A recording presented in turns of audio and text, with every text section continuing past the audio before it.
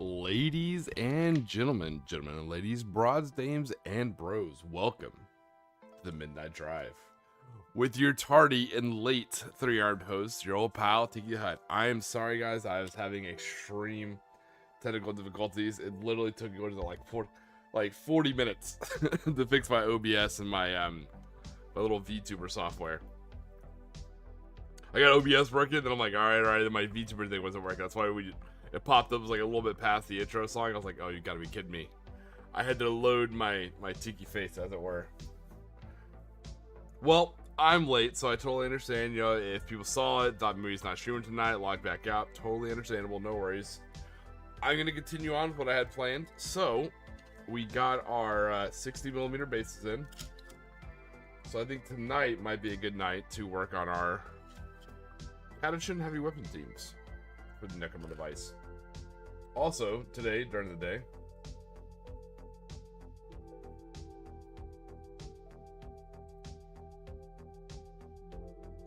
we got this model finished. We have another Neophyte leader finished. Actually looks kind of cool, same thing. Power weapon and auto pistol.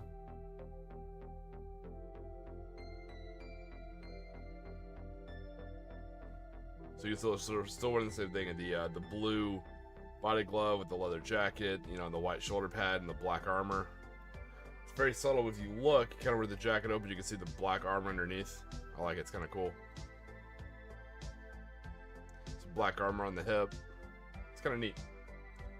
All right, that means we're slowly getting there. Road to 2,000. We're taking a chip out of this first 500. Hey, CB Cooper, what's going on, buddy? How's it going, man? Yeah, I know. Delayed Tiki time, right? Oof. Not a good look, but, you know. The downside of running it right at the change, it's like, oh, we have an update. I was like, I don't want to update. It's like, you will update. I was like, oh, damn. So, we have heavy weapon teams.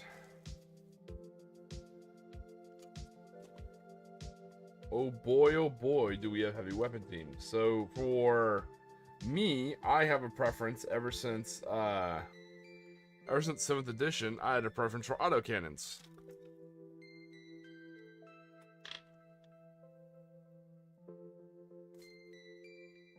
Now, autocannon preference even carries over into games like Helldivers 2. I always really like the autocannons of Helldivers 2. So, when I went to get my heavy weapons teams, they are girls with autocannons, very similar to Helldivers 2. The shoulder fired ones. So, with me going for like a whole almost like insurgency style GLA like city fighting style of lore for this regiment for Genestealer cults, it seemed like the more fluffier choice was missile launchers or maybe mortars, you know. But again, coming from bolt action, Comic 47, I really like AT rifles, right? Anti-tank rifles, and I'm not talking anti-materiel rifles like 50 cals. I'm talking I liked AT rifles like 20mm. So they came to pick these out. The more I checked, I'm like, oh, you know what? I think it's gonna be autocannons. And I am trying to stick to like kind of a fluffy idea for this army, but I don't want it to be totally without teeth either. So I don't want to just like, so I didn't give all my neophytes just like flamers. You know, I kind of gave them a good weapon loadout as well. You can be flexible, but doesn't mean you don't have to be like toothless either. So I figure an autocannon is very take all comers, you know, great MEQs and things like that.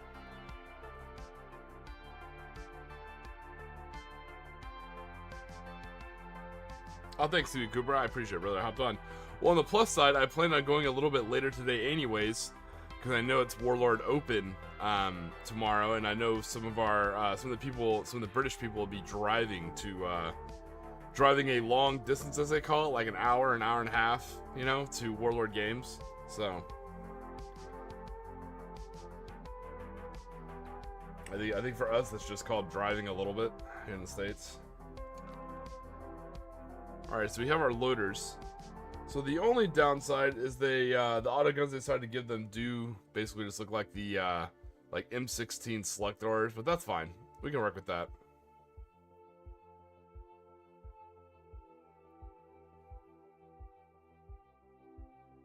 Hey, Judy, what's going on? Sorry for being late. Appreciate you joining the stream here.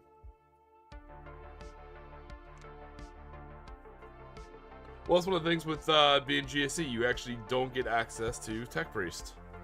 And it shows.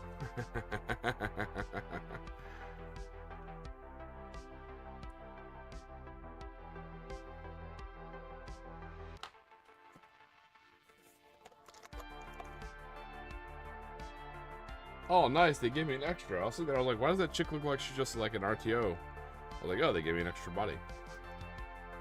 Yep, these are the, you probably see them, they're like the Catachan female heavy weapon teams. I was hoping they were all headless, because I wanted to replace their heads with, Necromunda style heads, you know? Plus Escher, but they were not. Alright.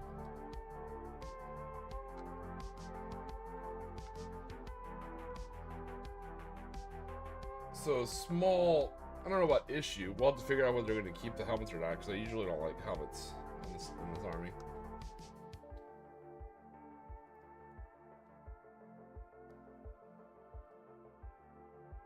I might consider it for heavy weapons team, you know, like they may want to keep their helmets on. I get it. Alright.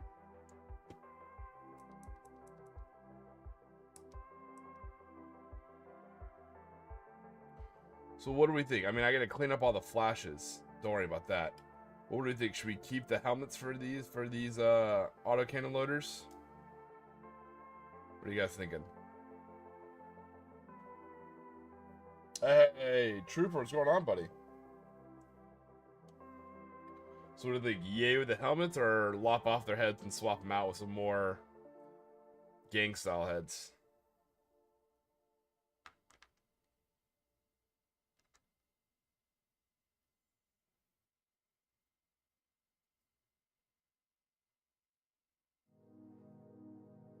Right? Yeah, it's a 41st millennia. It's clearly it's style over strategy, right? They should be embracing the fuck it we ball mentality.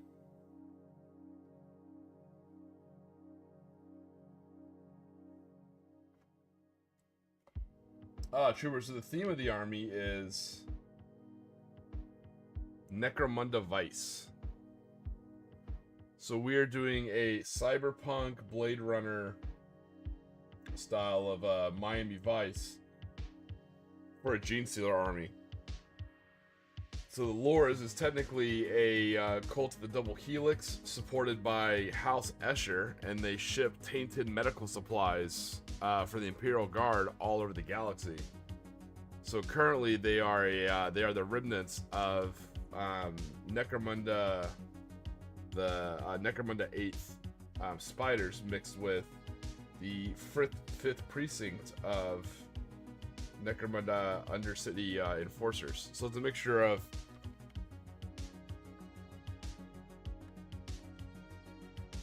that. So it's a mixture of Underhive enforcers, Hive gangers, and Hive scum.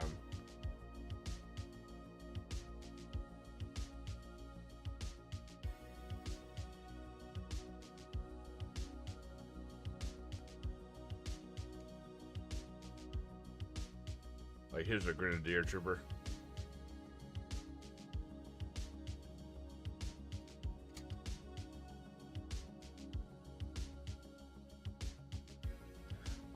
That's what you're saying. Yeah, no, these absolutely will be quote unquote Brood Brothers. These are my Catachan heavy weapon teams for playing with my Necromunda.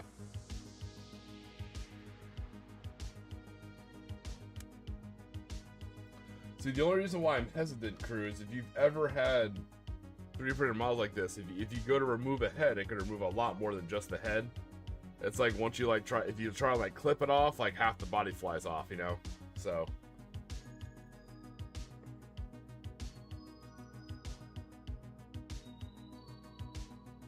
I don't know, I mean, to be fair, oh no, that's a bad example. He doesn't. Okay, here we go. To be fair, some parts of my actual kill team do have a helmet on. Yeah, Jenny, I see what you're saying. Not a bad idea. Yeah, I think I'm going to keep the helmets on, actually. Why not? It saves me the heads. And they are pricey, but I don't have to, like, reorder them, you know? Alright, so we are going to use these bodies, those bases. Probably mix in some bits from the Battlefield trophies, which my brother, Neo Bro, was nice enough to send me. So a very nice Christmas present, and I appreciate it. He's a badass dude. And I will use some heads from the House Escher upgrade box.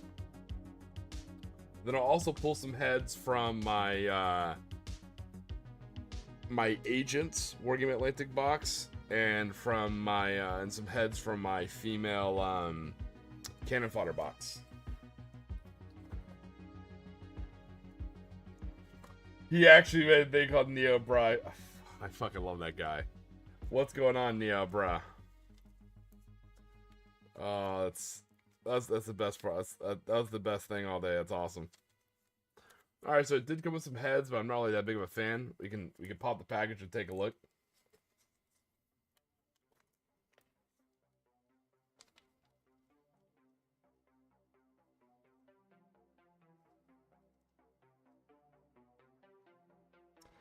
Looks like I don't see any plain heads. It looks like either soft caps or helmets. I was hoping, since they were female catechins, I was hoping some had mohawks.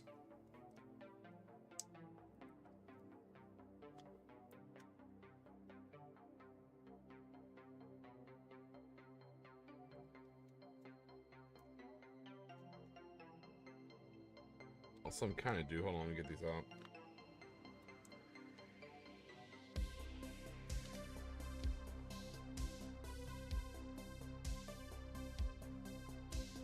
All right.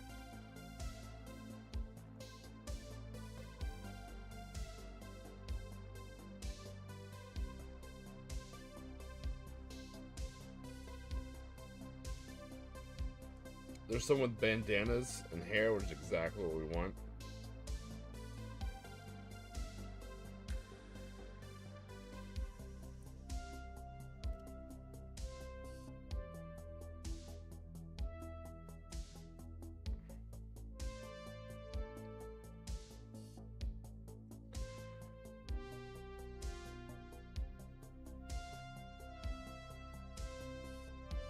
Alright, so I'll pull some heads that they give us, see if we actually like them. They are a bit, rough.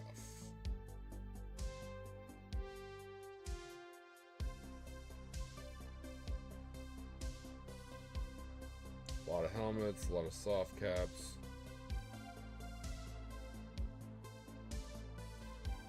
Alright, so looks like we got about 4 usable heads.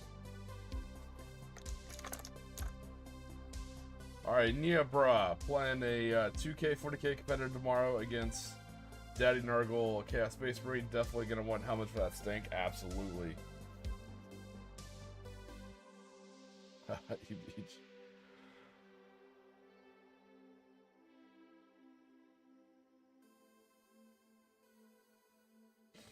See you, Cooper.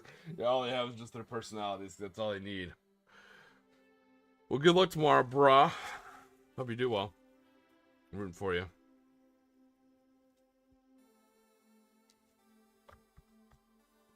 Man, that mic is like super sensitive today.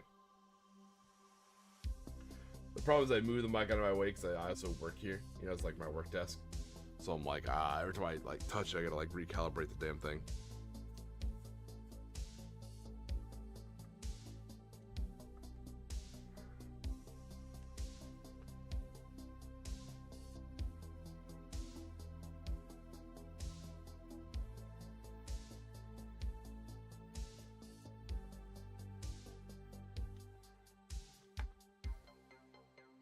Alright, so let's clean some bodies off here.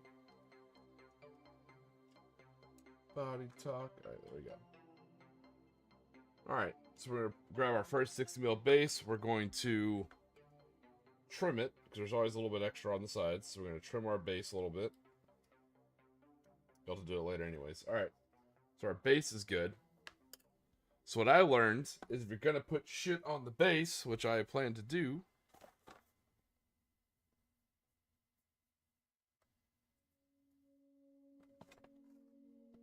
you need to glue it down first.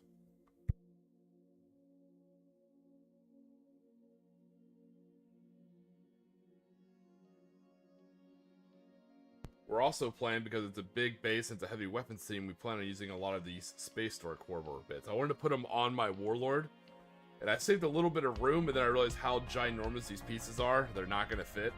So that's why I went with the super cool provided by Neo Bro Tau Skull. Alright.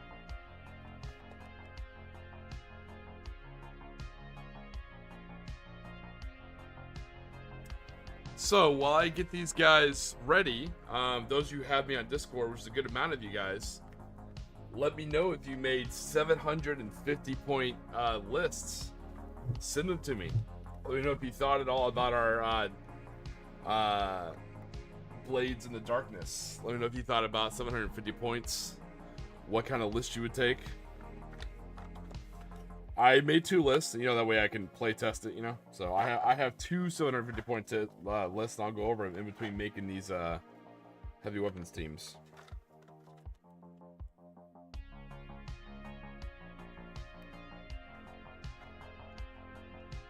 If I see a Botane skull on any base, I'm gonna be upset. That's going in the book. Oh, I love it. No, I wanted to do Chaos Skulls, but like they're so big and kind of clunky, and I'm like, what's a universal skull? Tau. Before I even finished my own sentence, I was like, Tau. Let me throw a Tau skull on there. I think in all the games I've played like Tau once, maybe. And that was back in 7th.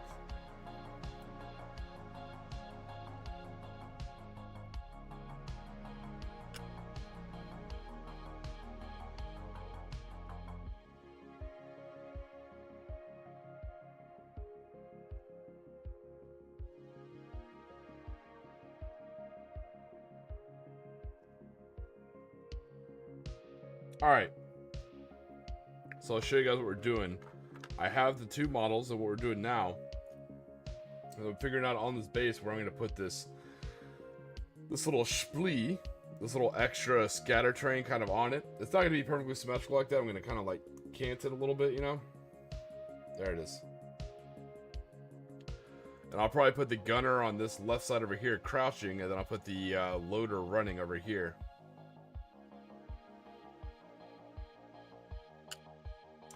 Yeah, it's always hard to find, and I don't know why, but there's this awesome meme. It's been around since at least 7th edition. I know because I always used it, and I was a huge Valkyrie player, and it was basically someone just absolutely just gunning down a Tau village, right?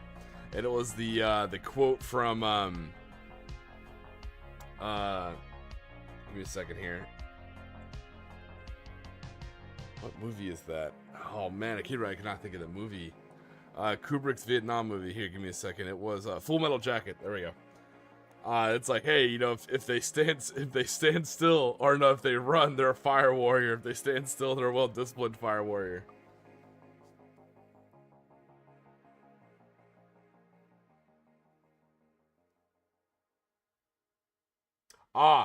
So CB Cooper, yes. So actually, let me see if I can post it in the chat.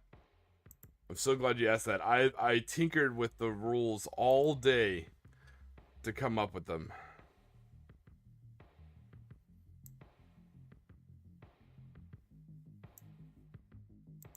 So, let me find them.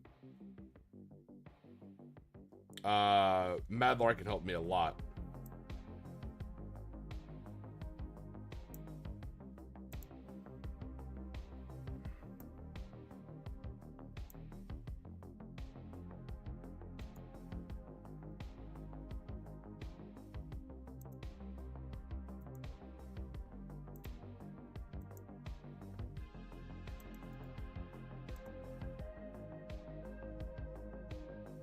Okay, I didn't think so. Okay, so I will put them in the chat one by one. So give me a short change here.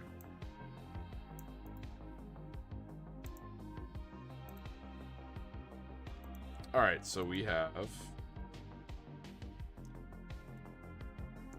All right, so we have rule number 1. And yes, we do. There's a maximum of 2 DP. But for all other rules involving size of game, use the incursion rules, which is 1,000 points.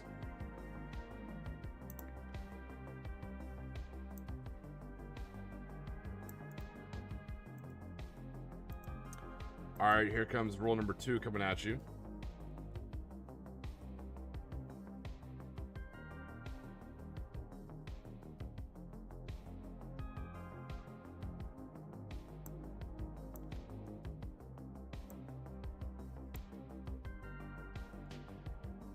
Okay, rule number 2, it's going to be a 4x4 table, realistic asymmetrical terrain.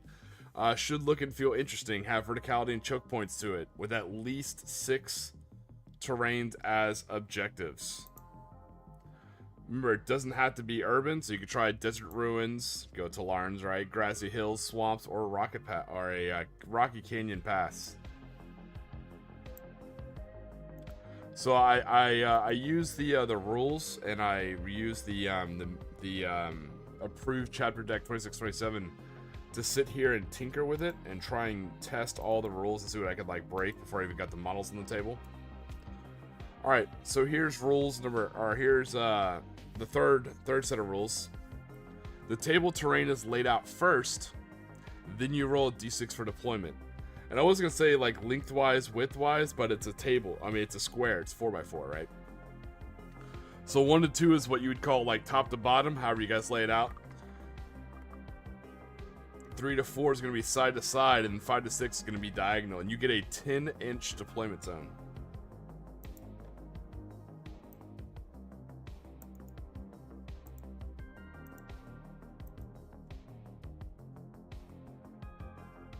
All right, rule number 4.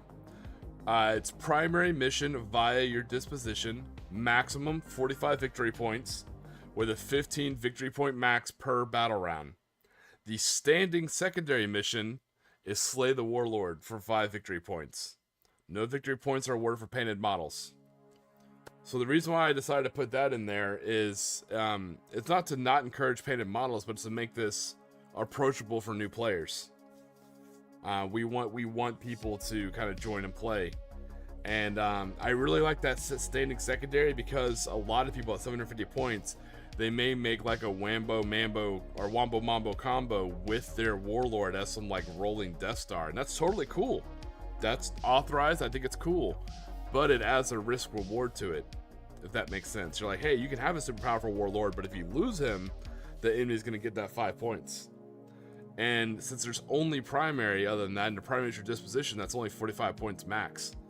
So that means if you guys tie 45 to 45, you're playing kind of cagey and you both held back your warlord. If you guys fight and you draw at 50-50, that means that got absolutely bloody. Both of you accomplish your objective and kill each other's warlords, if that makes sense. So the Slay the Warlord is kind of in there to prevent you guys from just like staying on your sides of the board and just, you know, doing your primary objectives and not interacting with each other, you know? It's almost like an incentivizing controlled risk of utilization of violence.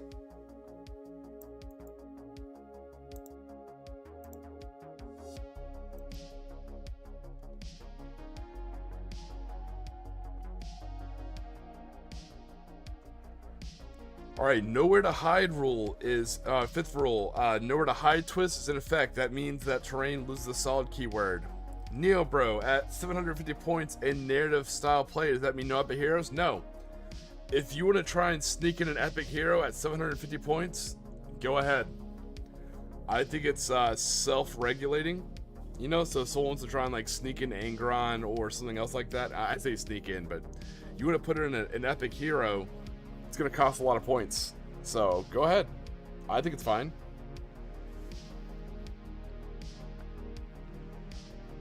When I say narrative, I mean much more like kind of chill style. And The other thing too is some people they buy, everything's expensive, so if they buy this epic hero model from GW for very expensive, they want to get playtime with that model. And in a huge 2K game, you know, you could get lost, you know, that cool model could get lost in the sauce of a 2K 4-hour game, right? But here at 750, they could really shine. So maybe your epic hero finally gets to do some epic hero shit with his epic hero friends. You know what I mean? So like maybe if you get Titus for your Space Marines, I could absolutely see Titus leading a forced recon to Tyrannid lines, you know, splitting bug wigs. That totally makes sense. So yeah, I know usually it gets epic heroes, but here I'm all about it. Good question. All right, ladies and gentlemen, here is the rule that absolutely makes Blades in the Darkness.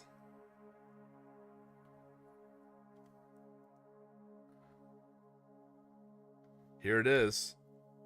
Rule number 6, night fighting. The night fighting twist is in effect in battle round 1. At the start of every battle round after, roll a d6 and add the number of completed battle rounds. On a 6, night fighting is no longer in effect. So that means the first battle rounds, it's night fighting. The second battle round, at the start of it, you guys roll a d6 and you add +1 to it. And if that resulting thing is 6, poof, the flare goes up and it's all hands throwing hands. You know, you the whole protection of not being seen, you know, not being able to be targeted outside 18 inches goes away. Melee people are going to start getting close, you know, shooting people. I hope you took the time to position up top high so you can get some plunging fire.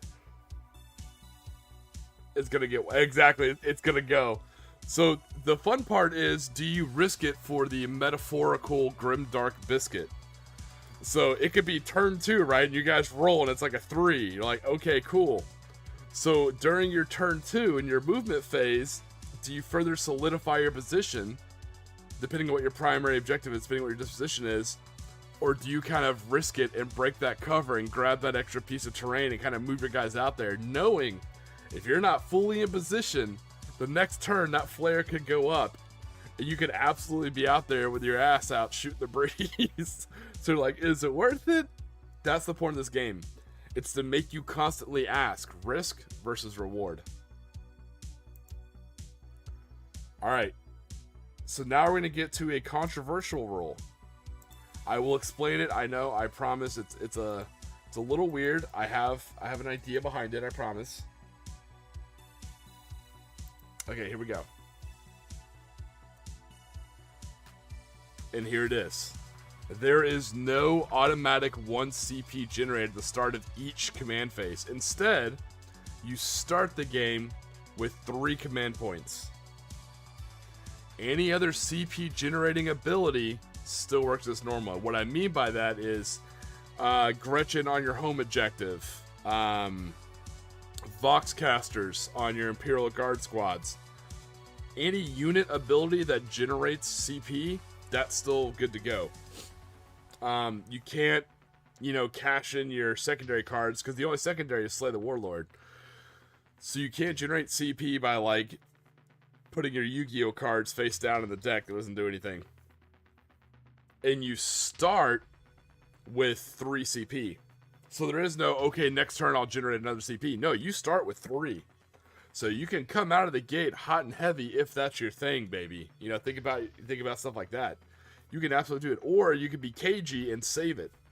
You can save it for when the flare goes up and then absolutely start popping popping Overwatch, popping grenades, doing all sorts of stuff. It's up to you, man. It's all about what you want to do. So again, it may feel restrictive. So I struggled with that. CB Cooper, you know me so well, my brother. I struggled with that so hard because I do not like command rerolls. It is obnoxious. I'm not a fan of it. I was thinking about incorporating that you can only do a command reroll on your warlord. So any roll that your warlord makes, you can actually do a command reroll, because that makes sense, a command reroll. But I stepped back, I thought about it, and I realized I was being biased. I'm already coming up with like not 8 rules to play a game a certain way, and I've already taken so much. I didn't want to take that yet. And the reason why I'm okay with not taking it, CB Cooper, I'm with you. It's the least narrative thing. I don't like rerolls, but you only have 3 CP unless you generate some of your own. And in order to generate CP, you have to use your units wisely, and you only have 750 points. So if you want to take a unit that generates CP, that's going to bite into your 750 point list, if you see what I'm saying. There's constant risk, reward, choice, sacrifice. What do I do? So that's why I'm so glad you picked up on that. That's why I left it in, because if that's how you want to burn your CP, that's how you want to burn your CP. Do I think it's not very narrative? Yes, but hey, that's just me. Remember, command reroll costs the same as grenade or explosives. So, okay, Neo Bro, 11th edition prohibits a unit from being targeted by more than one stratagem a turn. Yes, I'm absolutely keeping that. Yeah, so all the rules, unless stated, are in effect as normal. And then I'll play test and see what I need to add in.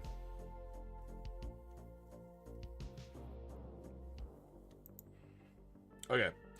And I think I have like, just one more rule. But it's this one we've talked about before. This is more for flavor. It'll greatly affect the game, but it's more of a flavor thing. I know my rule 7th was going to be the most controversial, I feel. And here we are.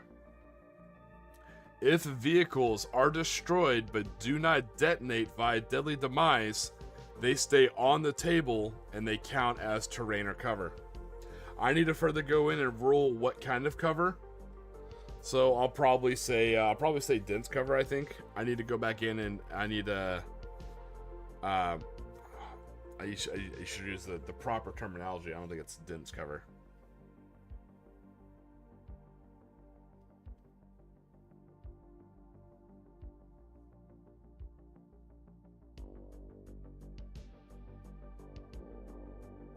There we go. Yeah, they count as dense terrain. And we talked about how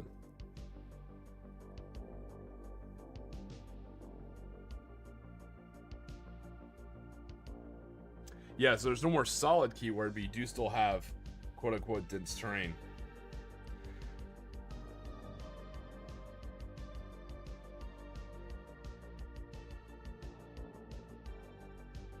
So it's going to give you the benefit of cover, basically, but it won't allow, like, vehicles to drive through it, you know? So it's something we carry over from bolt action, where, you know, your vehicles kind of stay in place, so it actually becomes part of cover. It works both ways. Again, I always talk about this, risk, reward, choice, you know? Sometimes, let's say you're trying to make it to that next objective as part of your primary mission, and there's an open road, there's an open lane of fire, and you know they got that covered. You're like, if I walk across that road, I'm going to eat that machine gun sandwich. I don't want to do that. So you're like, you know what? I'm going to sacrifice my vehicle. Like, I'll drive my Sentinel, or I'll drive my Ridge Runner, or my Sagi, you know, for the Votan, for the short people in the crowd.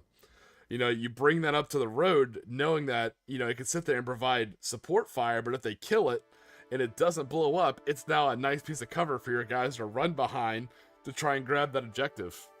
I've done that in a game before. They had a zeroed coming out of a river crossing on a bridge, and so I moved my trucks with 50 cals. I ran them up the bridge, and they just kept getting pops with they kept getting popped with Panzerfaust and stuff like that, and medium machine gun fire, which is fine. But I kept parking my trucks when they'd get killed, so we actually had a thing. We're going to need more smoke plume effects for destroyed vehicles? Absolutely. I will start cranking that out like a factory. I think that might be what I do next week on the first stream. But again, if you try and do that, if you try like, I'm just going to use my vehicles as mobile cover, and when they detonate, they're still cover. If you say that out loud, the dice gods will laugh. When you try and do that, you're going to get a deadly demise. Like, am I going to do that with my Hellhounds? No, because the deadly demise on a Hellhound is going to toast a a block, a half block, you know? So, again, the flavor idea behind this, if you've ever seen that scene from Kingsman, hold on, sorry, I realized the camera kind of goes out of focus a little bit. There we go.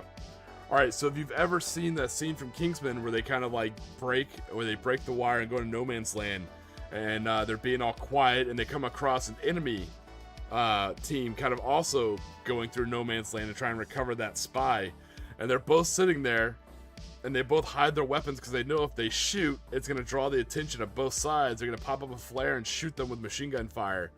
So they're all like, shh, and they put their guns away, and they all pull out close combat weapons. They start fighting and brawling. That's the flavor idea for this game mode, right? Now, game system wise, what I've always tried to keep in my head is something I've always personally enjoyed, is the risk reward mechanic. There's not just, hey, I need to take the best thing at this points level possible, and I know my opponents can do the same thing, so that way when we play, I know it's who's the better player, because we both have optimized lists and optimized units. Again, nothing wrong with that. That's a very chess style mentality. Great game, it's been around for a while, Game of Kings, I totally get it.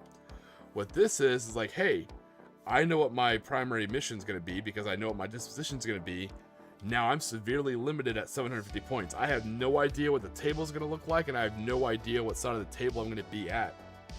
I need to be flexible, and I only have 750 points. What the hell am I going to do? I have no idea when it's going to go loud.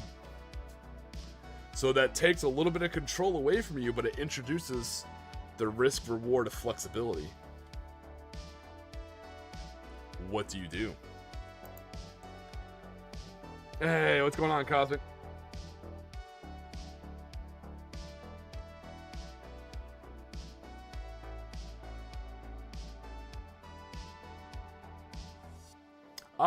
So I see what you're saying. I think not a bad idea, especially for like the verticality of it. But I think for the ease of it, and that's a good idea. That kind of follows my principle, Neo Bro, of using the rules that are already in there and kind of just applying it. But I think honestly the best way to do it is we're just going to leave the dead vehicles however they're parked too. So however you parked it last, when it gets destroyed, if it doesn't deadly demise, we leave it there, and it's just as it lays, it's cover. And it's just basically considered dense terrain, and the purpose for that is it's also supposed to, so it gives you the plus and minus. The plus is it could serve as cover for your forces, but also possibly the enemies. Now the downside is, let's say you run a vehicle heavy list. Let's say you try and play as Outlander Claw for the beloved Gene Stealer Corps, and you run a rock grinder, a glass rock grinder, down like a main avenue of approach, and your enemy pops it with an autocannon. If you moved your forces out of order, that could actually serve as a roadblock. That could basically block off your main avenue of approach to that objective. So that's the risk reward mechanic. So that's why I like the idea of the whole smoke thing. It's not a bad idea, but I think that's why we're going to lay the destroyed vehicle. If it doesn't deadly demise, we leave it as it lays, and it counts as dense terrain.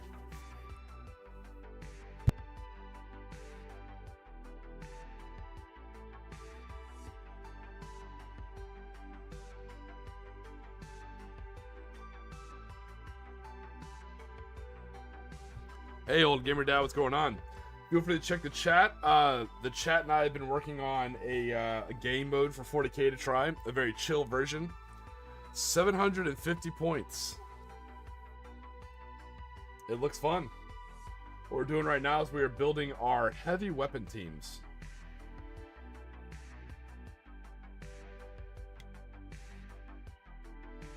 So, again, I appreciate the work that Neo Bro's doing. I appreciate the work that you guys are doing. Please feel free to start punching some holes in these rules. Think of some ways that you can like break it or abuse it. Let me know what you guys are thinking. Please. Because I said, I gotta actually play test it myself before I ever post it. But I love to know what you guys are thinking.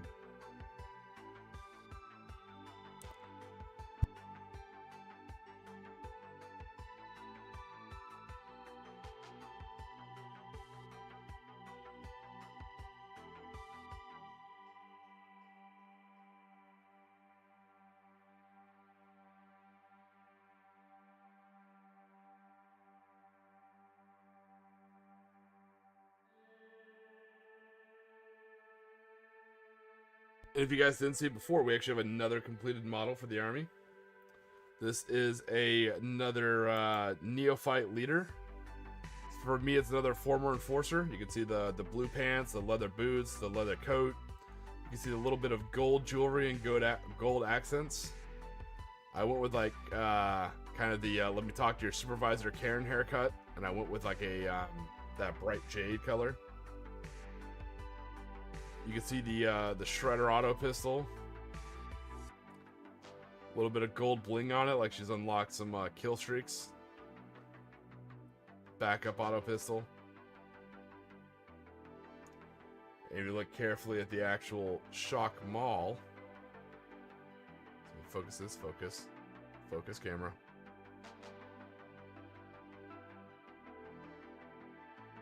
There it is. You can see that little bit of kind of lighting effect, a little bit of electricity. Oop, as I drop it.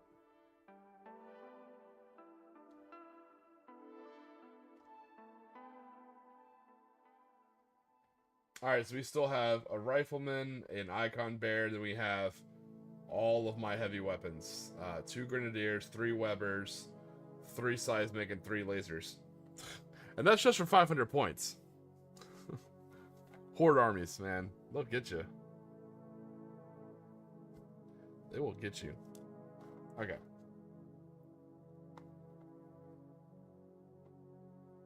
Let me catch back up with the chat. Sorry about that. What we got here.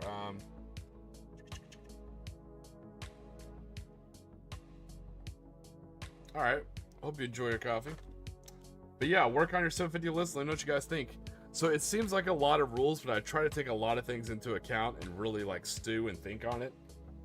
But I think it's only changing a few small things. I think one of the biggest changes that people need to get used to, and I understand, hey, what's going on, Still Insure? I appreciate you joining us. I think the one thing that might really kind of shock people and maybe tough to get used to is the front loading of CP. So you start the game with 3 CP, you know, and you can generate it through unit abilities. That's fine. I don't know how every faction works, you know, so it's a little bit of trust here. Maybe some factions can generate CP better than other factions. Don't know. Some factions like Gene Stealers have the Nexus that allows us to affect the cost of stratagems played. So, but again, he costs like 60 points. So that's that's 60 points out of 760. It's almost 10% of my points right there. Everything has a choice to it. So a lot of people are like, oh, I'll just take Gretchen and generate my own CP. I'm like, okay, well, I know they're kind of cheap in points, but, you know, that's another model that you can't fit.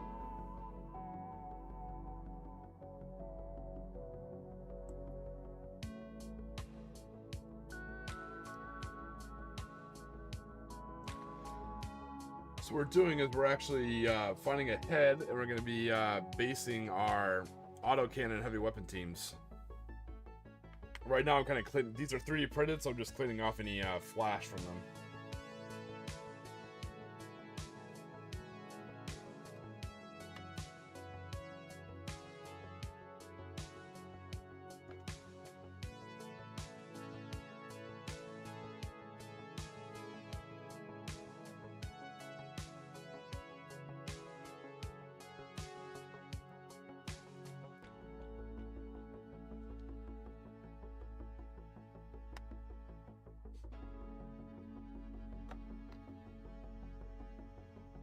Alright.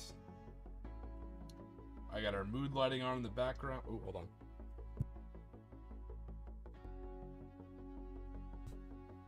Had to sneeze and had a hobby knife. Not a good combo. Speaking of dangerous combos, that is one of them.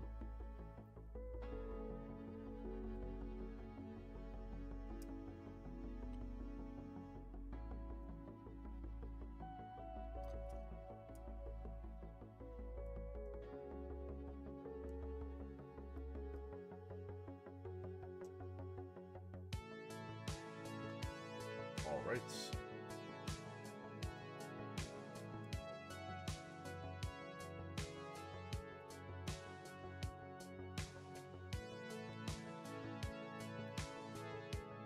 Yeah, that'll definitely clear up your sinuses and a bunch of other stuff too.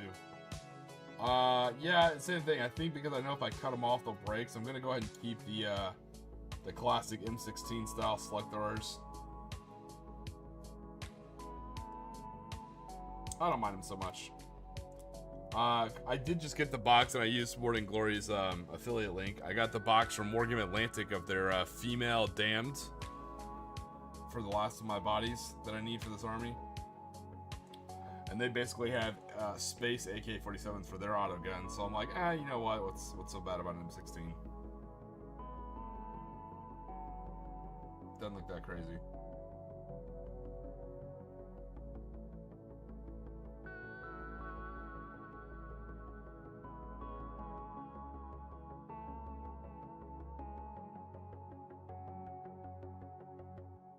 All I'm doing right now is just cleaning up the resin sprues, or resin, what do you call it, flash.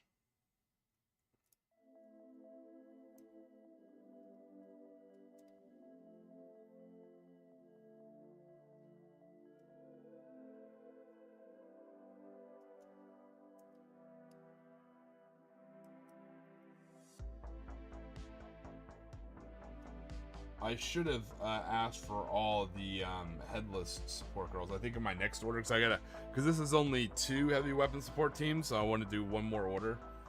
So I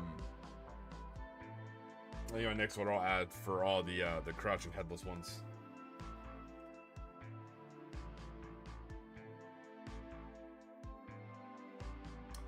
Yes, Jenny, it dropped today. If you go to Wargame Atlantic. They're actually, because they sold out of the big box, so they're now actually selling the individual boxes, so you can get males, females, or the Ogren. One of the main reasons, the reason I went for the female box, because I have these for male bodies.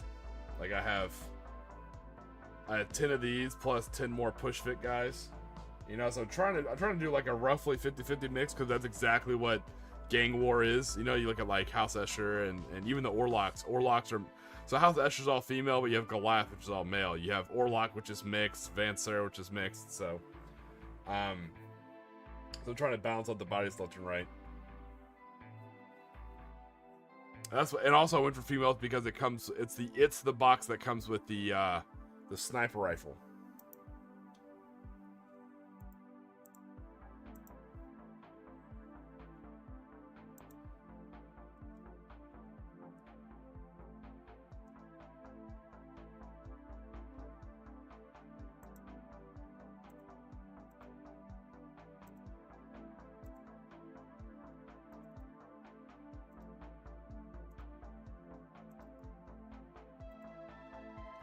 And there's a video from Wargame Atlantic of them breaking down the boxes and what's in them. Thanks, Old Gamer Dad. I had a lot of help from the chat. And I had a lot of help from Mad Larkin and a few others. It wasn't all me, I promise. I did work hard on it, but it wasn't all me. I had a lot of help. And we're trying, and that's why I want to introduce to the chat too. Because we have a lot of good players. Like I know Neobro's a very good player. So I wanted people to kind of like sniff out some stuff, ask some questions, try and poke some holes in it. Let's see what we got, you know?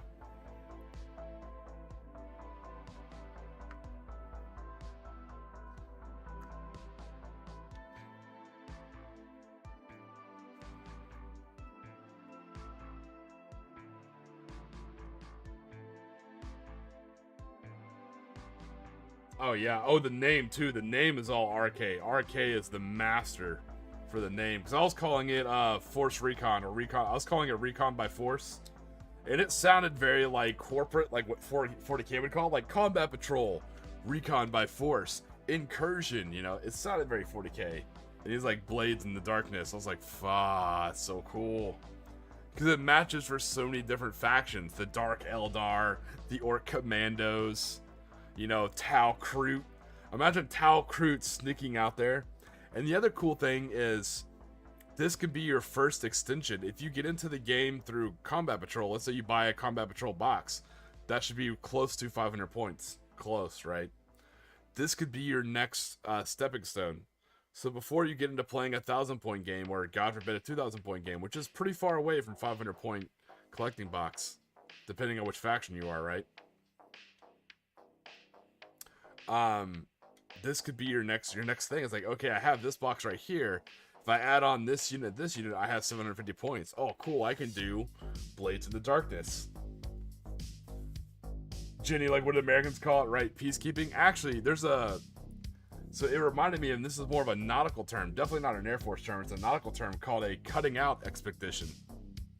So cutting out expedition, or expeditions, there we go, is a really cool, antiquated naval term. And it had to do with like raiding ships at anchor. So what it is you would sail into a harbor, either disguised as a Q ship, or you would just like kind of row into a harbor with a couple of like your most badass vanguard sailors. Kind of like what if you ever read Sharps or watched Sharps, what you would call your forlorn hope, you know? So you get your most badass vanguard sailors, you sail out there like in some rowboats. As a ship sails by, you kind of put out the rowboats quietly.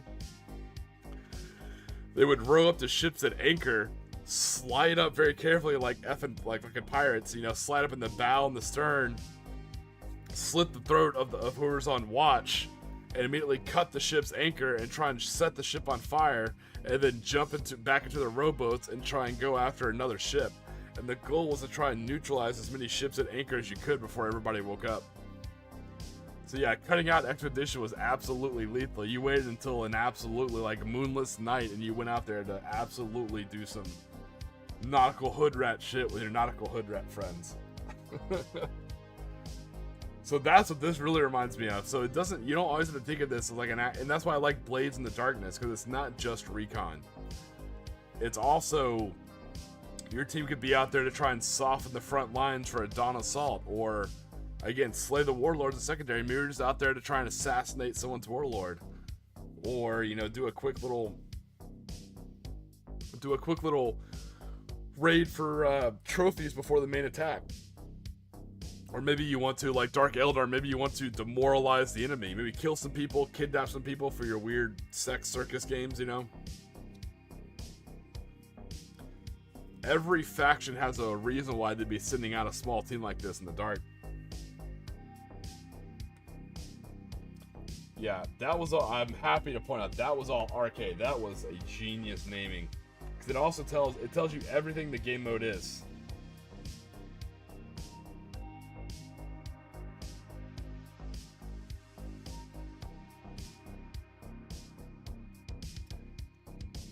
I believe he got a Medal of Honor for it. I'm not sure, but I believe he did. But if you've never heard of the name Matthew Decatur, he was probably one of the OG quote-unquote Navy SEALs.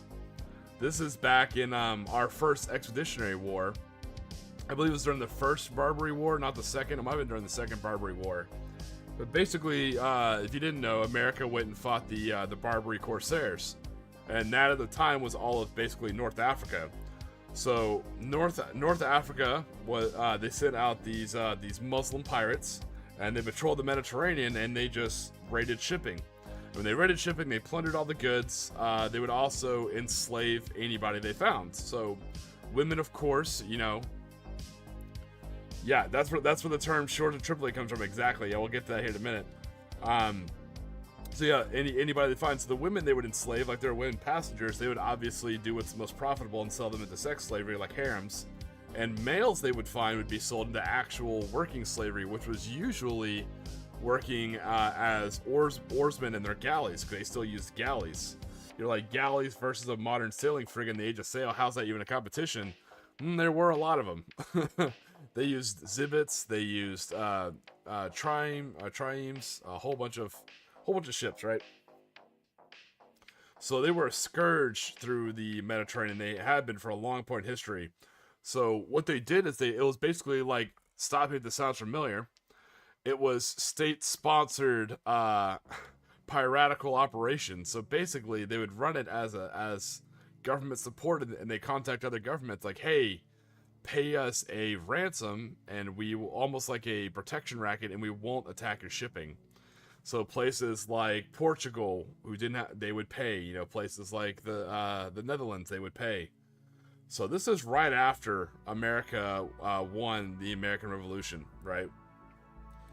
we were broke as shit. We did not have money, but what we did have is brand new frigates. We had our six ships we just built.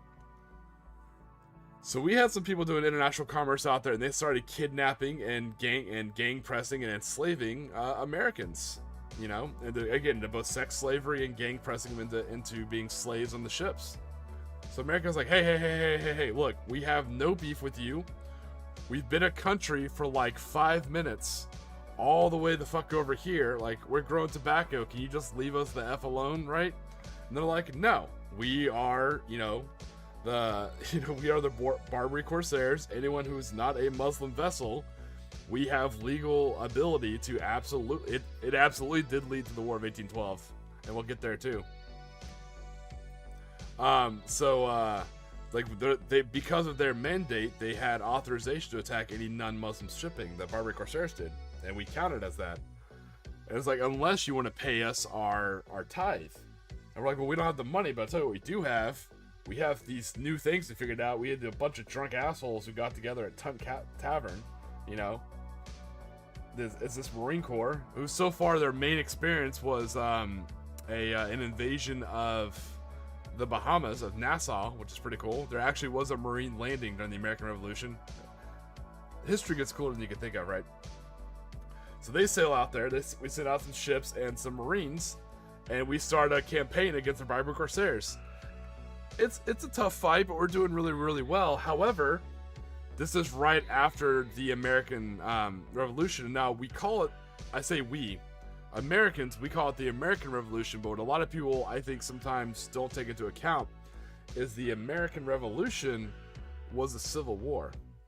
And what I mean by that is we had just fought the 7 Years' War, or the French and Indian War, depending which name you want to use it for. That was fought in the colonies while America was still a British colony. And immediately after that, we start the American Revolution, and we fought that for several years. So after that, a lot of people are tired of fighting, right? Absolutely tired of fighting.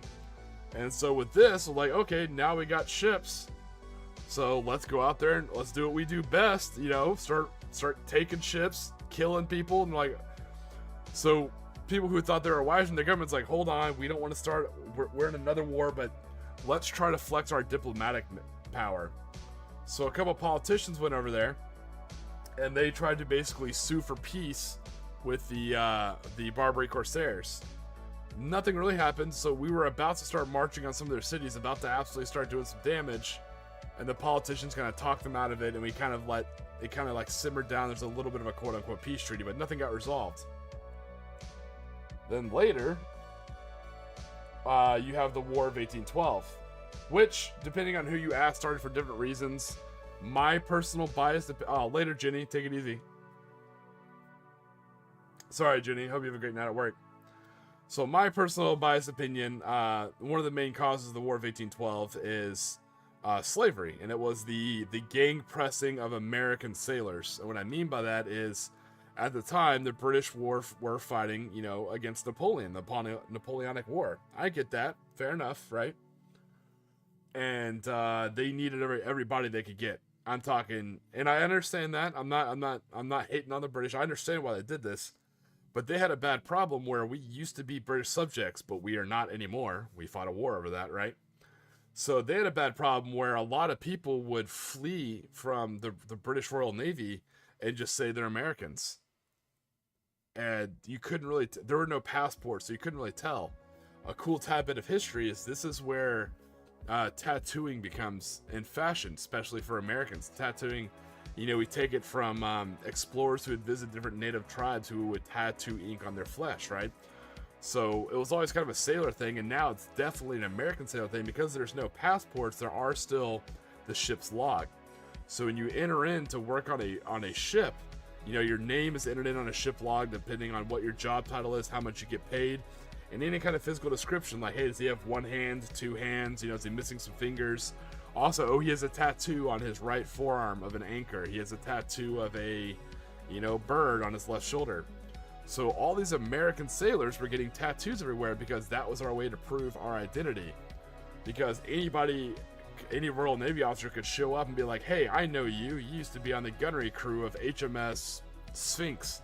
It's like, I've never served on a Royal Navy ship my entire life. I am a merchant sailor for the Americans. Like, you're lying. And they would just grab you and throw you on the royal ship. It's called gang pressing. It's like, and because it's against their will, that's actual slavery. So Americans kind of like, hey, stop it. And I think that's one of the many tensions that led to us going back to war with the British Empire at the time. So during the War of 1812, Britain doesn't want to fight a war on too many fronts. So they also figured out, like, hey, they could just tell the Barbary Corsairs, it's like, hey, we don't want to tell you how to do your Muslim piratey business, but the Americans are a little busy nautically right now, so if you want to start raiding American shipping in the Mediterranean again, now's a good time. They don't have the ships to stop you. We found out about that later on, and we were pretty pissed about it. So the War of 1812 ends. Historically, we go back and forth. Mad Larkin, what's going on, buddy? Historically, people are like, oh, this side won, that side won. It was a draw. We burnt down the White House. That's true. Then we did a slaughter in the Battle of New Orleans. It was a weird time, right? They basically kept Canada. We kept our country. That's fine. After the War of 1812, we go out for our second battle against the Barbary Corsairs. This time we sail all the way back out there because we heard about the little shenanigans they pulled while we were busy fighting the British again. So we sailed out there to fight the Barbary Corsairs again. And this time, there's no political intervention. Absolutely not. That shit deep sixed. This time we're going out there to absolutely take bayonet and saber to them. We land Marines and they march from one side of North Africa all the way across the other. From the shores of Tripoli and their hymn. That's exactly what they're talking about. And they start murking fools left and right. So I believe it was during the second battle of the Barbary Wars. It might have been the first. I'll have to double check. I'm trying to do as much as I can from my own memory, right? It was during one of the wars. There's a guy called, and all this whole story is to talk about this cutting out expedition. I know I kind of went off rails here. But Matthew Decatur, so they had captured one of our ships. I believe it was the Philadelphia. And they had the Philadelphia in their port. I can't exactly remember which port it was. And remember, this is with no notes in front of me. So sometimes you'll watch like a YouTube video and it sounds really professional because they have all their shit in front of them. This is just off the gray matter, right? So I believe it's the Philadelphia. She's captured. She's docked in some North African town. And it's pissing a lot of people off. And so Matthew Decatur, who's an officer, got an idea. I was like, yo, I got this idea. Get me close. Get me some boys. We're going to hop off. We're going to swim into the port. And we're going to get in there, we're going to kill the night watch and try and steal our ship back. Because we have no money. We need every single sailing ship we can get. And the captain's like, all right, if you can't steal it, burn it. If we can't have it, nobody can. So Decatur and some mad lads absolutely swan dive off the ship, swim and sneak into this port, climb aboard it, start cutting people to pieces as one does. All hands throwing hands, you know. Alarms go off. The town guard starts responding like, okay, hey, we're not GTA in this bad boy. Like, Frago, the mission's caught. So think of it just like our whole little Blades in the Darkness. You know, they get caught. The town guard's coming out. You know, like, oh, what's going on? Basically, like the flare goes up, metaphorically. So they decided just to set the thing on fire. So they absolutely set it on fire, burn it down to the hole, jump back in the water, and swim back to the American ships and make it out. To me, that was the birth of Navy SEALs, of Navy Special Operations right there, all the way back in the Barbary Wars.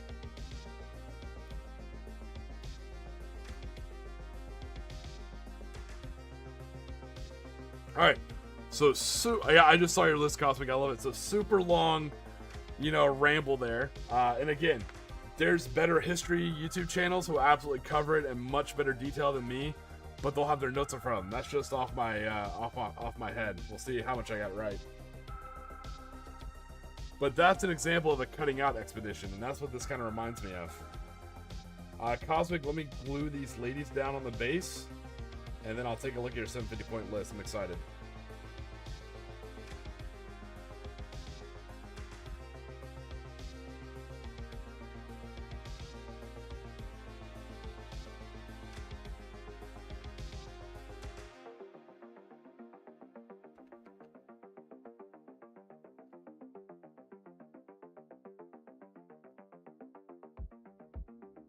Yeah, you can just shoot it to me in a DM, CB Cooper.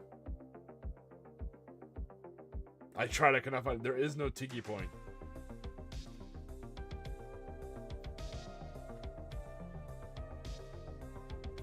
Yeah, there's all sorts of cool things about the American Revolution. A lot of people realize, like me personally, because I live here in Florida, I really enjoy the history of Spanish helping the Americans, which a lot of people don't know about, including like the siege at Pensacola, where it was Spanish and Native Americans versus British and Native Americans.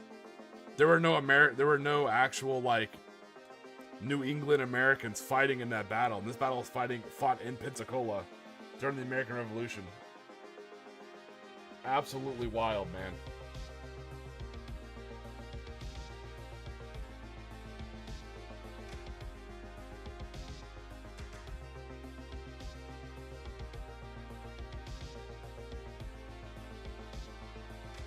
Alright, let me just get these this team glued down, Cosmic.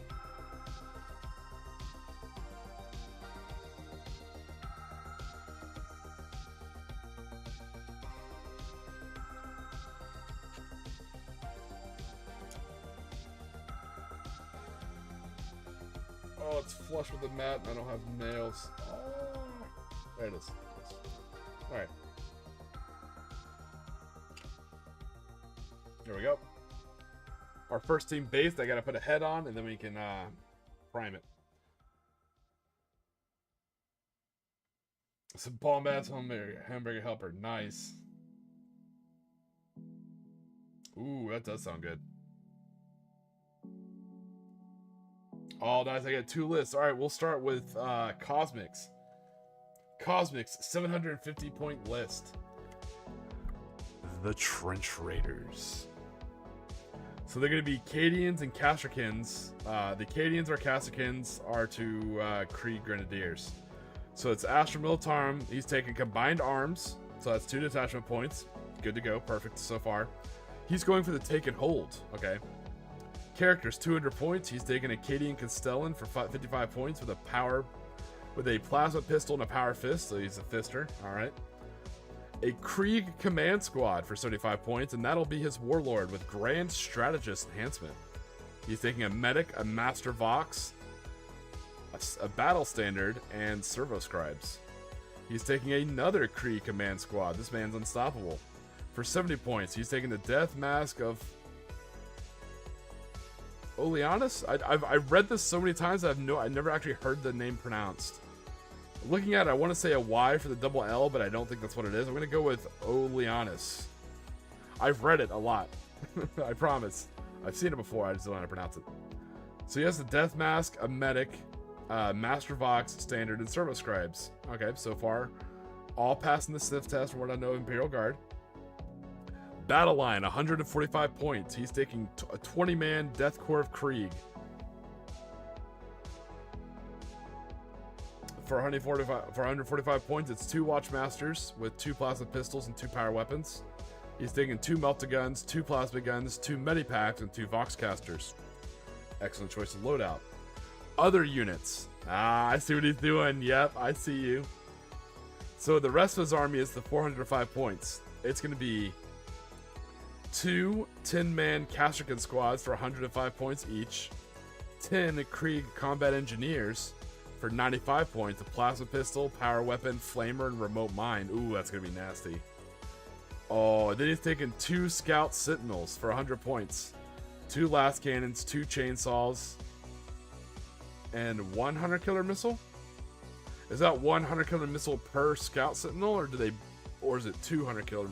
See what I'm saying? Like, is it 2 because there's 1 on each, or is it just only one of them has a hunter killer missile? Either way, that is a very cool and fluffy list. I like it.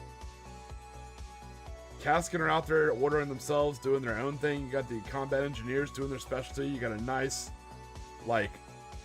you have a nice 20-man blob of Death Corps of Krieg to actually to do the holding. You know, once you take and hold. Oh, I like it. That's a good list.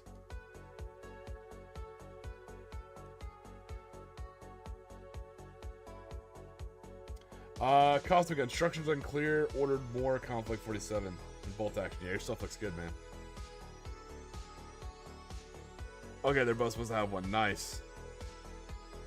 Okay, let me read my chat here. Oh, Leonis. Okay. All right, let's see what we got here. Next up is CB Cooper, the man, the myth, the legend. Ah, I love that guy. All right. CB Cooper's 750-point list. All right, he's taking Gene Stealer Colts. Let me know what detachment you ended up going with. Oh, there it is. I see it at the bottom. I'm sorry, brother. I see it here. So the Hollow March Nomads. Ooh, I like that. And it's an Outlander Claw. Nice. He's coming in 5 points shy. Nice. What a gentleman. 745 points. All right. So his headquarters is a Primus and a Jackal Alphys. Which one's your warlord?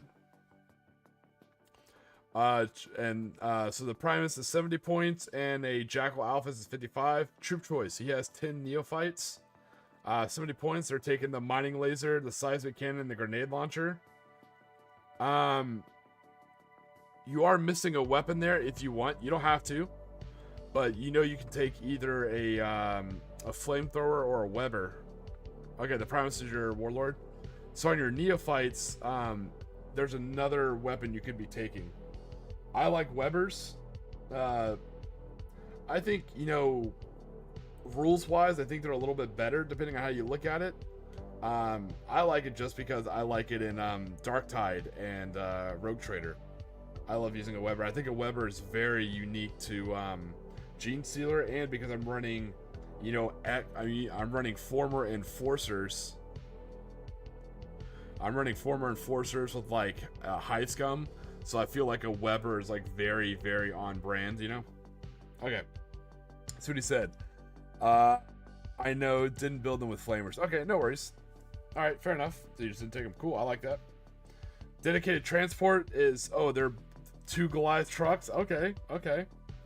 Elites. He has 1 10-man Atlan Jackals with 2 grenade launchers, 4 power weapons, and 2 incinerators. Ooh, that's nasty. I know exactly what you're gonna do with those. You are a mean man. He put 2 incinerators on his ATVs. You're gonna move in close, do your demo run, and then start burning people. Ooh, that's gonna be nasty. 1 5-man Adlin Jackal team, 1 grenade launcher, 2 power weapons, and 1 mining laser. And then another 5-man Adlin Jackal team, grenade launcher, 2 power weapons, and 1 mining laser. Dude, I absolutely love it. This like screams like 80s, 90s, like all the cool kids on dirt bikes and stuff like that. It's like Karate Kid style is exactly what this looks like. This is a super cool list. And very thematic. Everything is mobile. Everything. So all his troops and leaders, or his troops and his Primus fit on the truck. And he has a Jackal Alphys that can attach to his Atlan Jackals.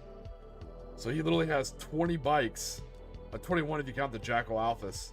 And then he has 20 troops in 2 different trucks. And he has a Primus. Man, you guys are making a really cool thematic list. I absolutely love it. That's a really, really cool list, CB Cooper. I like it.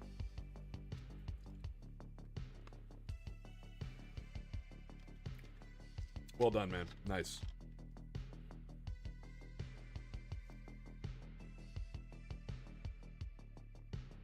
Oh, the catechins, you're gonna do double plasma, double melta, sniper, and mine. Yeah, I figured that's the letter you're gonna go with. That's how I run mine. So it's just my assumption. CB Cooper, that's Cosmic. It's a cool list. Don't get me wrong, but obviously I play Gene Stealer, so I'm super partial. I'm partial to Cooper's list. That's a badass list. It's fully mobile, so it's like a fast attack recon. That's so cool. Oh, what did he end up going for?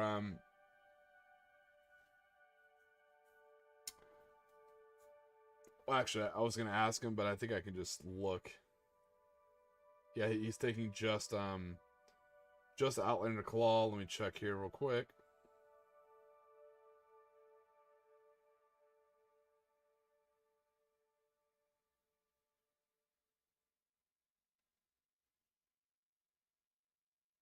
So yeah, that is reconnaissance. Yep, nice. It's an anti-GSC way to play, but Jackals look so cool.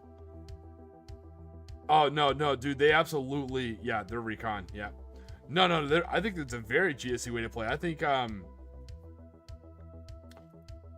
So remember, yeah, you got 3 CP to spend, and as we both know, that the double grenade works great. The demo run, then toss grenades out afterwards, it's absolutely lethal.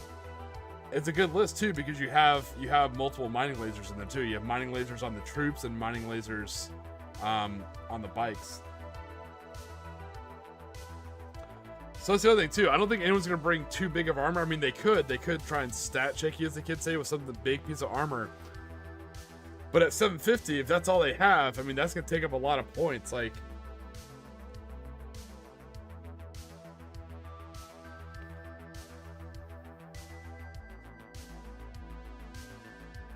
he's like, I can bring a Baneblade. Yeah, but that's exactly it. You can bring a Baneblade and what else? You know what I mean? Like, you can. And yeah, you can split fire, but it'll be tough. It's like a lot of Krieg. Yeah. Yeah, you can just call it like the Lost Battalion. It's just like a, oh, ironically, that's actually not a bad way to play it. You could bring a Stormlord with Ratlings and Krieg. Just have like a mobile fortress, you know, just like it's like the Pterodrome from Teenage Mutant Ninja Turtles. It just rolls through no man's land, and the Ratlings are all just sitting in the back, you know, cooking second breakfast, smoking cigars, cleaning rifles, shooting anything that moves too much or doesn't move, you know. Meanwhile, the Kriegers are like walking next to it, just like tossing bodies and corpses back up on the tank to make corpse starch.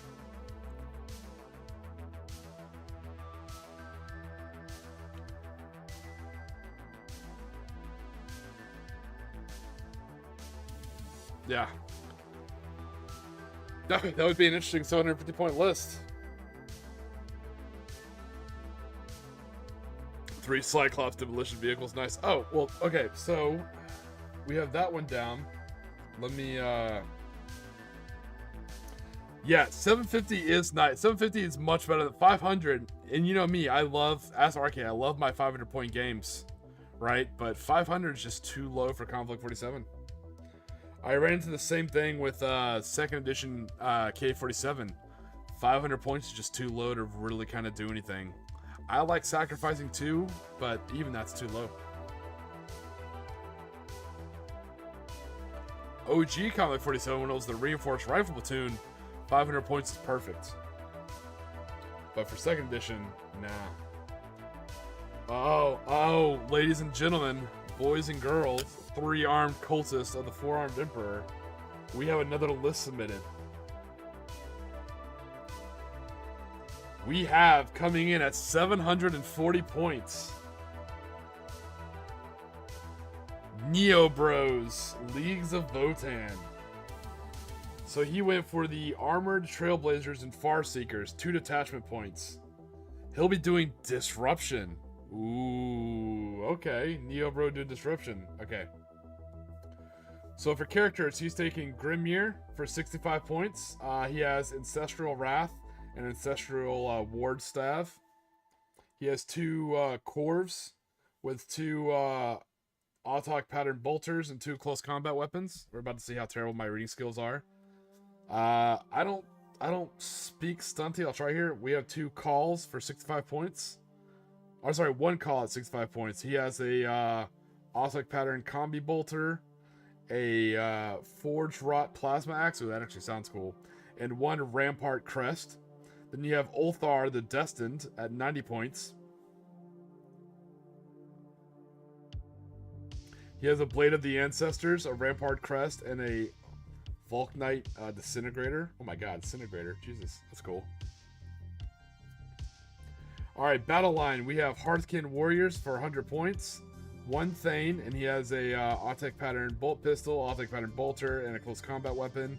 And 1 Wheatfield Crest. And then you have 9 Hearthkin Warriors with the Bolt Pistols, the Bolters, and 9 Close Combat Weapons. There he is. There's my brother. I was like, where are the Saggies? Talk to me about the Saggies. Alright, Dedicated Transports. He has a Capricious Carrier, 70 points, with Armored Hull, Magna Coil Autocannon, and Twin Magna Coil Autocannon. Good call on the autocannons. That's gonna I think weapons like that with a lot of flexibility is gonna slap. He's got 2 Saggies. Okay, similar layout. 85 points each. They have armored wheels. They have high last beam cannons and then twin bolt cannons. Other data sheet, he's taken Hurricane Pioneers for 90 points. Enhancement is the Pan Spectral lock-ons. And it's 3 Hurricane Pioneers. I think those are the guys on bikes. They have 3 bolt revolvers. That just sounds awesome. 3 bolt shotguns. That also sounds cool. 3 Magna Coil autocannons and 3 plasma knives. Bolt revolvers. That's so cool. He has 1 unit of Hurricane Jaegers, 90 points. 1 Jaeger Thane with a bolt shotgun and a close combat weapon, and then 9 Jaegers with 9 bolt shotguns and 9 close combat weapons. Very nice. Who's the warlord? Is it? I'm assuming Ulthar the Destined.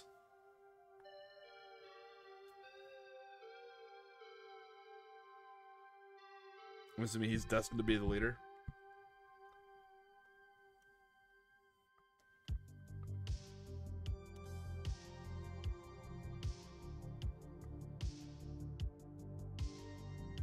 Yeah, he's destined to lead. Nice. Nice. Yeah, that's a cool list, and I believe they absolutely can split. So yeah, I think, and those rules will also.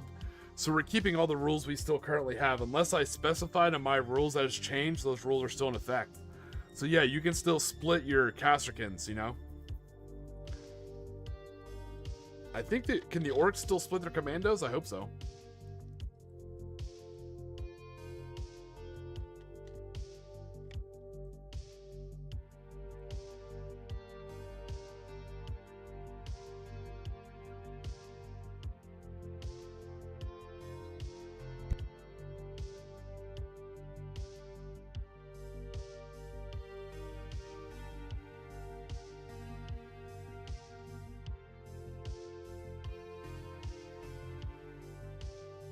Oh, okay. See, I thought you were skipping the weapons profile and just sticking to like basic weapons, which I thought was also cool. You know, it's actually kind of neat. No worries. But yeah, just for the points level, yeah, that makes sense. I like that. I like it. I was like, there's got to be some Saggies in this list, and there they are. I like the vehicle with the autocannons. Again, I feel like in a 750 point level list, so, you know, a little bit smaller armor and probably a lot of troops. I think you can get a lot of good use out of things like autocannons and heavy bolters, I think. Or whatever your faction's equivalent is.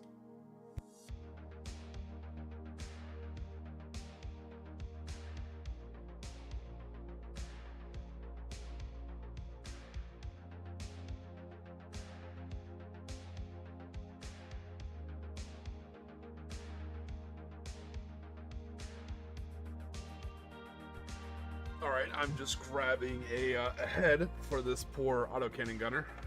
Hey, Despot, what's going on? Cosmo's like a Rogel. You could take a Rogel. It's a lot of points.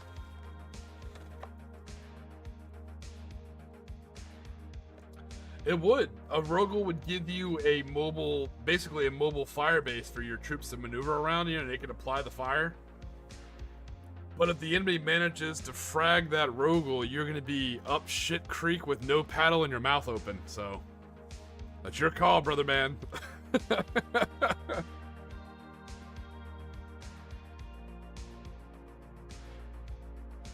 a bold move, Cotton. Let's see if it works out for him.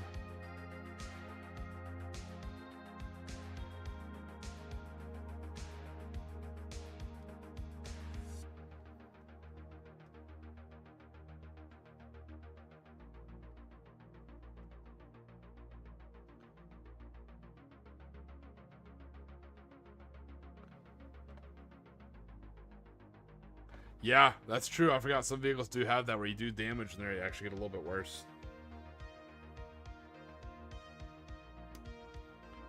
Also, mad points to Neo, bro. That was also a pretty cool thematic list too, like using the Pioneers and the Jaegers. Very, very on brand for like a kind of like recon style mission. That's pretty neat.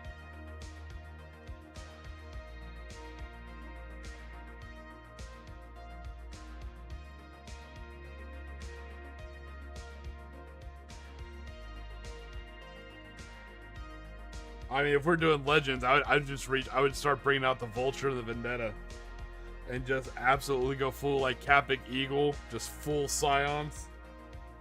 Airborne Scions, do like a Thantine Skyborn list for those of you who are fans of Gaunt's Ghosts.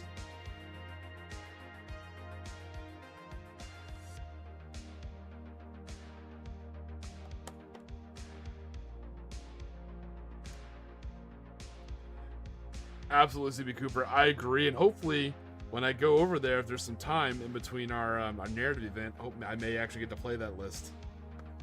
So, but yeah, Neo Bro is cool. He's a cool dude. A good list. All right, so we got here.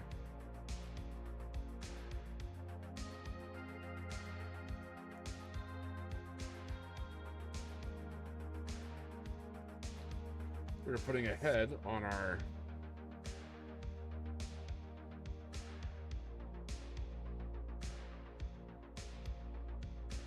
Oh. Okay, so we have run into our first issue. The heads that I normally use are much smaller.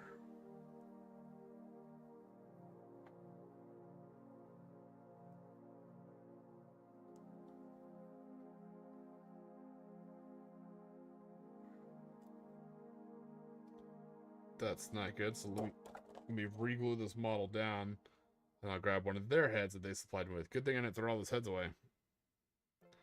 That would have been awkward. But luckily, we already said we're going to use helmets, so that increases the amount of heads I can use.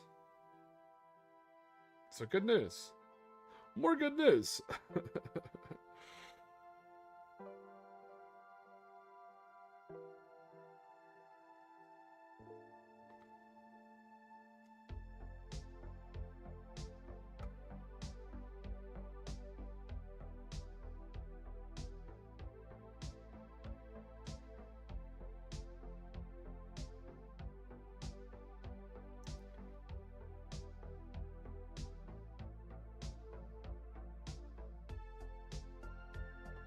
Alright, so that's not a big deal. I have a whole stack of heads I'm ready to use.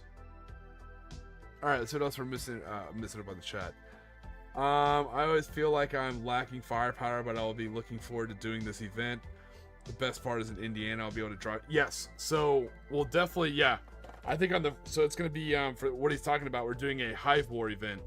I'm doing it in June, in Indiana. And it's going to be a multi-day...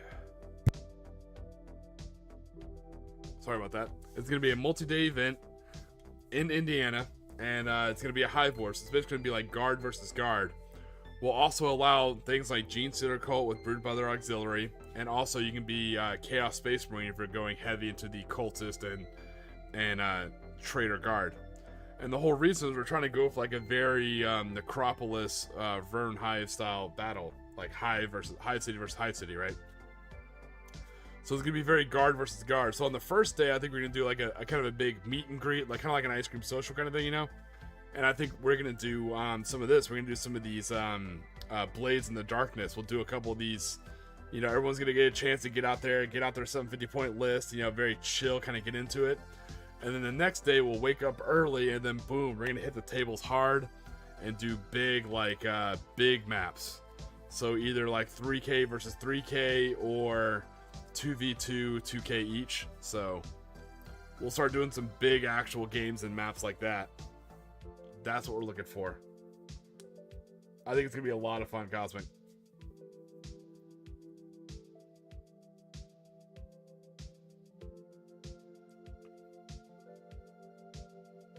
Alright, so let me glue a head on there, and then I'll read you off one of my 750 point lists. If you guys are familiar with Gene Stealers, you'll be able to pick up on it. I know CB Cooper is pretty familiar, so he'll be able to pick up on this list. I have ironically, unlike his, my list is not very thematic. It was just like what I had built. I kind of just threw together. I took everything I had built and threw it into two separate 750 point lists. Not very well organized.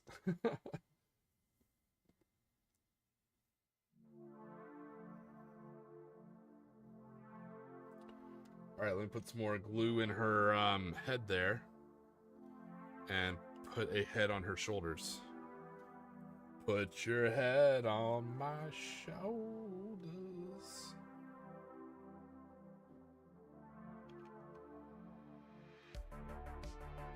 I guess put her head on her shoulders, as it were. All right.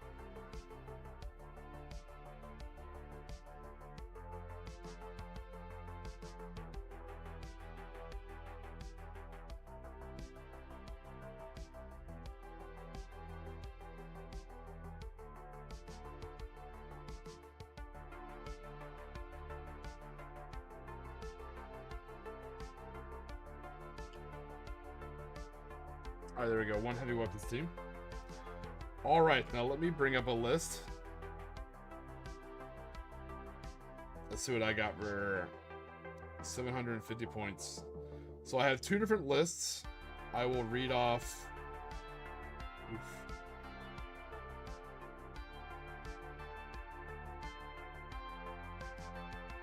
All right, I will read off one of them. So this is Bravo Detachment of the 58th Necromunda LAR. All right, so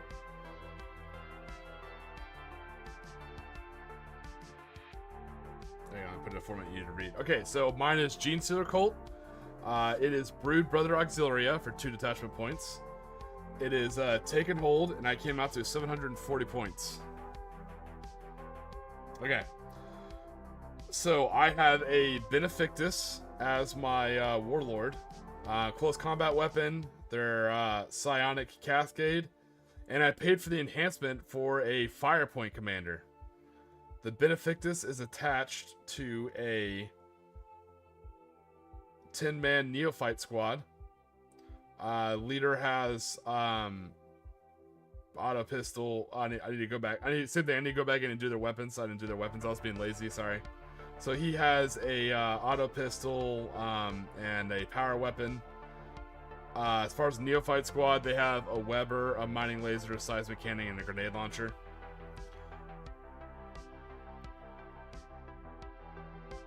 Oh, I'm sorry. I misread my own list. I know I'm sitting here looking at it wrong.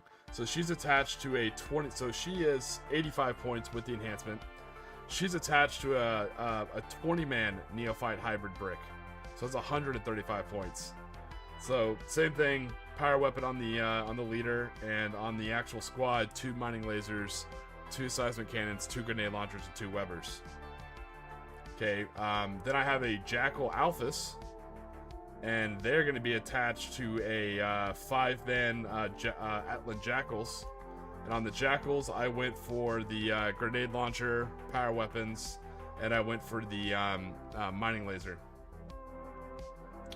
Then I have all by itself a 10-man group of neophytes with mining laser, seismic cannon, grenade launcher, and Weber.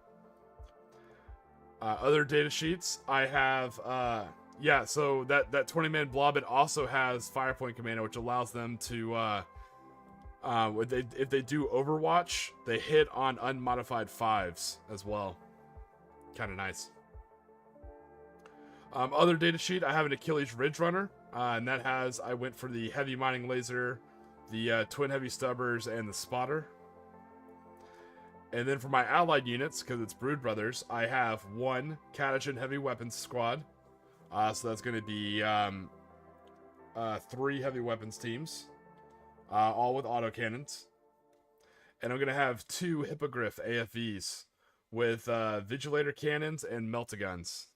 So that's my list. I have a 20-man Neophyte blob with the Benefactus attached with Firepoint Commander. I have a 5-man Jackals with a Jackal Alphas attached. I have a 10-man Neophyte hybrid all by themselves. I have 1 Ridge Runner, 2 Hippogriffs, and then 1 Catachan heavy weapon squad. Yeah, 20 dudes with lethals and a psychic attack. Yeah, absolutely. So that's one of my 750 point lists. And again, that's built with just kind of the models I have. That's why I'm like, I split it, you know? Like the other one has all the pure strains. This one just had like some things I had left over. So the Hippogriffs can kind of shoot and move. Let's build another team here. So the Hippogriffs can shoot and move. Hopefully they can move, right? It's a D6. Oh, the other list is nasty, CB Cooper. Let me build another team, and then I'll read you my my other 750 point list. The other 750 point list looks gross. But yeah, this one has the hippogriffs, which can move and shoot. The jackals with the alphas, again, yeah, you got moving and shooting there too. You have 10 neophytes, which are my 10 neophytes, and my jackals are the ones I can afford to bring back with what limited resurgence points we have.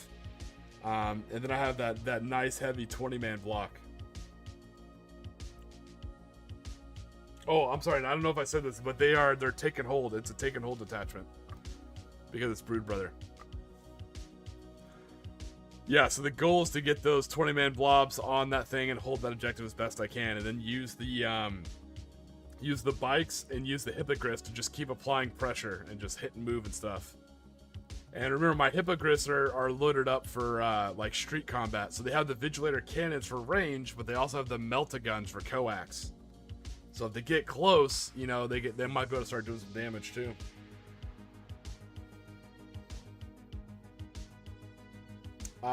With the heavy mining laser on the Ridge Runner, because a lot of people forget it does have blast. So giving him the spotter and giving him the heavy mining laser with blast, any squad with like 5 or more, that heavy mining laser is really going to start hopefully punching some holes in it.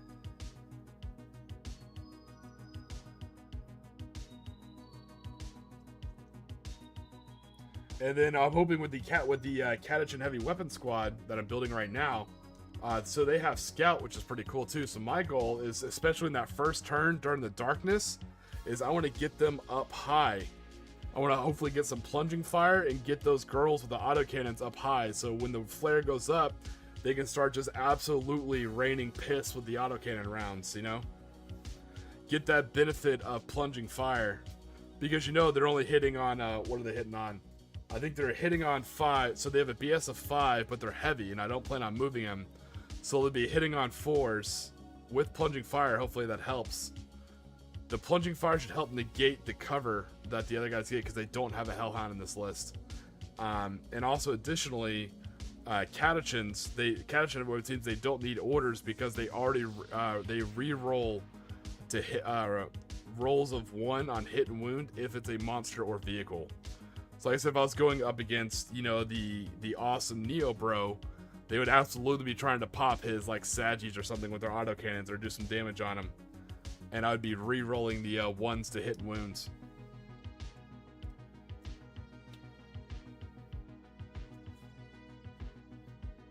Yeah, this is exciting. Let me know, for these guys who play bolt action, doesn't it feel kind of bolt action? It's like, oh man, I only have 750 points. Let me rethink this. Like, what can I take, you know? And the best part is you don't know what the table's going to look like. Because you guys are going to get there and you're going to build a cool table and then you'll roll for deployment. So you don't know what the table's going to look like or how you're going to deploy on it. So you're literally kind of just going in blind, which is kind of fun. Alright. So let me build this second heavy weapon team here. Where are those Votan skulls? Yeah, a lot of people sleep on the heavy mining laser, in my opinion. I understand why they go with the mortar. I get it, I do. And I understand why they go for the auger array. But I think especially if you're taking, because no one, I don't think anyone's really going to take Brood Brother Auxiliary. No one who's kind of playing competitively will. But when you take Brood Brother Auxiliary, you can take your Hellhounds. When you take your Hellhounds, those alleviate your Ridge Runners from having to do cover stripping. So you can strip cover with your Hellhounds instead of your Ridge Runners. Your Ridge Runners can actually serve as, think of them as like fast attack tank destroyers. So they're out there just running around with heavy mining lasers and spotters. Where my Hellhounds are going to be more of like my brawlers. They're going to be out there. And same thing, I run my Hellhounds a little differently. The better way probably to run them is double flame. Take it with an Inferno Cannon and a heavy flamer. Same weapon profile. You're putting out damage, I get it, it's Gucci. Me, especially for my narrative style, for like a street fight, I want my Hellhound to be able to aim down the street with his bow heavy bolter, and then use his Inferno Cannon on top to kind of spray fire into the alleys and the buildings. So that way he can actually, lock down an intersection, you know? That made more lore sense to me.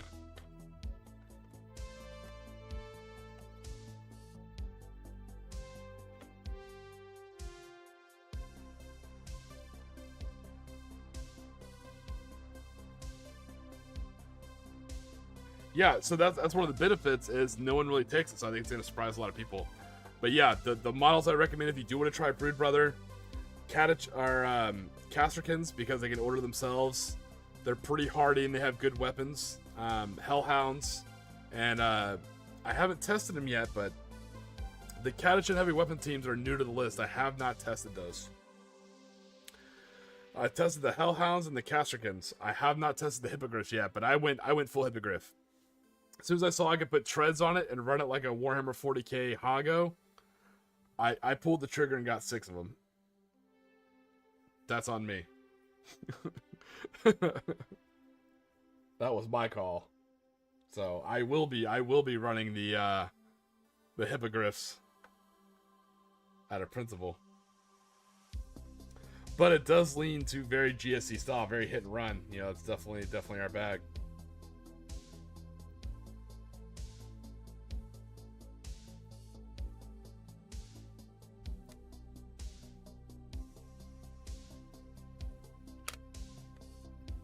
But yeah, it seems like you guys are already kind of having fun just building these lists and just chatting about it. So that's already like halfway to what we were kind of aiming for the whole game setup. Anyways, yeah, someone on a Discord mentioned like, hey, is it like King of the Coliseum? And I totally forgot about King of the Coliseum.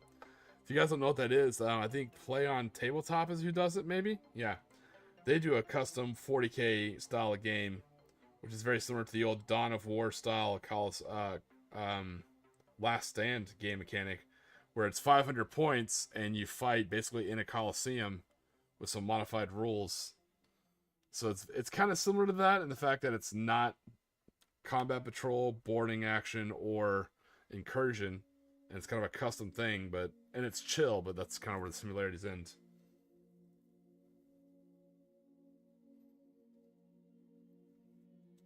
Yeah, exactly. Yeah, so I'm doing it because they have scout move and because they Catachin heavy weapon teams. They don't technically need orders because they already have their reroll built in for aiming for monsters and vehicles. If you want to have a good list, like if you want to be able to really fight the good fight, I would probably take last cannons on them. I don't know, last cannons are hard because if you miss, right? And even in optimal conditions, you're only rerolling ones, so I think last cannons are a hard sale. Missile launchers, they seemed cool and very thematic, but I felt like they didn't have the punch. I went with autocannons. Very multi-use. It can hit it can hurt a lot of things, and you get multiple shots. So I like the idea of having 6 shots for 3 autocannons. That made me feel better. 6 shots, and if you're targeting a monster or vehicle, you can re-roll your ones to hit and wounds. I think that's pretty cool. I'm okay with that. And that's why, yeah, the whole thing with the scout is to kind of position them up high if I can. And because what I want to do is kind of make a trouble bubble. You can ignore them if you want, but they're going to be annoying, and they're going to sit there just with a 40. And also, unless I'm crazy, I was crazy once. They put me in a padded room. Shit drove me crazy. I was crazy once. Autocannon, there it is. Yeah, autocannon has a 48-inch range. Remember, we're playing a 4x4. So yeah, you have table range. So you put autocannons up high, you have the map. Like, congratulations, like you can now shoot the map. But remember, that's only once the flare goes up. Once night fighting ends, then you can shoot anything on the table that you can see.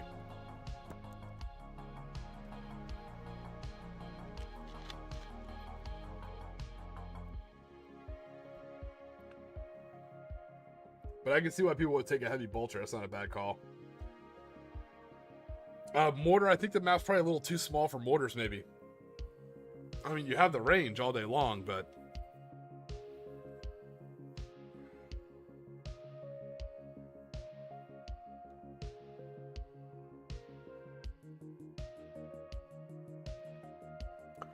Alright, let me build this next team here.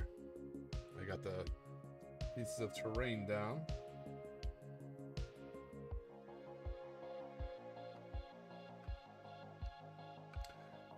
Yeah, I was figuring how I want to decorate their bases. I always like decorating my heavy weapon team bases, but I don't want to go like super decorative because I know I'll be putting them on top of buildings. So I don't want to put like check hedgehogs, like dragon teeth on them, because when you put them on a rooftop, it looks kind of silly, you know? Like, why are there hedgehogs, like check hedgehogs on top of a rooftop? You know, I doubt they dragged them all the way up there. Oh, nice.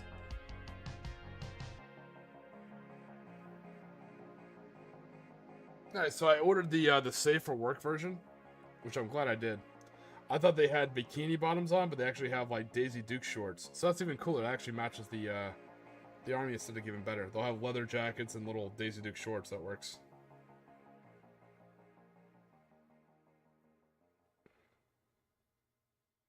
Yeah, all my models are safe for work, but yeah, in case you're curious, yeah, as you can tell, there are a lot more quote-unquote scantily clad, but it matches the whole Necromunda Vice thing, you know? Surprisingly, GW hasn't, you know, moderate audience the whole House Escher. I'm very surprised by that.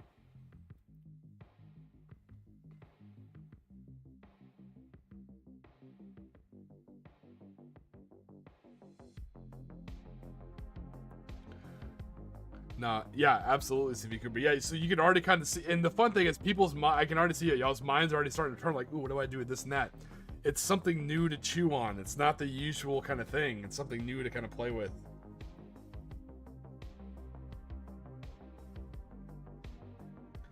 And I think something that kind of help it from getting old is that there is no set table layout. You have to have 6 pieces of terrain at least, you know, but you set it up however you want on the table, and then you chop up your deployment zones. Now, you want to try to design it where no matter how you do your deployment zones, there will still be a home objective, like a home piece of terrain. And if not, just pick the closest one to your deployment zone.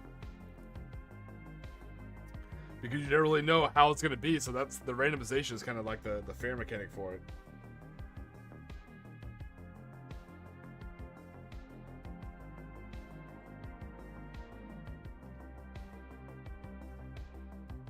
Alright, let me glue these chicks down. I'll put a head on that one, and then I'll go over my other list. Oh yeah. I plan on having like a big centerpiece. I like a lot of verticality in my terrain. Thank you, Neo Bro. That's good to hear, man. I appreciate it. High praise indeed. I appreciate it. Yeah, I'm glad you're having fun. Yeah, list building is fun. And there's not points cost, you know, like bolt action. So I think having a low points army kind of gives you that taste of bolt action of having to pay points for everything without having to pay points for everything, if that makes sense. You don't have to pay, you know, 5 points for every grenade launcher, but you only have 750 points. You've really got to choose and weigh, like, what do I want to take? Is this going to perform? You know, is this just a vain object? And remember, if you're taking a powerful warlord, slay the warlord is 5 victory points. Snipers are trained to aim to look for Vox antennas and people pointing and shouting, so the promotion boards are out there. Watch your warlords. So you can ask yourself, is it worth it sending out your warlord to do their powerful stuff? What if they get bliggity blasted?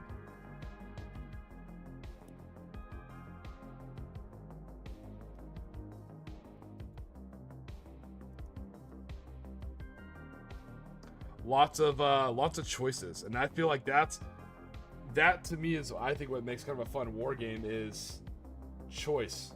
Because I think, to be fair, I think Games Workshop and all their subsidiaries like Best Coast Pairing and all the tournament organizers, I think they did a good job of refining and tinkering with 40K to show what it can do competitively. I think they do a good job of showing up like, hey, here's a standard issue table, standard terrain, standard mission. Hey, here are the lists that we kind of tinker with each time to make sure nothing's overpowered. Let the best player win with the best skill set. And I think that, and I'm not shitting on it, it's not sarcastic, I think that's what match play is. It shows your skill set. What this does is it shows your cunning, how quick can you think on your feet, and it shows how good are you at risk assumption, you know. So this tests a whole different side of your ability as a tabletop wargamer, using the same models and roughly the same rules. It's like left brain, right brain. My lord will be fucking squishy. Yeah. Oh, absolutely.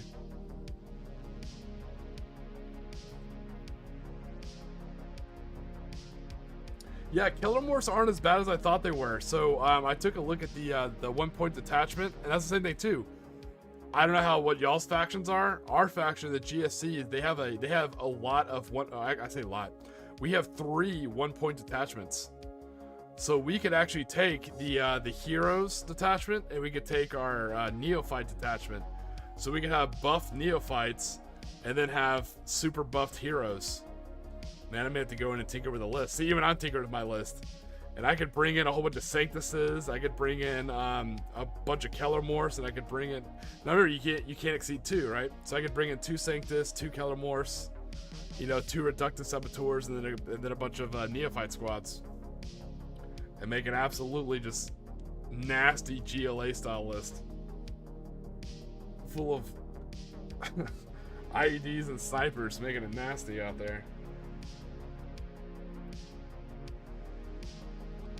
I got a list for that, but not the models and not my theme, yeah.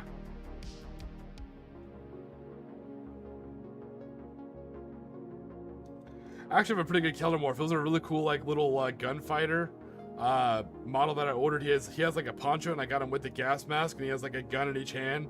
So literally all I did was just glue a an acolyte hand with a auto pistol. I just glued it underneath the poncho and gave him 3 arms. So yeah, now has 3 pistols. It was like the world's easiest conversion.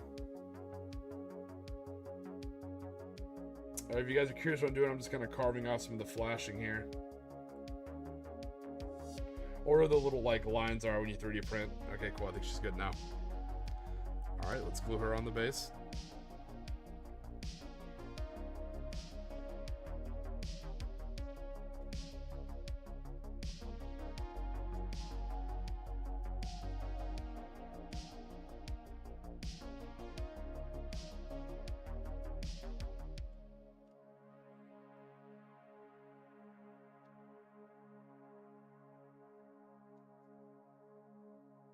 Nice.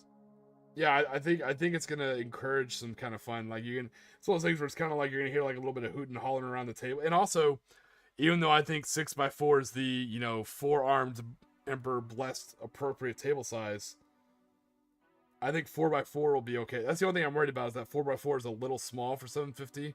That's my only concern right now that I need to test, or one of my concerns. Not my only, but my biggest concern. But a 4x4 is manageable. You don't have to have a big 6x4 table. You can get a 4x4 table. That's nothing crazy. You can even use the let me check the rules. You can use the regulation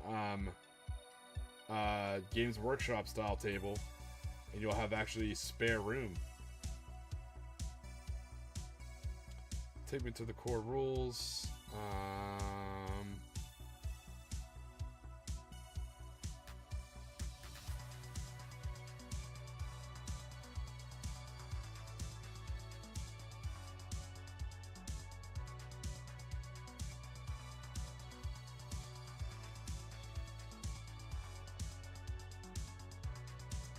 Let me look up what the table size is real quick.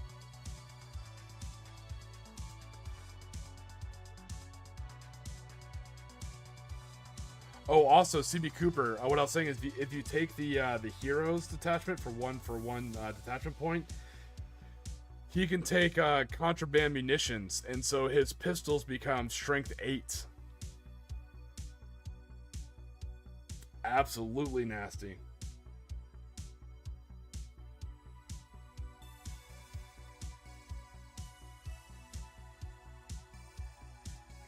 Just looking at Warhammer 40k table size right now, what they currently use.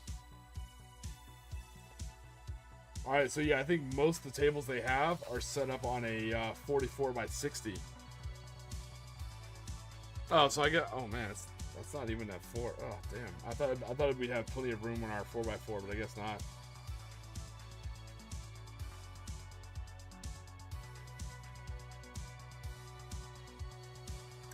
Well, you'll have to make it work. You know, if there's no 4x4 table, you have to do your best. Maybe put two of those tables together kind of thing, you know?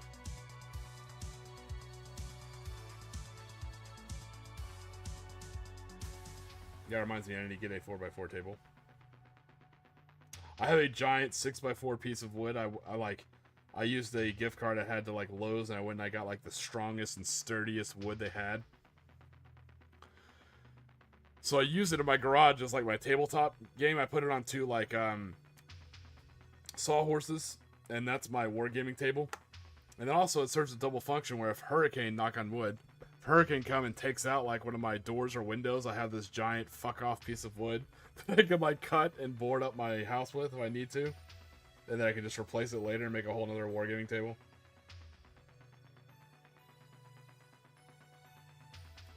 So, you know, then next year I used all my gift cards getting as Neo Bro found out, it takes a lot of rattle cans to paint a table like that. So I got shit tons of rattle cans and I painted both sides of the wood. One's kind of a desert layout and one's kind of an urban layout.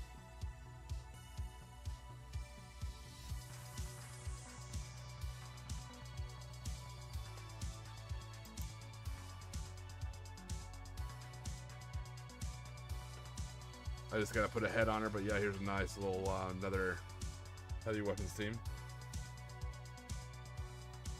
I'm loving these Helldiver 2 style autocannons. If you look, they even have the cutout on the shoulder.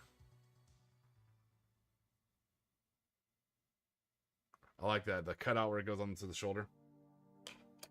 All right. Catch back up on the chat. I don't want to miss out on the chat.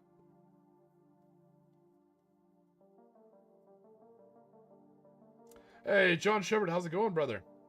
Hey, Tiki, I have had a purchase spree recently. Congrats. And I bought a Toten Rotten starter at 20% off. Well, good find, brother. Good find. Very nice. And I've pre-ordered the Invasion America starter pack and the Bolt Action Gherkin Platoon with a book. Man, you absolutely have been on a spree. Good for you, buddy. That's going to be a lot to build and paint. I hope you're excited.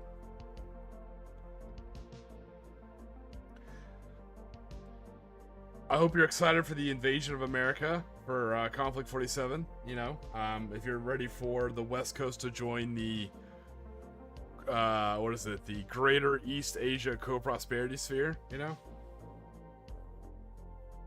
If you need terrain, I definitely recommend checking out, if you do 3D printing, Modifius has a whole bunch of Fallout terrain available for free as STLs. If you don't, I'd recommend taking a look at TT Combat. And take a look at their city streets. They have a lot of like classic Americana Fallout style terrain, which I think would be perfect.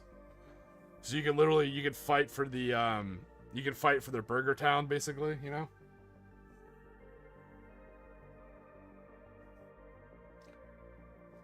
Damn, that's a lot of, man, John, you're gonna be busy. Like I said, if you have to like shelter in place for the next like 2 years, you'll still be busy building and painting models. Good on you, man.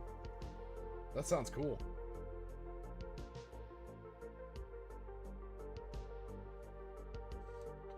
Sounds like you are stacked, brother man. I myself have, I still have a whole bunch of, oh god.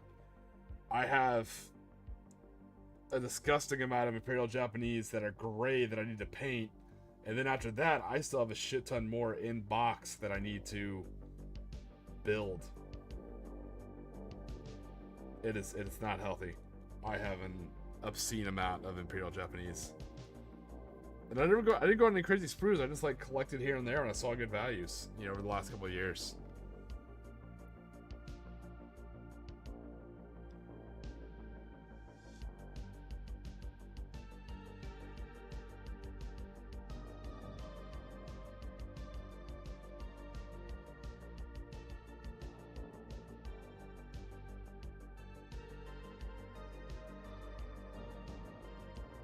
Oh, nice. Yeah, you already know about it. Cool. Nice.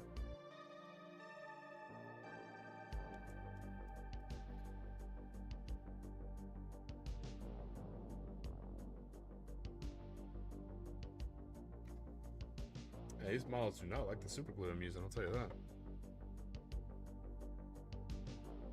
So I was late to starting the stream, so we are going to go about an hour later than we usually do. If you want to stay the whole time, awesome. If you don't make yourself uncomfortable just trying to stay up with the stream. I don't want to inconvenience anybody. But also, I'm trying to target some of the British audience that'll be driving to the Warlord Open event.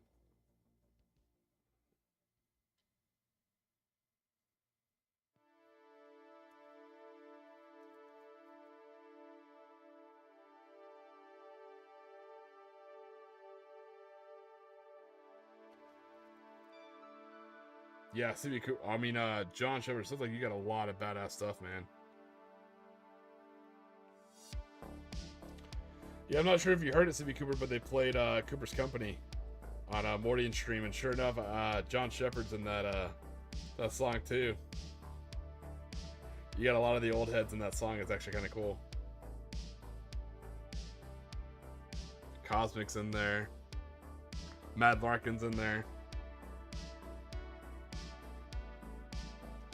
All right, boom. There's our second heavy weapon team, autocannons.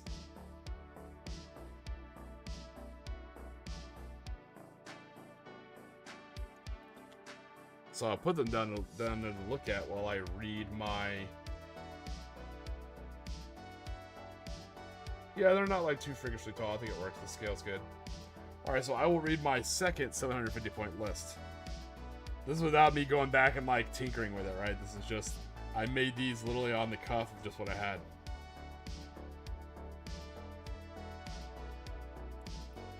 All right, so this is. Let me pull up the right view. Okay, so this is Alpha Detachment of the 58th Necromunda LAR. This is 750 points on the nose. No Tiki points. There's no such thing as a Tiki point. Gene Stealer Colt, Brood Brother Auxilia. So 2 detachment points, and it's Take and Hold. Alright, so I have a Reductus Saboteur as my Warlord. And they have their Auto Pistol, Close Combat Weapon, Demo Charge, and Remote Explosives. I have 2 Sanctuses with Sniper Rifles. Those are 65 points each. My Reductus Saboteur is 70 points. Alright, other data sheets. I have 10 Pure Strain Gene Stealers. That's 140 points. And then I have another group that's 5 Pure Strain Gene Stealers. That's 75 points. Then for my allied units, I have a Hellhound with Heavy Bolter, Hunter Killer Missile, and Inferno Cannon. 125 points. Damn, those are expensive. And then I have 2 Castrican squads. 105 points. Sergeant with Plasma Pistol and Power Weapon. I go Power Weapon, not Power Fist. I think I just like the style of it, you know? And then the Castrican Sergeant has a Plasma Pistol, Power Weapon. And they have double Melta, double plasma gun, hot shot sniper rifle, or hot shot, what's it called? Yeah, there it is, like hot shot marksmanship blast gun. And then one guy has the Melta mine and the hot shot pistol, and then one Vox person in each one. And I have 2 of those Kashkan squads. So that's that list. It's led by Reductus Saboteurs, a Warlord, and they have 2 Sniper Sanctuses. They have 1 group of 10 Gene Stealers, 1 group of 5 Gene Stealers, a Hellhound with 2 Castricans. Very small list. Small but simple.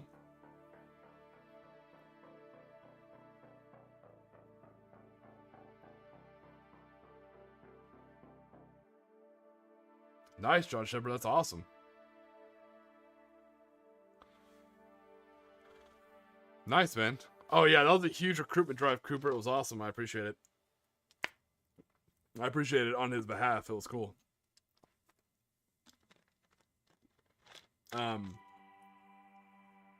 Yeah, John Shepard, sounds like you got some hell of a deals, man. Good for you.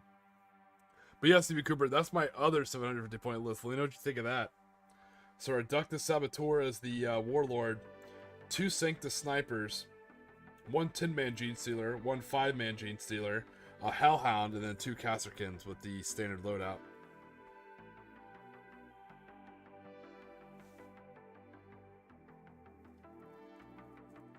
Nice, you did the Ogrins and the Stormlords. That's pretty cool. I like that.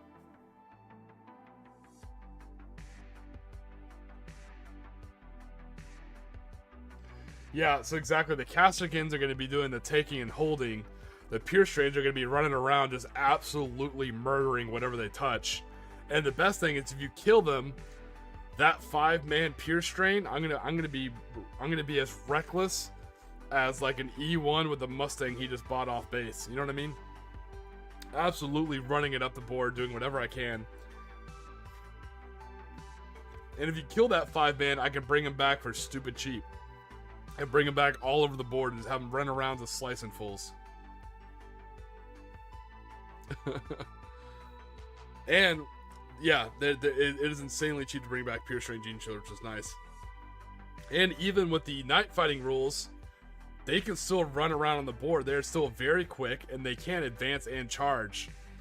So while people are trying to take that key terrain, I can run them in there and literally just start messing with you. Just absolutely just start dicking around with what you have planned, while my Casterkins try and secure their key objective. Hellhound's there to strip cover, you know, and just, now the weakness of this force is I don't have a lot of anti-tank. The Reductus Saboteur can, you know, she has her bombs and stuff like that, but even she's not perfect. But I can target her for the grenade stratagem for 0 CP, which is good because CP is very rare here. The Sanctuses are just there to, yeah, absolutely just start plinking away at people, trying to get that Slay the Warlord. I came up with this list before I did the rules, by the way. What else do I have in here? Oh, the Casterkin have a little bit of light anti-tank. I think between the plasma guns, the Meltamine, and the Meltaguns, I'd call that light AT, you know? Yeah, absolutely, Cooper. That's exactly what it is. And it's 750 on the nose. So that's my other detachment. So when I test this on my tabletop, my 4x4, those are the two forces I'll be hitting each other with. Both Brood Brother, and so here's the other thing: as I'm sitting here, kind of being a little douchey, like gushing about something that we created, you know. But what I'm loving about this, I see what you got, Neo, bro. I'll take a look here. But what I like is here we are, and we're excited about List again. And more importantly, it makes some detachments which you would never look twice at, it makes them a little bit more attractive. Now, I understand, I saw it, and I understand the irony of not being able to take the reconnaissance detachment for Imperial Guard because it's 3 detachment points. I recognize the irony, it's funny. But by limiting it to 2 DP, I think that's huge, because it gives you a chance to look at some stuff you've never looked at before. You know, you're like, oh, no one ever takes, you know, Broodblock Auxiliary. You're like, hold on, in this type of thing, this could be kind of cool. Like, let me.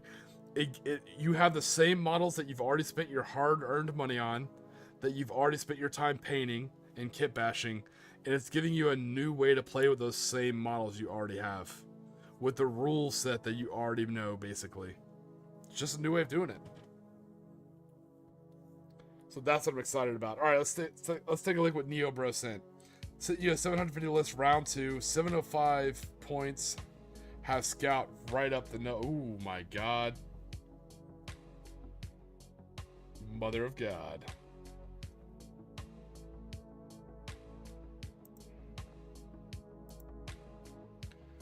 All right, let's check. Okay, fixed it. 750 on the nose. Everything in the list has Scout. You are a dangerous man. Except the Mjolnir, who hides in deployment. Okay. So he has Leaks of Votan, Armored Trailblazer, and Farseeker, two detachment points, disruption.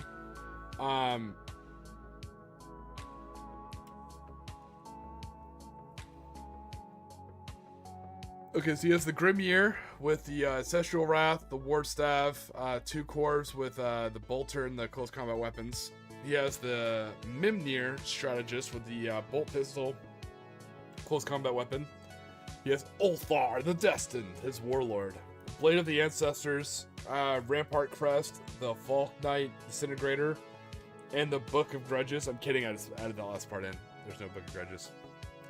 Battle line, Hearthkin Warriors.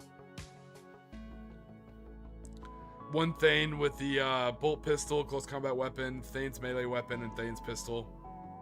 Whitfield Crest.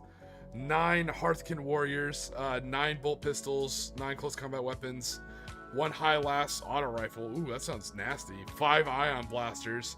1 L7 missile launcher. Fuck. And 2 plasma knives. That missile launcher, can the missile launcher do both Krag and frag? I know Imperial Guard ones can, and Space Marines. I didn't know if Votan ones are different. So can you specify between Crack and frag, or like AT and AP, or anti-personnel and anti-tank? Dedicated transport. He's got a Sagi with a Matter autocannon, twin bolt cannons. Ooh, he's got saturation rounds on it. He's got another Sagitaur. Oh, okay, so he's got 3 Sagis. The first one has a Matter autocannon and twin bolt cannons with saturation rounds. The 2 other Sagis have missile launcher, an L7 missile launcher, a Sagitaur missile launcher, and twin bolt cannons. Ooh, that's nasty.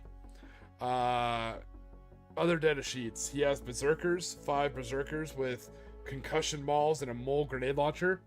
Mole grenade launcher, that's like what the Deathcore Krieg have. That's cool. And then he's got Pioneers.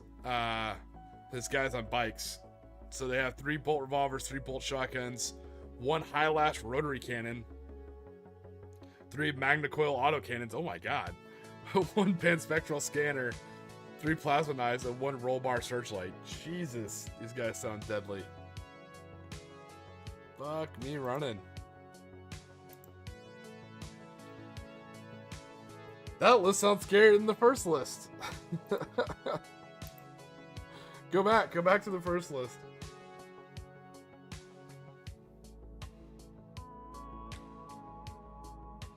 That's going in the book. John, I'm going on the pre-orders of the Orc Codex today. I bought the Armageddon box set and swapped the Marines for the Orcs out. With my friend's Armageddon box, I have roughly 2 Orc combat patrols. Very nice, John Shepard. Very nice. Okay, so L7 has blast or focused. Okay, that makes sense. Dude, that list sounds... Oh, shit, sorry. Neo Bro, that list sounds absolutely phenomenal. That is a really, really cool list. I like that it's highly mobile like that. Very similar to CB Cooper's, where like everybody's either on a bike or in a transport. That's really cool. I like the scoutingness of it. Cause yeah, it's only 48. I said it's a 4x4. You can get off that table pretty quick.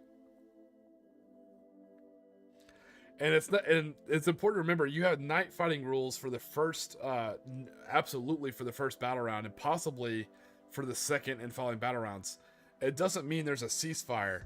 If you get close enough, looking at like melee units and stuff like that, if you get close enough in the first turn, you can start shooting and stabbing people. Absolutely.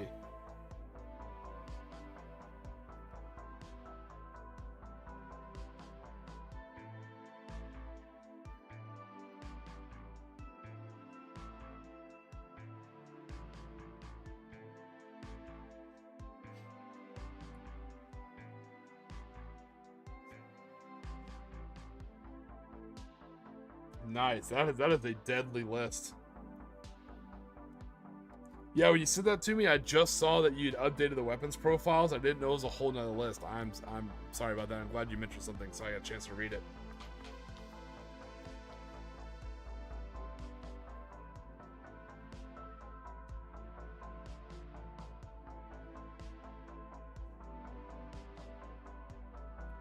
All right. And let's build another heavy weapon team. We are cranking these out.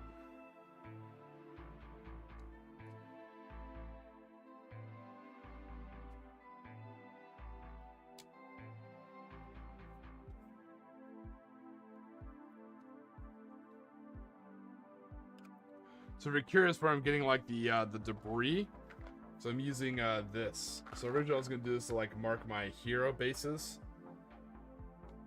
but it's just too big. So I'm using it on my big 60mm heavy weapon teams. It's just basing bits from Gamer Grass.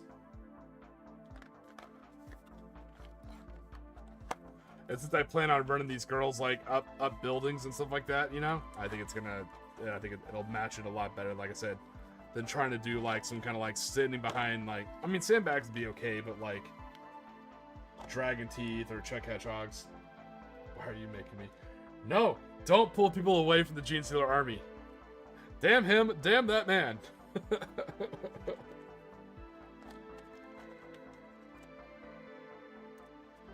Nah, Votann are cool. I like my Ferengi space dwarfs.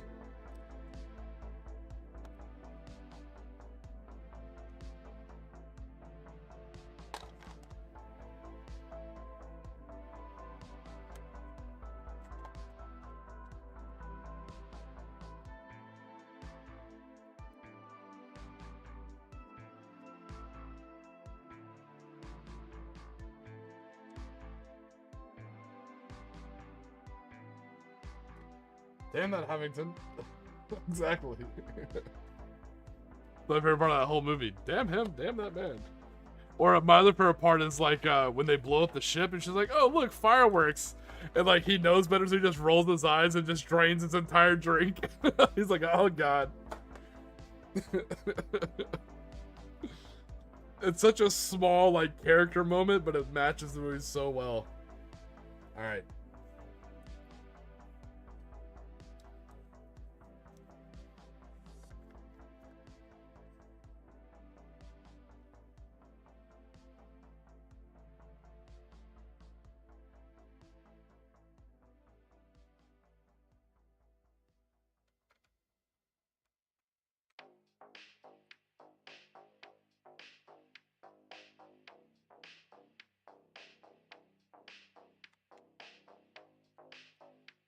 All right. Matter of fact, I'll start stacking them out here so you guys can see them. It's a lot cooler than seeing just empty bases as I'm over here gluing these things. Yeah.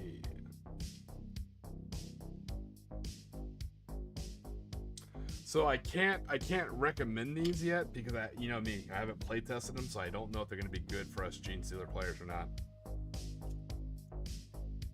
On paper, it seems like it might work, but a lot of people have said that in a lot of different things, and spoiler alert, it didn't work out, so we shall see.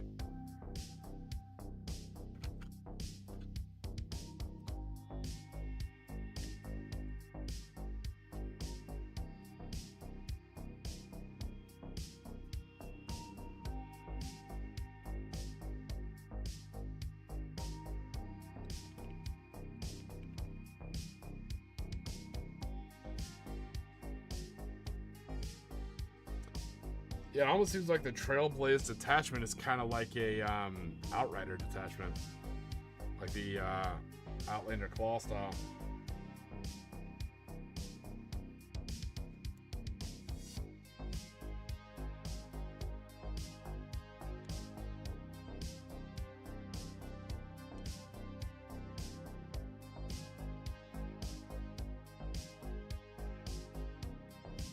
Oh no, I'm absolutely not going. I was thinking about Votann the first time I was kind of looking at him, like way back in the day when I was talking with Neo Bro. I like the kill team. I liked like if you ever played like Shipbreaker, I liked having like a Shipbreaker style army because you guys know me, I'm Battlefield Gothic to my core. Like that's my roots. So I liked having like a Shipbreaker style Votann army of just like absolute like scavengers and stuff like that, but. Gene Stealer speaks to my game, and that's what's important. Not only do I like the army and I love the lore, it's my playstyle.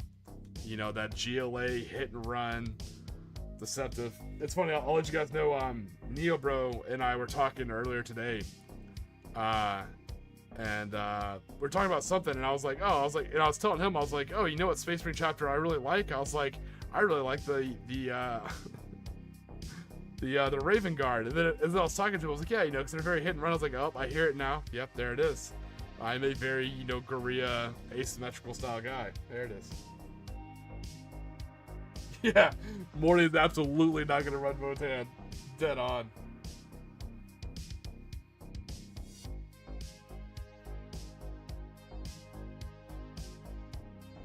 Alright, John Shepard, that's a great idea, because I know RK has just invested pretty heavily in Chain of Command, so I think he'll definitely be chatting with you in that channel.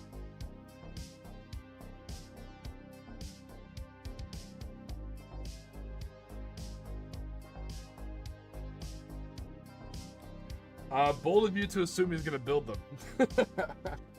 All right, so we got this. We got this scatter terrain down on here. I don't know.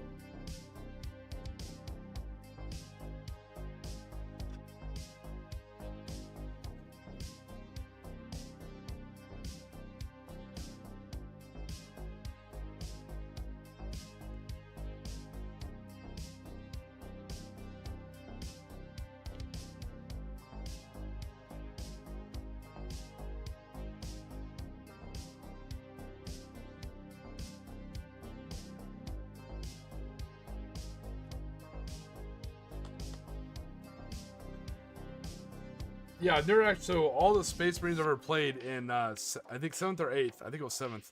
Yeah, it was 7th. I played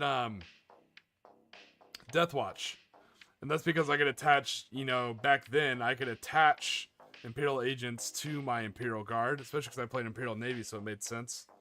I played Death Watch mostly for the Corvus Black Stars. So I had Corvus Black Stars, and I used a lot of those like free Space Marines you get, like when you go into the store and you get paint a Marine. A lot of people just throw those away. So the store owner's like, "You want these?" It's like, "Yeah, absolutely."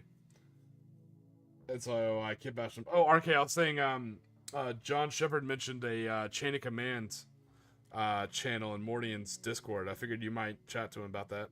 You might be interested.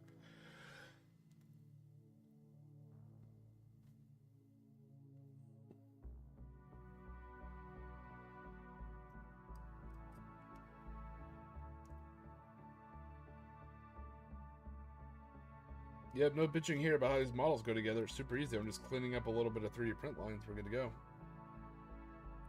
We're just kind of vibing with this and Candy Crush. Hey, man, that's what it's all about. Vibe away. Yeah, hopefully you like our 750-point list. So, yeah, we've heard Cosmic's list. You've heard 2 of my lists because I have to play test it. You heard a list from CV Cooper, and you heard 2 lists from Neo Bro. His second list looks absolutely killer. All that Scout and Berserkers.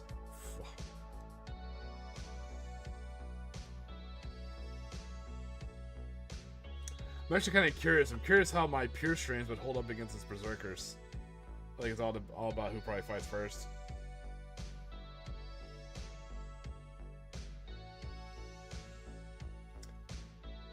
One day we will know here soon.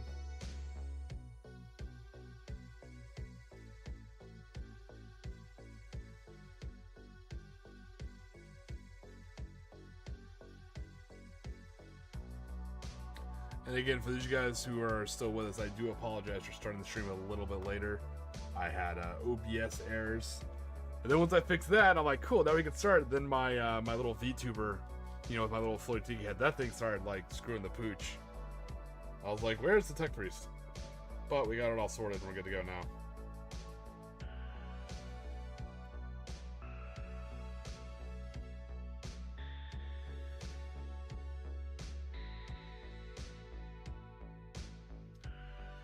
So I think I have most war games I want to try. I even tried building my own. Not fully, I used the bones of Bolt Action, and I made a Division game. It was cool, but then they're making their own, so I was like, why am I going to do that then? The only game I mean, I do have a Rank and Flink game. I have Song of Fire and Ice. I have some models painted. But I think that's it for me. I was thinking about maybe like Team Yankee. I might do Team Yankee in the future, maybe, or Flames of War. I think I want like a bigger scale, either Vietnam or just Cold War era style, like epic style game, maybe. But I don't know.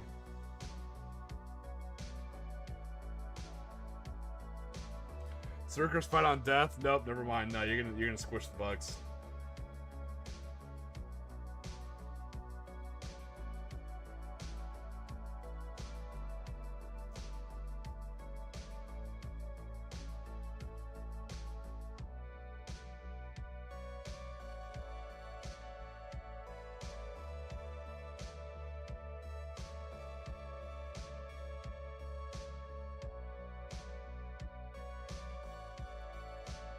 Yeah, we even got mood lighting now. How cool is that?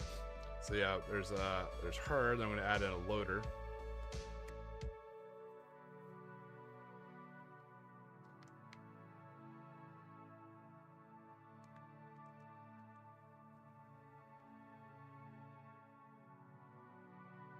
Oh, I thought I was missing one. I was like, I feel like I'm missing somebody.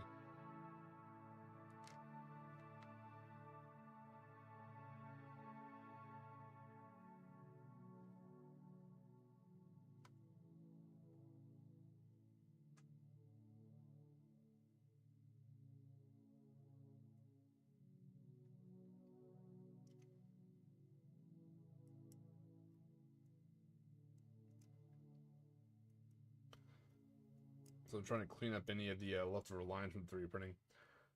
Everyone's fine on that. Yeah, so that's the other cool thing about GSC. Why I recommend GSC to people. So here's my quote unquote. I'm not a very good salesman, but here's my sales pitch. Why I recommend GSC. Spicy take. Everyone always says, "Oh, go with the Banana Boys. The Custodians are the cheapest army to get into." Maybe. I think Gene Stealer Cult might be the cheapest army to get into. Hear me out. Only if you, I think if you're a veteran player. And what I mean by that is if you're comfortable kit bashing and you spend wisely, I think Gene Stealer Cult is very cheap to get into. And here's what I mean. It'll be a whole separate stream, a whole different video. We'll literally plan out a 750 point army, you know, with Gene Stealer Cult. And what it is, you buy kits, you know, definitely not GW kits, but you buy third-party kits, like Wargame Atlantic or Stargrave or things like that, and you build your models, because you can always go and get the upgrade sprue, or you can go and get a kill team, Brood Brother kill team, and get all the little iconography, and then you can use that to make your models look quote-unquote more in line with GW. Are more like Gene Stealers. But I think with Wargame Atlantic and some other websites out there, again, like Stargrave, you know, you can absolutely build a pretty good Gene Stealer army, I think, for an approachable price. And if you really want to, and right now, while it hasn't been price hiked that much, last I checked, the Combat Patrol for Gene Stealer is at $144. Not good, but not insane. And with that, you get 2 acolyte groups, so you can make either your Flacos, Tacos, or Metas. Those are either Metamorphs, acolytes with tools, which would be your Tacos. The T is for Tacos for tools, or your Flacos. Those would be hybrids with hand flamers. That's where the F comes from for Flaco. So you can make Flacos or Tacos or Metas. You get 5 Jackals plus the little quad. And you get a Jackal's Alpha, so that's your Warlord. And you get a Ridge Runner. So you can get that Combat Patrol and then get like a box of whatever theme you want from Wargame Atlantic. And you basically have 2 Neophyte squads plus that Combat Patrol, and you legit have a Gene Stealer army. So for literally almost just at $200, it's still very expensive. I know, I heard it, I did. So for like $200 US, you could have easy 750 points of Gene Stealer, and a good Gene Stealer army too. Like, you're not screwing yourself. Not a bad army to get into, and that's even using some official GW models too. You start like picking and choosing off Etsy or 3D printing, it gets even cheaper.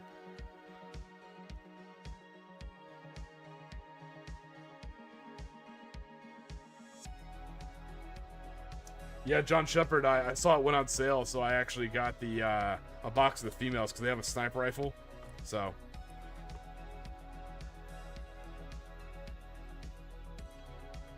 I think my my Sanctus models that I got from Etsy, they're safe for work, but they're like right there at being safe for work. Same thing with my Reductus Saboteur. Her body proportions are very ridiculous, you know, so it's like very anime style. So I'm trying to make a safer variant, you know, just in case I'm playing at like a public store, if that makes sense. So I'm definitely going to be using 3 of those bodies and sniper rifles to make my Sanctuses. Stop Motion Gamer, what's going on, buddy? Yeah, I'm streaming a little bit later than I usually do, so hopefully I'm catching some people that usually aren't able to make it to the midnight drive. I know a lot of my friends across the pond in the great kingdom that is United are driving and making their way to the Warlord Games open day. So hopefully they have these dulcet tones to lure them into a sense of excitement on their way to Warlord. Why there? Please tell Warlord I don't exist. Don't send me cease and desist letters.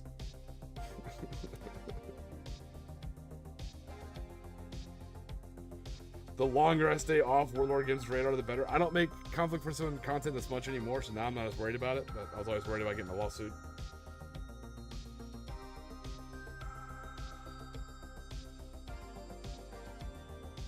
You got your hands on a 100-point mini army for 80 bucks. Man, look at you. Oh, Dark Flames. Okay. Nice, man. Good value. Good hunting. That beats me. Yeah, so far my best value is I got 10 push fit guardsmen for 20 bucks on eBay. And the seller was nice enough to message me the day they arrived asking if I got them and if anything was broken. So, that dude's awesome. 5 out of 5.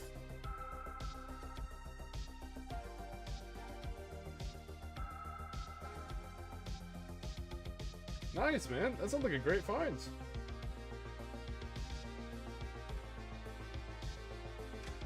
Yeah, so you'll see a lot of my neophytes are going to be from old plastic Cadians and from push-fit Cadians. At least the ones that say they have like hybrid firearms are going to be straight up last gun guys. Seriously, what a fine stop motion. Well done. All right, let me glue this heavy weapon reloader on the base.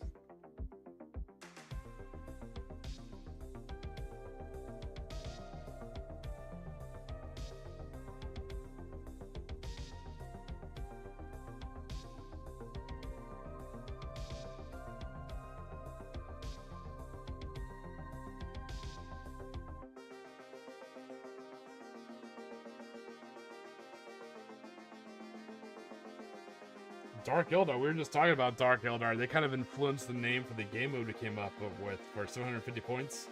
You can scroll up and look at some of the rules. I'm not posting them yet because we're still tinkering, we're still playtesting them, so they're not fully ready. But yeah, Dark Eldar, I could absolutely see doing this Blaze in the Darkness, going out there, and I don't think they would do recon. I think they would just start kidnapping people from trenches. That sounds like a Dark Eldar thing to do.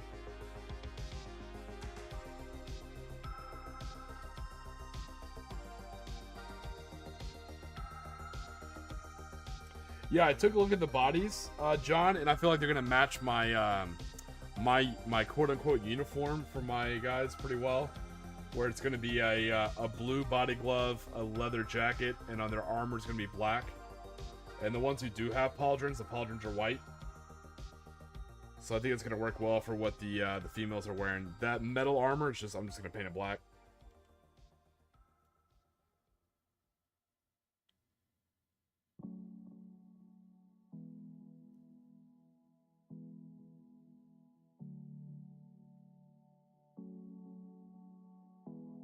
Alright, now let me find some heads for these ladies.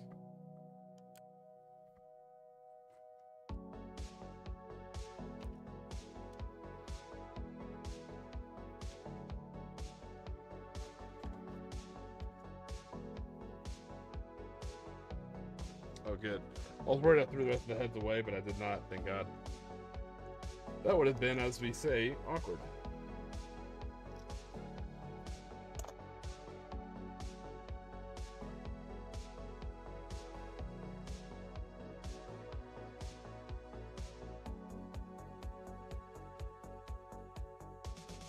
What do y'all think is more high scum Necromunda-y?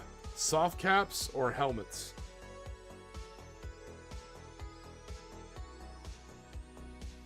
I'm thinking soft caps. Like patrol caps. Sorry, I realize soft caps kind of slang. Like a ball cap.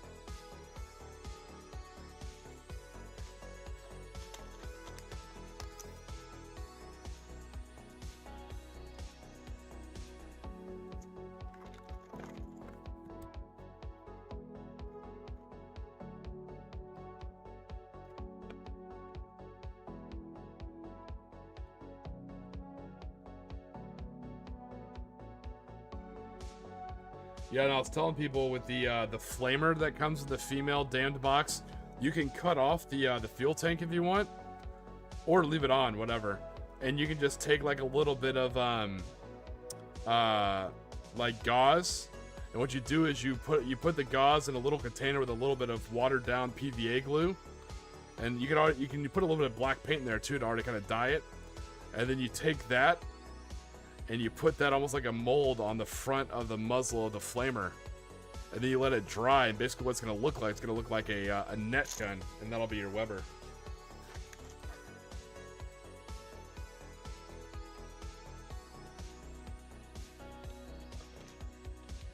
Ooh, I think I see another Discord message. It could be another list.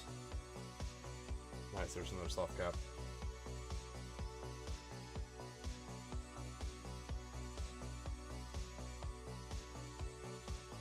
What do you guys? What do you guys think? You think a ball cap is Necromunda gang enough? Match the Miami Vice vibes.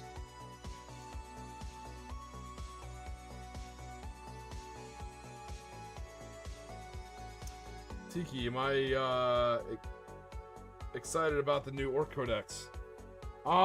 So am I? Yes.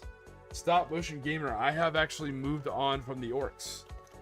I love orcs. I'm glad I built and painted and collected orcs. I'm giving away actually a lot of my orcs, except for the ones that were gifted to me by Squig Hunter Sean. I value those greatly because they're amazingly painted. He did it just for me. I kept my my Rhino truck that came from Squid Fist that was like red digital camo. I kept my Warlord that I built as like Tiki, you know, it's got a big Tiki mask. And I kept all my Orc Commandos because I love Orc Commandos. I like orcs, I like the lore, but, and this is, luckily I was old enough when I was young, I wouldn't understand this, but I'm a little bit older now.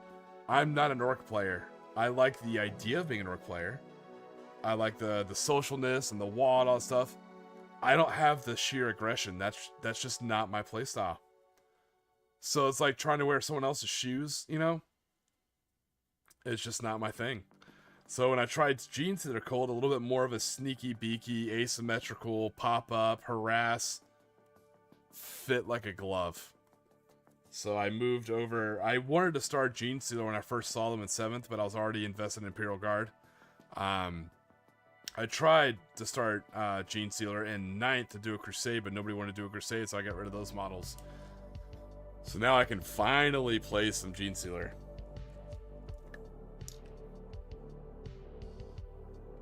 I don't really have a Discord. My Discord, it's just a, it was my old crusade Discord, and it's just for like the events I'm running. So do I have a Discord? Technically, but it's just for events. I don't use it for like the channel, if that makes sense. Hopefully that's not offensive. I don't wanna offend you, John Shepard. You can just shoot me a direct message on Discord though. Since you pick your fair glass, hell yeah, take a look at that. Sorry, I'm like digging for heads over here. Cosmic! Oh, the Tiki mug. Dude, the Tiki mug is awesome. Yeah, you sent me that Tiki mug before. I thoroughly love it.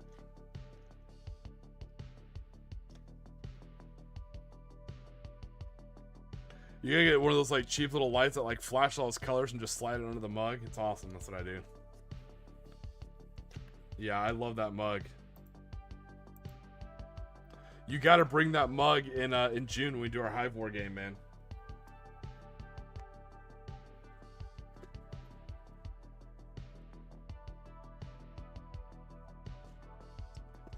It's a Tiki bar. Nice. Oh, that'd be so cool.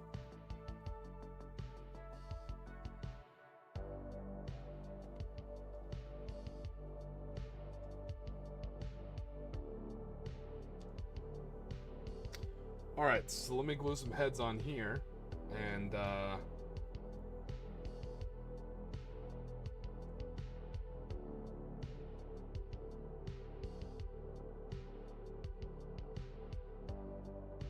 send a quick message. Yeah, but it seems like the excitement for Blades in the Darkness is spreading. It seems like you guys are already kind of excited making these lists and stuff. I love to see it. It makes me very happy.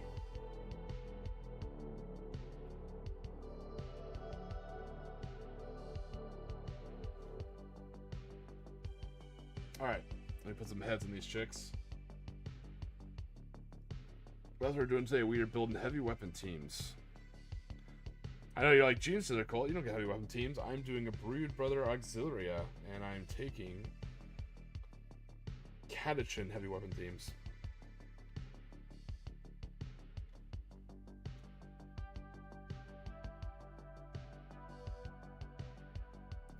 For those who are curious, it's because they technically don't need orders, or not. They're not reliant upon orders. They're able to reroll ones on the hit and wound roll against vehicles or monsters.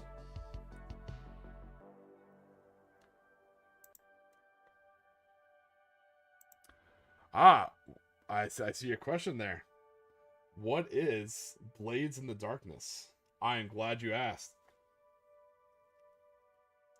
Blades in the Darkness is something I and the chat here on the Midnight Drive have worked very hard on. A mad shout out to Mad Larkin for all his help to come up with a fun alternate game style for Warhammer 40k. So I'll briefly read the rules for you real quick. They're in the chat, but I'll go over them real quick while I wait for this to dry. Alright, so Blades in the Darkness, it's still, still under testing. So what it is in the grim darkness of the far future, there's only war.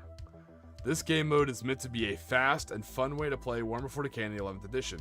It's meant to mimic a recon by force scenario where two smaller forces are probing enemy lines under the cover of darkness to gather intel or soften up foes for a dawn assault. It's larger than a combat patrol, but smaller than standard match play. So here are the rules. Mad Larkin, don't you lie, you've helped tons. So here, we have 8 rules so far for Blades in the Darkness. Number 1, it is 750 points on the nose. You cannot be over. You can be under, but not over. You have a max of 2 detachment points. For all other rules about army size, refer to Incursion, which would be 1,000 points. But for this, 750 points, 2 detachment points max. Rule number 2, it's played on a 4x4 table. With realistic and asymmetrical terrain, it should look and feel interesting and have a lot of verticality and choke points to it. And you need at least 6 pieces of terrain as objectives. Remember, it doesn't have to be an urban setting like you see in a lot of match play. This is your chance to do something cool like desert ruins, grassy hills, swamp, or even a rocky canyon pass. Alright, third rule. Table and terrain is laid out first. You build the table together. If you disagree about where something's placed, just roll a d6 and move it whatever random direction, whatever the dice says, So table terrain is laid out first, and then you roll a d6 for deployment. Because the 4x4, you can't really say long ways because it's equal, it's a square. So on a 1 to 2, you deploy what would be the top and bottom of the map. On a 3 or 4, you deployed from side to side. And from 5 to 6, it's going to be diagonal. You get 10 inches in your deployment zone. Rule number 4, your primary mission is via your disposition. Maximum of 45 victory points with a 15 victory point max per battle round.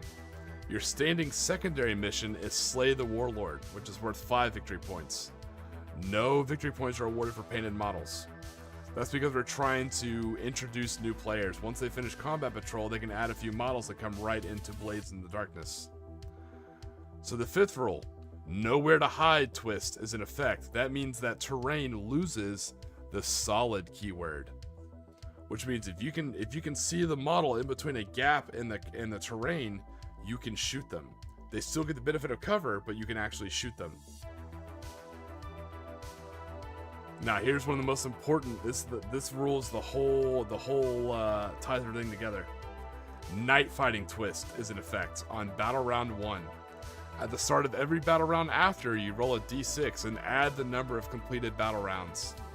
On a result of a 6, night fighting is no longer in effect. So the way that works is turn 1, night fighting rules are in effect with a night fighting twist. That means basically everybody has like a souped up lone op. You cannot be shot at if the model is 18 inches or further away. Same thing with indirect fire, unless they're within 18 inches, right? So that starts on turn 1. On turn 2, you roll a dice. or you roll a die and you add 1 because 1 battle round has passed. And you do that at the start of every battle round until you get a 6, a D6 plus whatever, how many battle rounds. And what that shows is like, that's like a flare going up. You never know what turn it's going to happen on. It could happen on turn 2, could happen on turn 4. You don't know. The flare is going to go up and then night fighting rules disappear and it's basically a free fire zone. Alright, so here's the controversial rule. Rule 7. There is no 1 automatic CP gained at the start of each command phase. You start the game with 3 CP. Any other CP generating ability, such as from units, is still authorized to work as normal. Which means if you get your CP from your Gretchen, on an objective, that's fine. If you get CP from like Voxcasters, that's fine. But you don't get that automatic free CP at everyone's command phase. That's not a thing. You just start with 3 CP. So we reduce the amount of CP in there to make it a little bit more special. Because again, it's a 750 point match played on a 4x4. So we kind of shrunk that down a little bit. And then finally, this is a nod to bolt action. The 8th rule. If vehicles are destroyed but they do not detonate via deadly demise, then they stay on the table and count as terrain. So they're dense terrain, you can't drive through them, and they actually count and they give you the benefit of cover.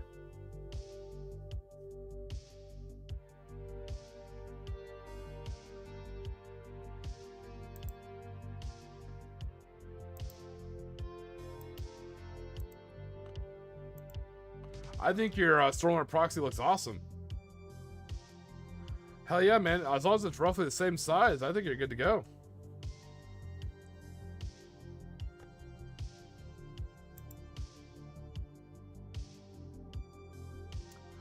So what do you mean, what about monsters, stop motion? I mean, yeah, anything that you can fit in a 750 point list is allowed. So that's something we toyed around with. Are there going to be any kind of like toughness restrictions? No. Anything you can fit in a 750 point list in your detachment is fine. Your primary mission is whatever your disposition is based upon your detachment you take. Oh, for the deadly demise.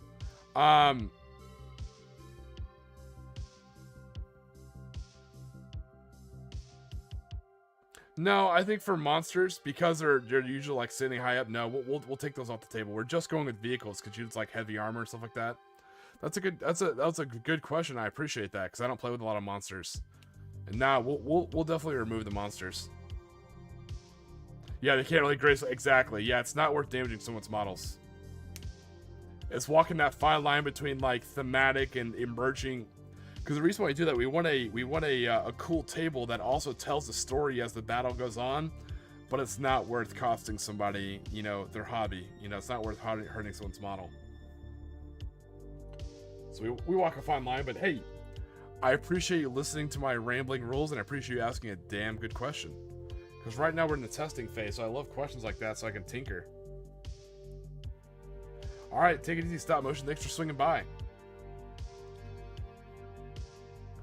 Good question, by the way. I appreciate it.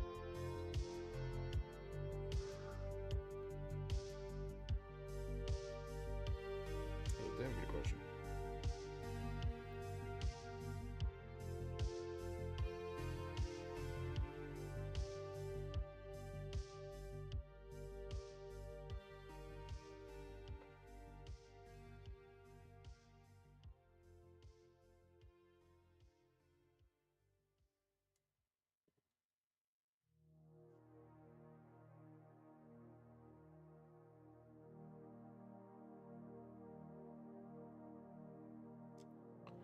Well, if you need some 40K models to act as quote-unquote proxies, I'm not sure if by proxies they mean like third party or like actual just proxy.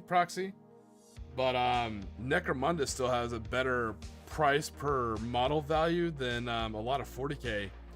So you could do some really cool guardsmen, like especially like Casterkin or something, by using like House Orlok gang boxes.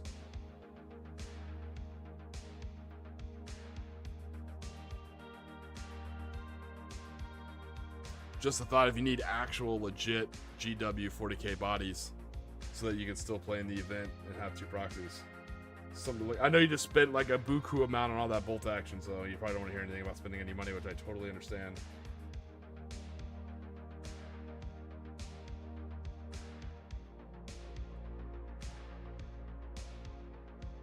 Nice, look at those heavy weapon teams, that is cool. Yeah, okay, yeah, so you can use 2 third-party things, yeah. So yeah, if you're just looking for 40k bodies on the cheap, yeah, patrol eBay for old guardsmen, or like I said, pick up an Orlock gang box. Plus, they have the benefit of looking absolutely badass. So that's something that I've always enjoyed about Casterkin versus Scions. So for those of you who don't know, I think a lot of y'all are guard players. So Scions come from the actual military academies, you know, the same place where they train the commissars. Versus Casterkins, unless I have my lore wrong, which is a good chance they change it, you know. Ask the Custodes. So they can't change their lore. So as far as I understand, Casterkins are uniquely Cadian. So Casterkins are veteran Cadian shock troops. They're the elite of the elite of the elite. They are the veterans of Cadian shock troops. So where Scions are badass by nature of their training and equipment, and they're highly trained, and they are still highly badass, and I'm not saying they're all green, they're not. They're just very, hey, drill, deploy, kill, come back, train, drill, go on a mission. Whereas the Casterkins, they graduated from the school of hard knocks and murking people on the streets. So these are like, they've reached the special forces, if you want to call it that. They've reached that special forces level. It's like how the Green Beret special forces used to kind of be, where you had to do your time in the army in a different MOS. Like you had to be an infantryman or a mortarman or something of that nature, and then you could transfer into the X-ray program and become a Green Beret. Versus now, where they kind of just pipeline you.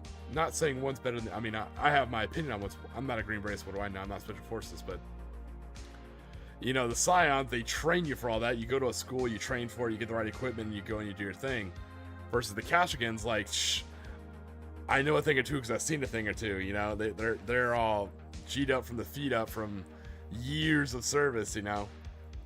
So that's why I think for Casterkins, I think doing mixing Cadian bits and Orlock bits would be absolutely legit. Or if you look at how Orlock models look, if you have your Gaunt's Ghost and you want more of that, I think using House Orlock for your Cadian recon squads and for your Casterkin would be really cool, because they have that Hive City miner vibe, because that's what the Orlocks are. They're miners and industrialists, so they have that same vibe that the Varun Hive guys would, like Soric and what's his name? Was it Gol Korea? You know, you have I'm trying to think some of the other Varun Hive people. Not Ku, obviously, because no one likes Ku, but anyways, you see what I'm saying here. So yeah, if you want to do like a legit Gaunt's Ghost kind of army, don't overlook House Orlock gangers, or House Orlock gang for your Varun Hive people. Kolia Gall, there it is. Thank you.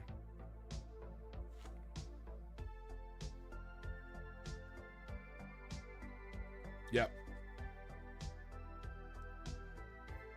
I know some people are always kind of curious the difference between Scions and Casterkin.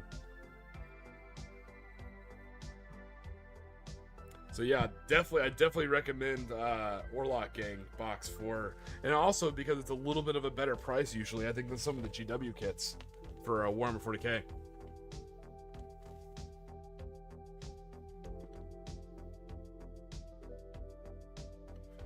Definitely something to look at.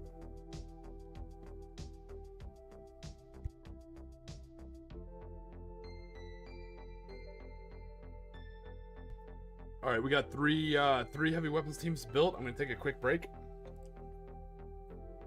Pop a mini bottle here in this Coke bottle and come back up, build the other 3, and then we'll probably call it a stream. I'm gonna be running a little bit later tonight. Don't feel like you gotta stay up with me. I know it's kind of crazy hours for you guys.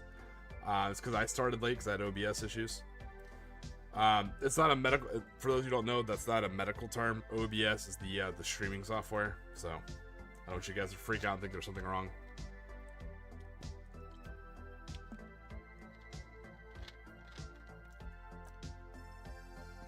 All right, well, let me take a quick break here.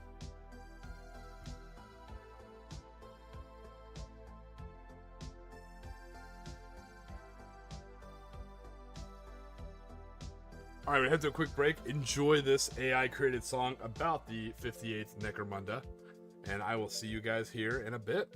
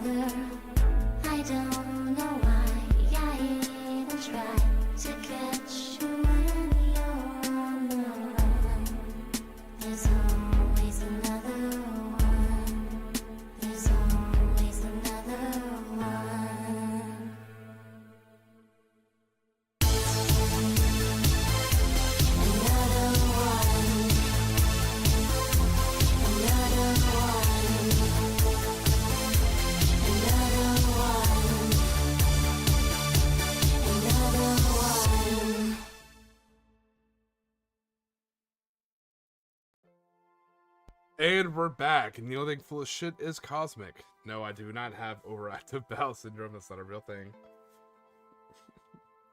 I know he knows what OBS is because he streams too. RK, if I could only have one type of rum for the rest of my life. That's tough. I do like my coconut rum. So you're saying type, right? Not brands? If I could only pick one type, it's an easy liquor to do because it's so loose. That's the cool thing about rum is the rules for it are like very lax. It's not like bourbon or stuff like that, where it's like cognac, where there's like very strict rules about what it can be, where it has to be from. No one gives a shit about rum. So I will go spiced rum because I like good rums. Oh, Mad Larkin, take it easy, man. Let me know how the tournament turns out. I'd love to see pictures or see how you do. Thanks for hanging out late with us, brother. And again, you'll deny it, but thanks for all the help with the Blades in the Darkness. I appreciate it.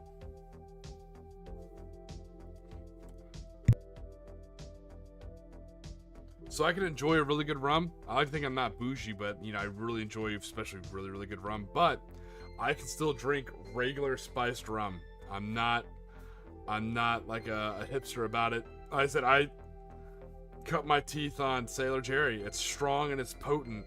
But Sailor Jerry on the rocks, or when you go to most bars outside of Florida, outside of some places in Florida, not even all in Florida, but outside of like tiki bars and like seaside bars here in Florida, most places only carry 1 or 2 rums. It's like a flavored rum for shots, or they'll carry like Captain.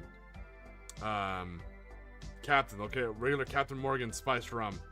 So I enjoy, you know, Captain Morgan spiced rum on the rocks. You know, put down a lot of rocks. Put on some put in like a double of Captain Morgan and just enjoy it. As the ice melts, it kind of rips it apart a little bit. Releases that smell. It's really good. Simple, off the shelf, in tree, spiced rum on the rocks is good to go.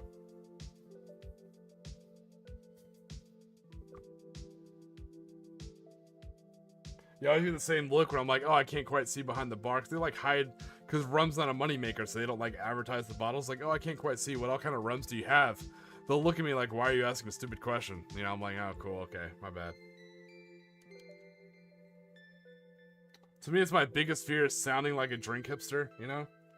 So, like, sometimes I'll want a drink and I describe, like, hey, can I get this in a glass? Like, oh, you mean a this? And it puts you in a weird situation where you're like, I feel bad when I do that, because I'll walk up and I'll be like, a good example is I like a Vegas bomb in a glass, right? Vegas bombs are delicious. But in particular, I like a coconut rum in mine instead of a vodka. So in case you don't know, it's Crown Royal. I like Crown Royal, Malibu, peach schnapps, and Red Bull in a glass with ice, right? It is a stout drink. It is a delicious drink. So when I walk up, I'm like, hey, can I get a Vegas bomb but in a tall glass with ice? Some bartenders know that. Some are like, what do you mean? And I have to describe the whole drink to them. Versus if I walk up and I describe the drink, like, oh, you mean a this? And you're like, either way, you're rolling the dice, you kind of come up looking like the asshole, you know?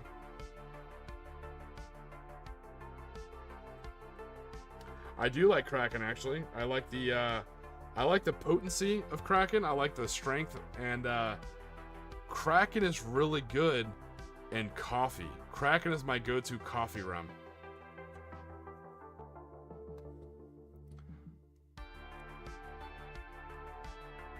If you want like a cafe, what do they call that? Cafe Royale style. If you like old fashions, Cosmic, when we play that game in Indiana, I'll bring you a rum to try, and we'll make rum old fashions.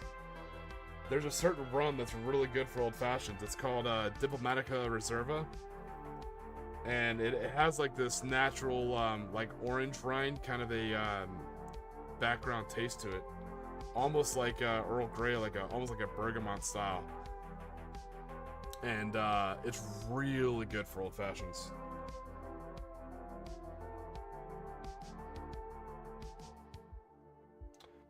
What you like to drink, I think you'll fit in well at the Hive War event. And I'm serious, I'm getting those 2 Nerf pistols. That's how we're going to do our rules disagreements. You're going to go back-to-back 10 paces with a little pirate flintlock Nerf pistol.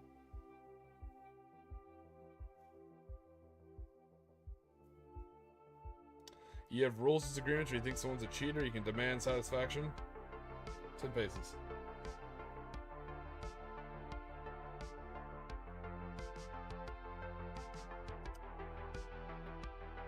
Yeah, the Diplomatica Reserva comes out of... Oh, I'm trying to think, what country does that come out of? Oh, it's on the tip of my tongue. It's not Guyana. It's not Venezuela. I'll have to think about it. It's one of the Central or South American countries.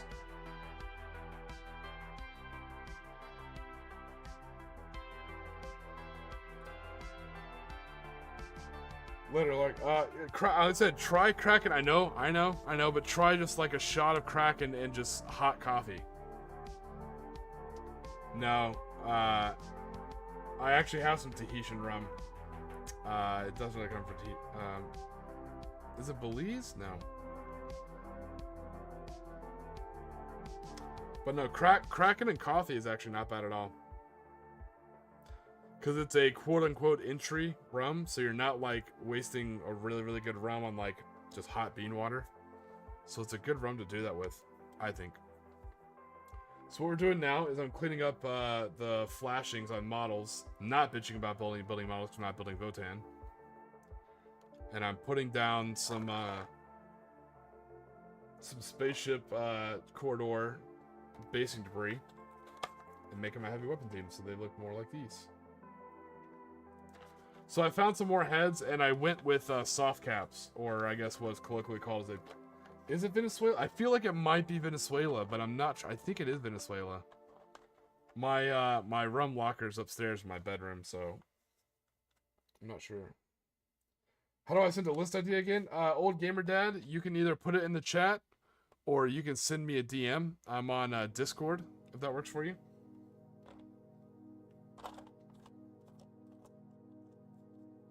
Or, if you're not on Discord, which I totally understand, I think if you go to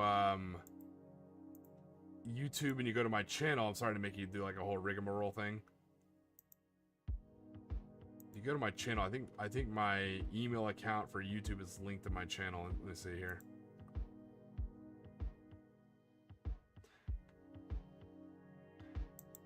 Yep, you can shoot it to my Gmail account. That's fine.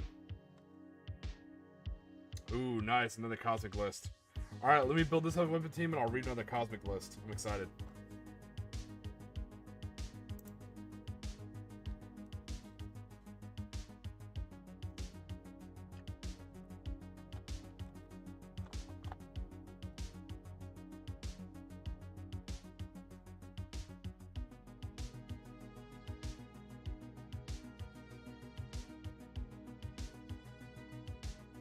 Pigeon to catch a pigeon. So RK, I started your whole thing like all the way down. Like you have to feed the rice to the pigeon. I was like, what the fuck are you on about? And then I was like, oh, hold on, let me scroll up.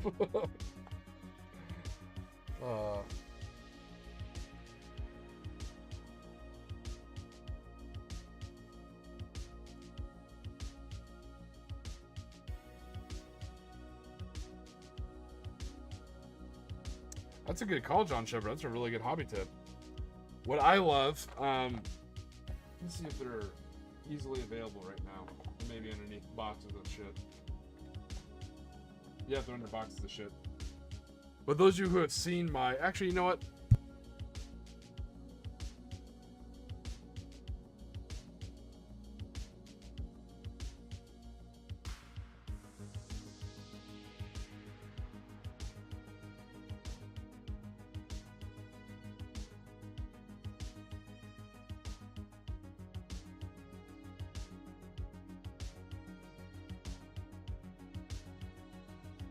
Here we go. Speaking of basing, you can always buy your bases.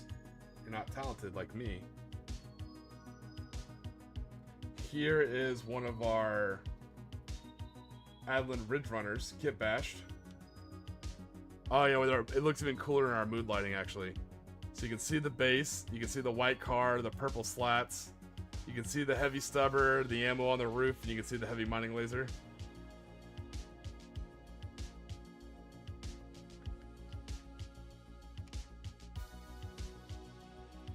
Hopefully you guys are kind of seeing the Miami Vice vibe here we're going for.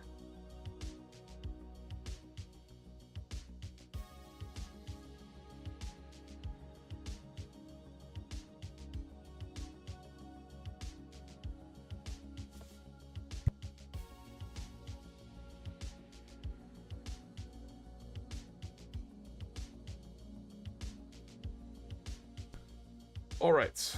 Let me take a look at your list, Cosmic, and then I'll get back to building this heavy weapon team.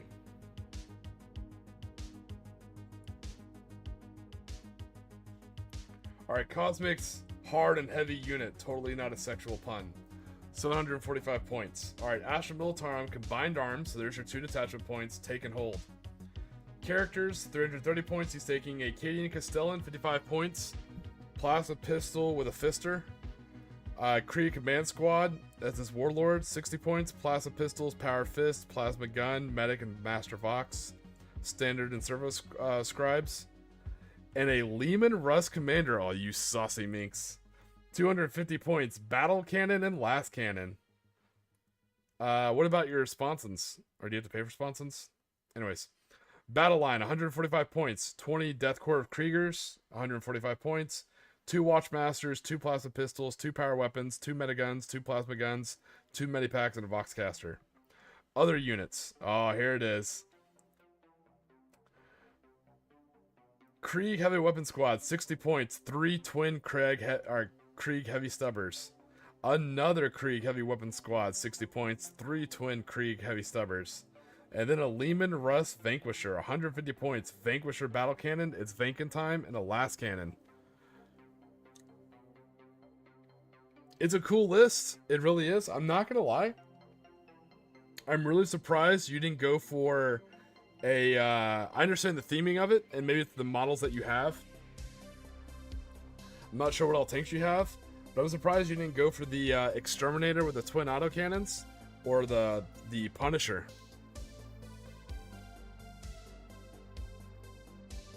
But I guess with all that heavy stubber, you're playing with anti-personnel fire. Yeah, that's a cool list. Plenty of anti-tank, plenty of anti-infantry. The only thing is, I think, especially on a 4x4, again, that's not a size that we normally play on. You may get outmaneuvered. That's the only thing I can think of. Somebody may just maneuver on you. Unless you put your heavy weapon teams up high. It's a badass list, though. Thanks for submitting it. I'm gonna check the chat.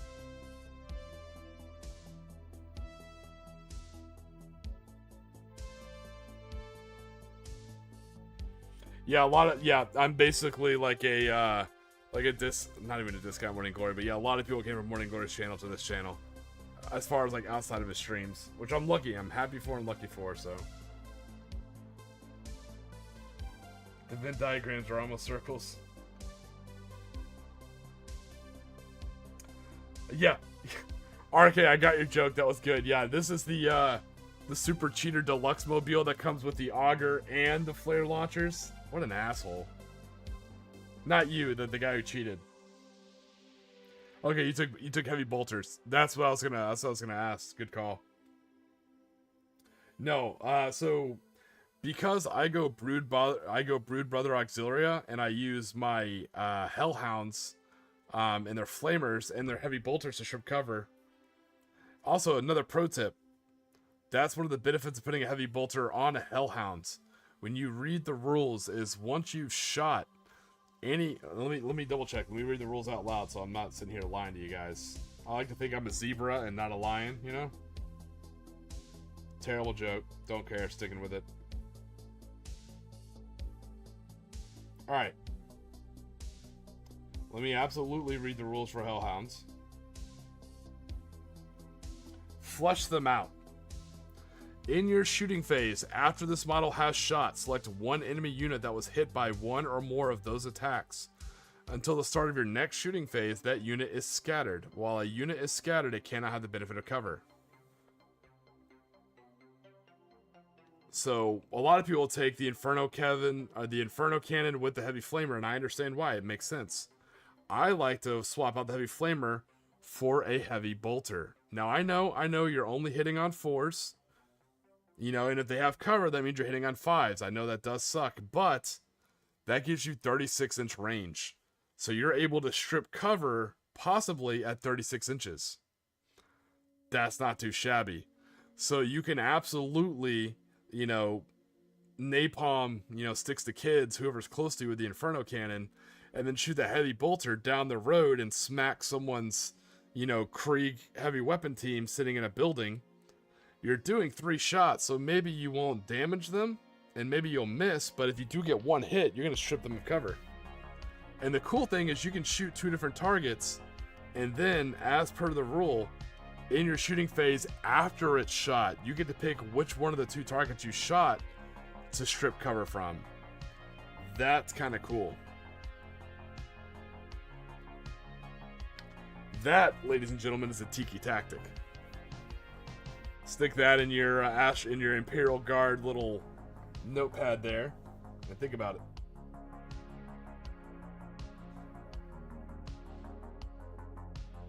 Think about putting heavy bolters on your Hellhounds. Hitting on 4s ain't that bad, and you got 3 shots. I think the flexibility is pretty... Oh, and also, you know, speaking of... yeah, it's not bad, actually. Heavy bolters have that AP, too, so it's actually kind of nice.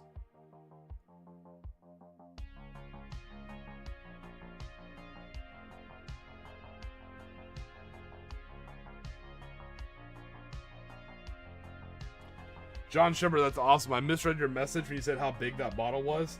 I thought you said there's a 28mm miniature of it in front for basing. And I was like, I see the model, but it looks nothing like it. But I was like, oh, okay, you're saying it's just a 28mm scale model, not the same model in 28mm scale. That Cthulhu is awesome. I love it. All right, let me get back to building my heavy weapon teams.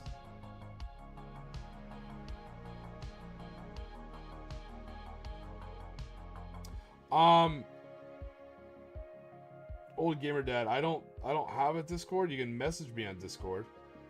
I don't really have a Discord.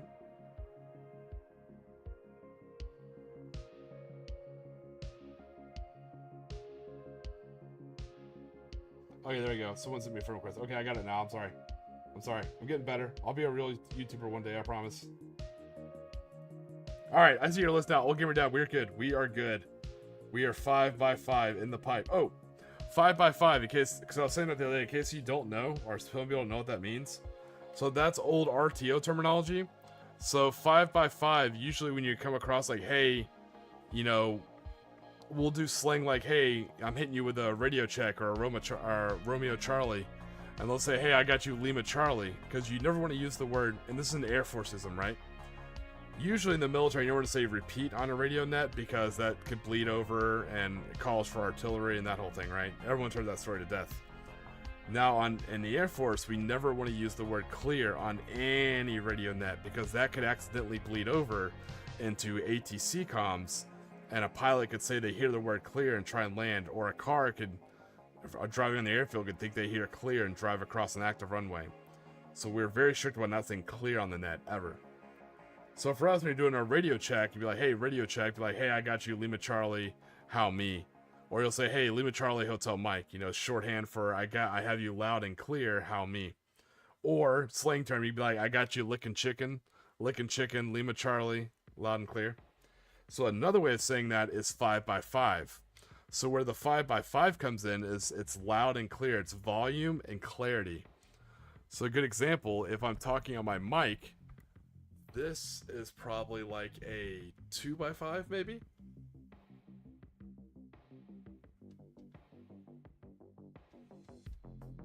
Where this might actually be a 5x5, right? You can hear the volume increases and the clarity kind of stays the same.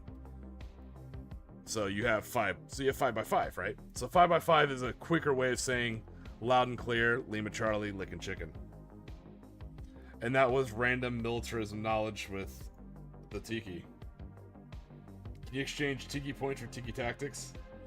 Oh my god, I should copy that from Helldivers 2, like brash tactics. Like I'll start doing shorts like Tiki tactics. And I'll put out like these little things. Yeah. I could do that. I'm not very good at the game, so my tactics kind of suck, but you know, it is what it is. Alright, let me get back to Old Gamer Dad's list. And then I can get back to building these heavy weapon team girls. Alright, something new, ladies and gentlemen, something fresh on the buffet. We have Old Gamer Dad coming in with Chaos Space Marines. And he calls it the Unmade. And he is coming in at 735 points, ironically enough, following the rules as a Chaos player. What a gentleman. All right. So we have. Let's see if I can find this attachment. What detachment are you taking? Let me know your detachment, old gamer dad. Okay. So we have a Master of Execution for 70 points, and he is supporting some Chosen, and we have a Traitor Enforcer who is leading Traitor Guardsman Squad. Also, let me know which one's the Warlord. It's not showing me. So the Chosen is 135 points. You have a Chosen Champion with Chaos Icon, one Chosen with a Bolt Gun, two Chosen with a Combi Weapon and Bolt Pistol, one Chosen with a Power Fist and a Plasma Pistol, a Plasma Fister, as we call it here. You have another Master of Execution, Felgor Beastman. Oh my god, he's going for the vibe. That's gonna look so badass. I would love. Thank you so much. That was the Chaos model I was thinking of. I was like, what kind of Chaos model would do like a Knight Recon by Force?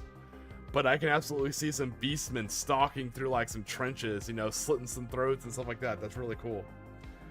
So he has a Master of Executions, Felgor Beastman, one Felgor Champion, 7 Beastmen, one Beastman with Corrupted Staff, one Beastman with Great Weapon,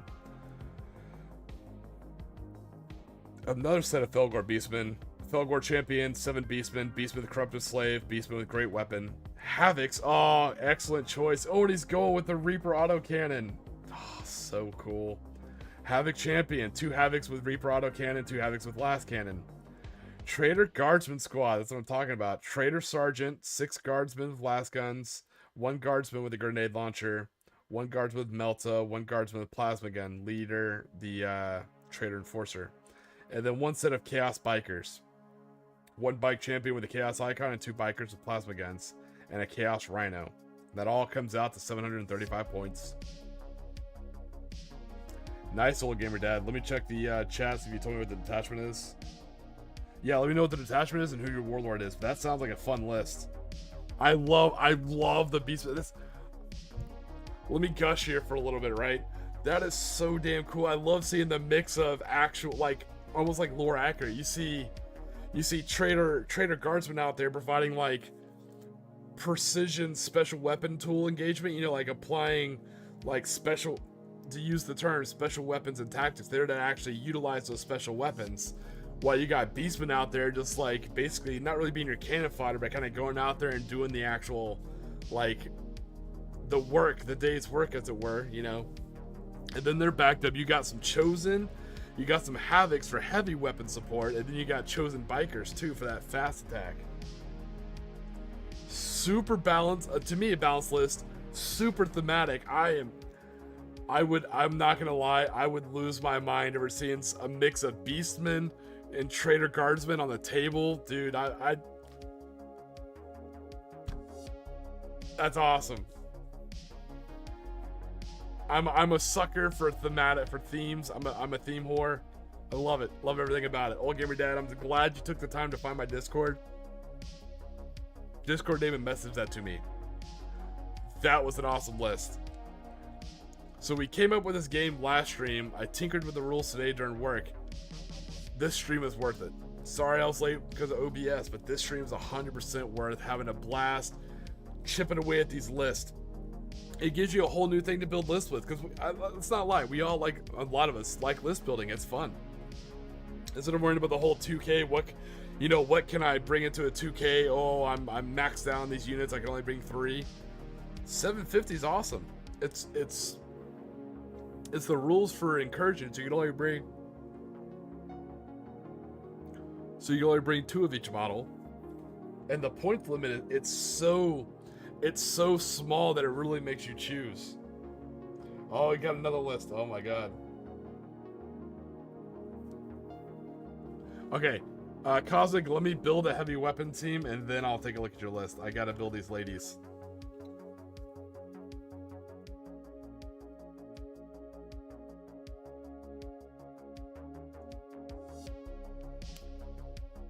Yeah, and I'm not gonna lie, I think with the again, Wargame Atlantic, they've always had the cannon fodder, which would make good cultist, and Trader Guardsman. But yeah, now with the actual dams, you have Trader Guardsman right there. Plus, I'd recommend mixing in some boxes of Frostgrave. Frostgrave has Cultist and Beastman.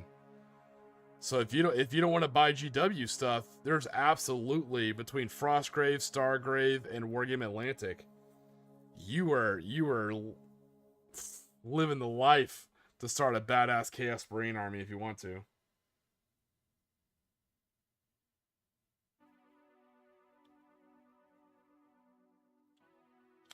You can get like one of those small little boxes that has like all the paints and like a couple of Space Marines, and then boom, those can be your Chaos Chosen. You know, paint them up, swap out some heads, add some stuff to them, boom, easy peasy. A cool Chaos Space Marine army is only a couple kit bashes away.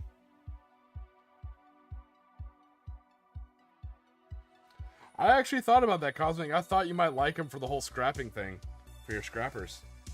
Like kind of mix in a little bit of the bits here and there when I looked at them.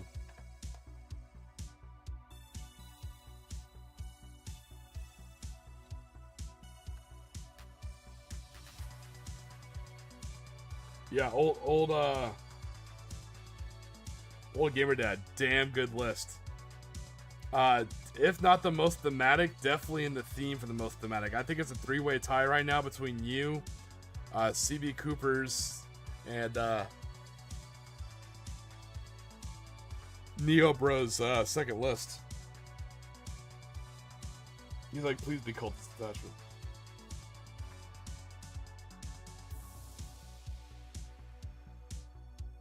Yeah, absolutely. Wait. Also, I mean, I'm not trying to influence you.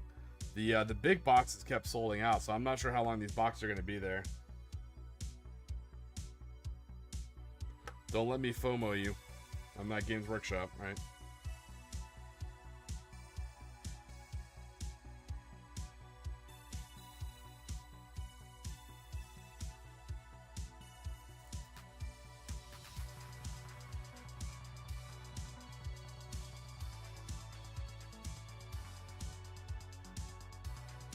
All I'm doing is just kind of decorating these bases and getting these heavy weapon teams ready.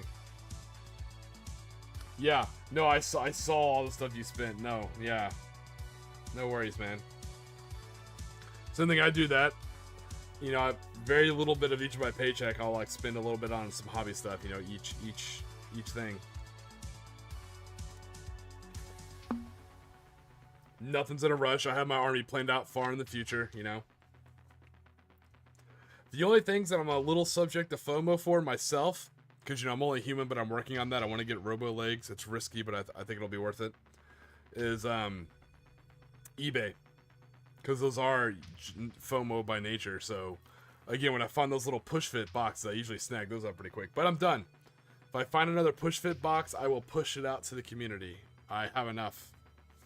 I have 20 guys, and now I'm getting some girls, so we're good.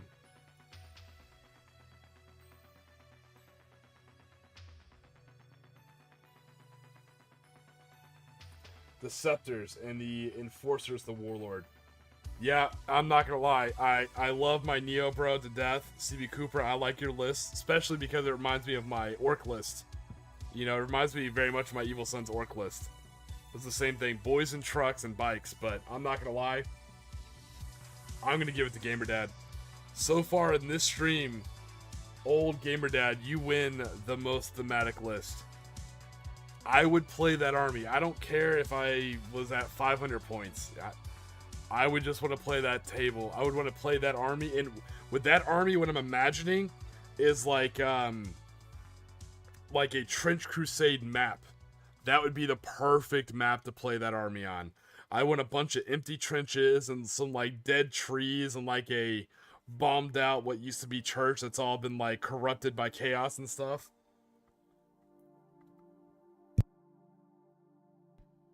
You can literally like see the scene being set. It's like the perfect thing, like stalking through late at night, the mist is starting to set in, you know. You can see like my neophytes quickly trying to like rub dirt on their bayonets to reduce the shine, and they can hear a beastman like howling in the woods far away. And they can hear like the beastman like kind of howling, and you're like, "Oh my god, what's that?" Then you hear the revving of the chaos bikers and you're like, "Oh fuck. Oh, that's so cool. Way to go, Gamer Dad. You totally set the mood, man. I'm loving it. Sorry, I will nerd out. Absolutely.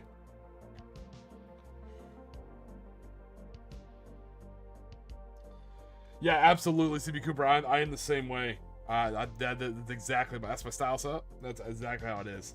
If I lose to a good thematic list, I'm like, well played. I'm loving it, all about it. Like, if I got beat by, like, I know you mentioned it, too. If I got beat by a Raptors Space Marine thing, and they were all wearing, like, ghillie suits, and they had, like Mandrake Cryptic, painted camo style in their vehicles, I'd be like, win or lose, I don't care. I just want a picture of your army. That's all I want. Like, that is awesome.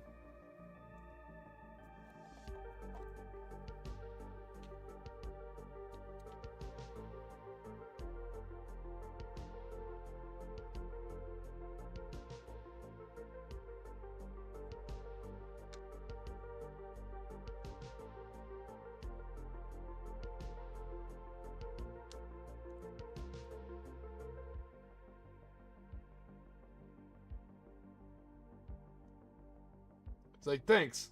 Now I just need to build it. Well, we were chatting about it. If you already have the models, then yeah, you gotta build it. If you don't have the models, definitely check out Wargame Atlantic, Frostgrave, and Stargrave.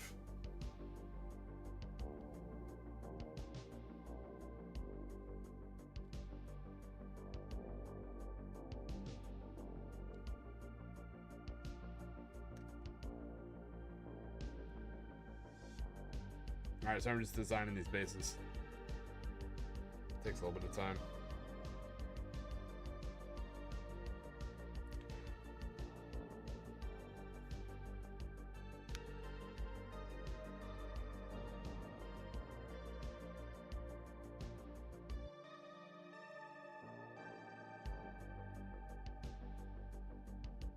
Yeah, so that's my thing too. But I'm okay.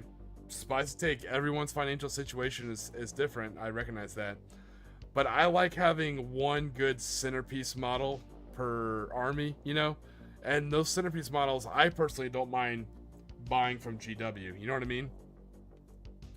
Like, you have this Ridge Runner, but I have another Ridge Runner that's actually a GW Ridge Runner. And I have a color-changing paint job on it. So that's kind of like my showpiece, my centerpiece, you know?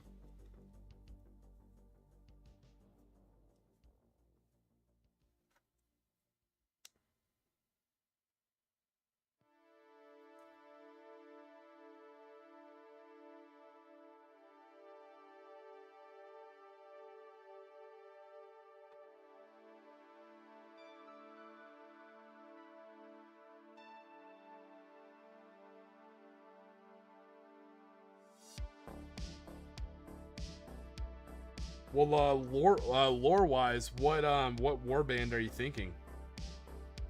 Because that's the best thing. If you go Red Corsair, you don't have to use Chaos Space Marines at all. You can just straight up use Space Marines and just paint them differently.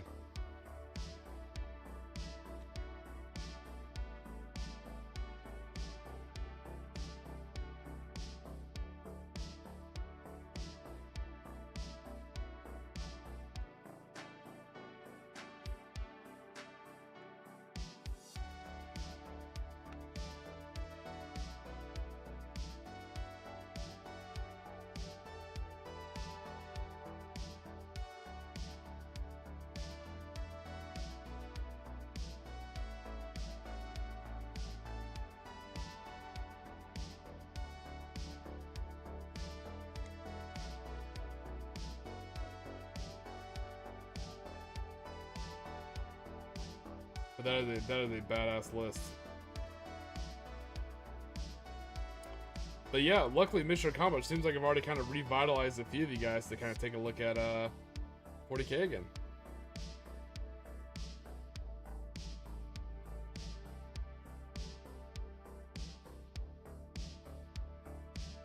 That's true.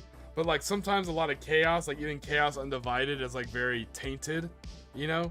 It's like I look at it between like Renegade Space Marines and Chaos Space Marines. You know what I'm saying?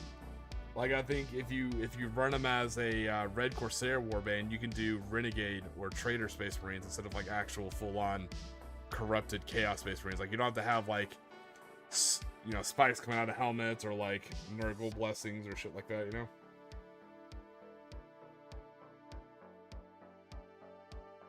Like, I built my 10-man Legionnaire Chaos kill team out of an old Space Marine 10-man tactical box.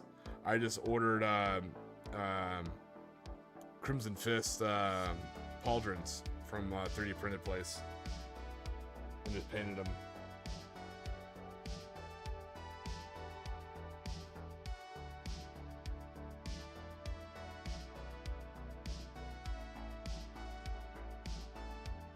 Alright, let's get these bodies on this base.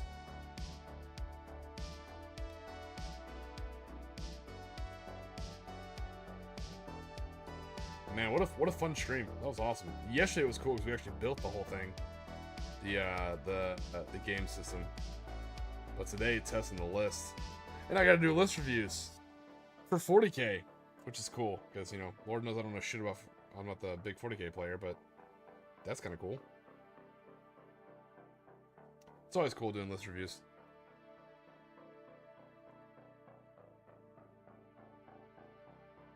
I feel like a real YouTuber.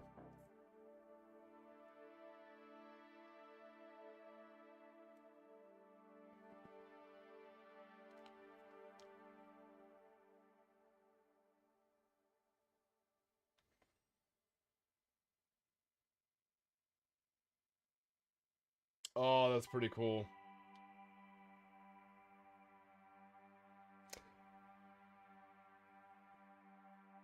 Yeah, the Badab War is pretty badass.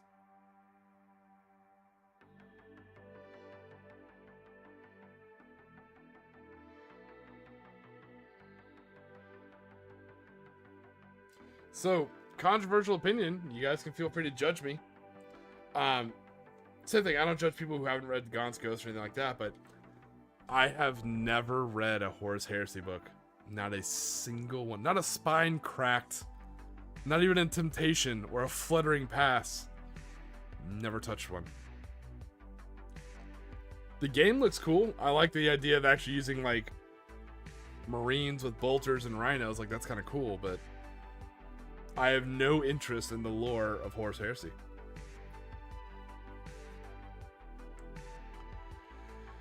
Controversial 40k opinion of the day right there. Not just me being a hipster or a contrarian. It just doesn't interest me. It's like we aren't meant to know it. Yeah, to me it kind of like it's too much of looking behind the scenes. You know, it's like a bunch of girls with daddy issues, kind of like Catfight, I guess. I don't know. I've never read it, so I don't know what it is. It's not my thing. It's kind of like I can enjoy reading, what's a good example of this? I can enjoy reading The Hobbit without ever having read Lord of the Rings. I've read them both, don't get me wrong. And if I had to choose it again between reading The Hobbit or reading all the Lord of the Rings, I would choose The Hobbit again. Nothing against it. I think they're both amazing. It's kind of a weird example because it's kind of backwards, you know what I mean? But, like, I can read I can enjoy a isolated self-contained story or world without having to know all the back lore of it. It's cool knowledge, don't get me wrong. But actually, I think it's one of the few times... Actually, lately, it's been happening quite often. I've been agreeing with Morning Glory. I think he hit the nail on the head with this one when he talked about it. And I don't mean to make light of anyone's mental or medical condition. And I mean this in the nicest way. I don't know, and so I don't care. And I mean that in a nice way, that I don't care. But I think there are a lot of autistic people, you know, or attention detail-driven people in 40k. So I think they want to know the lore. You know, I think they were like, why? Why is this? Why is that? But why? But why? But why? But why? But why? So I think they just kept delving deeper and deeper and deeper and deeper. Going back to a Tolkien reference, they delved too deep and too greedily, you know? But I think that's why the Horus Heresy thing expanded so much, because they're like, why? And why? And why? And people just want to know where all this lore comes from. Instead of just being like, The first line sums it up. You know, we're in the grim dark future. There's only war. Yep. All right, I'm summed up. Let me start reading about these Imperial Guard regiments. You know.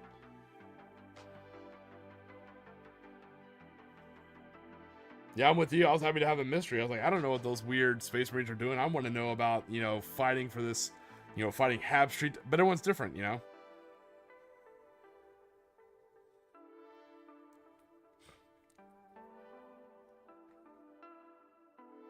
I get it. But yeah, I have so many books on my list of things to read. The Horde Heresy is nowhere near it. No matter how good it is, nowhere near it. And I always say, my top recommendation, if you've never read a Black Library book, my recommendation, my intro to Warhammer 40k will always be 15 hours. Many people say Xenos. I can understand why they say that. Some people even say Horus Heresy, start where it chronologically begins. I don't agree, but I can understand that. I say 15 hours. Start with the most humblest human perspective.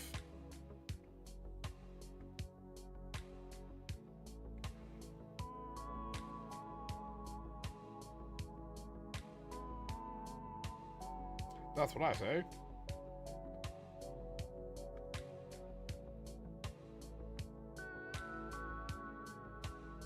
But yeah, I would tell people, yeah, I'd start with 15 hours, and then I'd probably go like Xenos, the Eisenhorn. I think my dad really liked those books, the Eisenhorn trilogy. I thought they were all right. But again, I'm partial. Like, I'm here for the hard military sci-fi.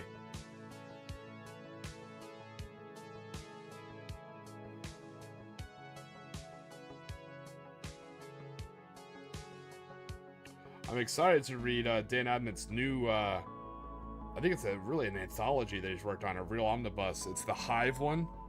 I'm excited to read that. Because I feel like they like reached into my dreams and like plucked out my like wants, and I'm exactly the target audience. Warhammer Crime is awesome. If you're looking for if you've already read a lot of Black Library books, and if you have that free Audible credit you're looking to spend, or you're looking to get a Black Library book, and you're open to it, I cannot recommend Bloodlines highly enough. I always say this in a couple of streams.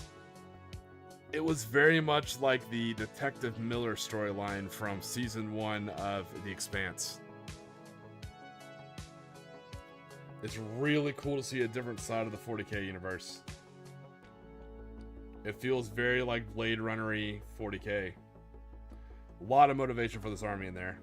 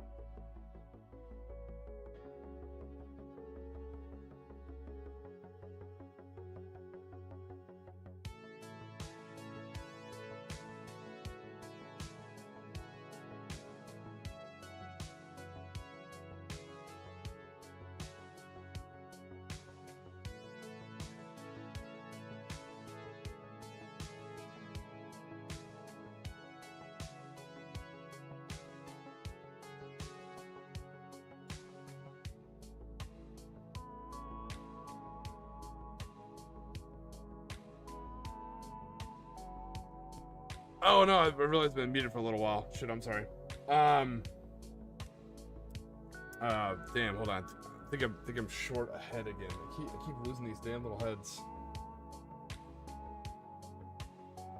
Yeah, I'm short one head. Let me go diving around looking for another head over here.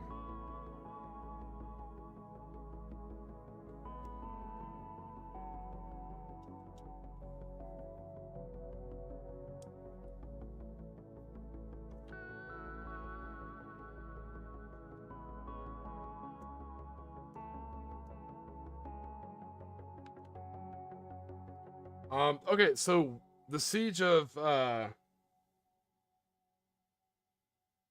Rax. That's is that a Deathcore of Krieg book, or is that I think it's a Deathcore of Krieg book. I haven't read that one. I know it's often mentioned and often referenced. That's like saying, like, I haven't read any Fall of Cadia, but I know they talk about Cadia all the time.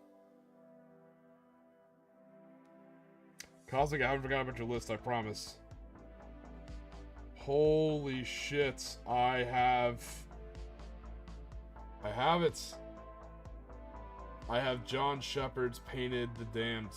They look so good. I like the blue paint scheme you went with. I think it looks really cool. Cosmic, let me put some heads on these gals, and then I'll get to your list. With glee and envy. I know it's late, so I don't want to keep you up too late, buddy. So don't let me keep you up if you don't mind giving me the 5 minutes to finish these heads. If not, I'll get to your list ASAP. You let me know.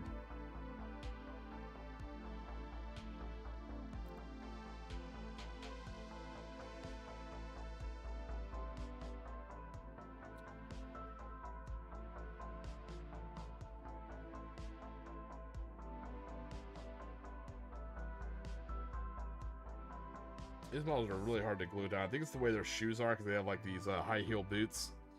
I think they're just a pain in the ass to get good surface contact on.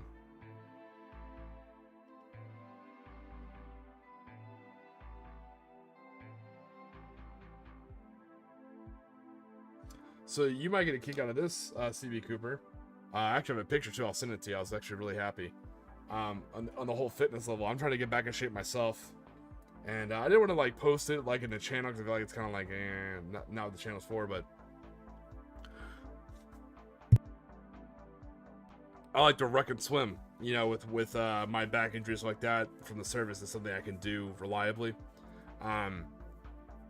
So I've been rucking, and I ruck at 32 pounds, so I carry a 32-pound ruck, and I go out in the afternoons here in Central South Florida, and I'm happy.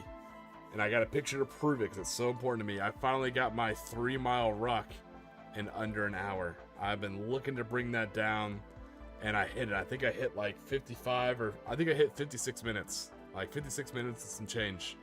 So I did a 3-mile ruck on pavement, you know, in the Florida heat, 32-pound pack. I'm happy.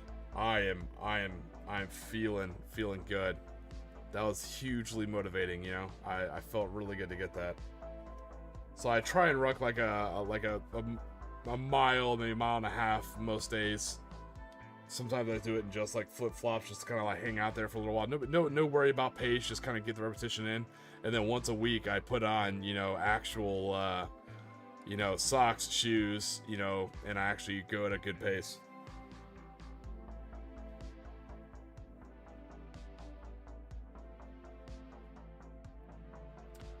Yeah, I'm trying to get back down to, ultimate goal would be if I could do it in 45, but that was like the bare minimum back in the military days. I don't know if I'll get back down to that level, but, that's still pretty good. Still trying to drop it back down, but now I was pretty happy about that. So I know you worked out hard today, and that's why you missed, or you weren't there to stream, so I was like, hey, as a fellow guy working out, you might get a kick out of that. I'll shoot you a pic, dude. I was pretty excited. Alright, Cosmic, I finished the girls. They have heads. I went with 2 soft caps. And we will now read Cosmic's list. So yeah, for those of you who have seen me, I am a very large individual. I'm tall, and I put on a lot of weight since I got hurt and left the military.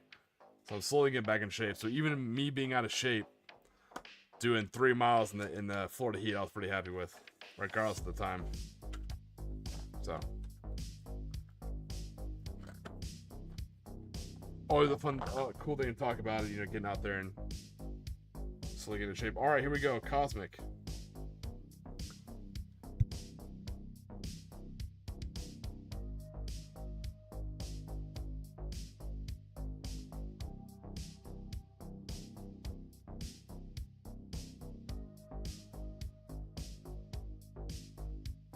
All right, we have Cosmic's Clubbin' MC Lovin'.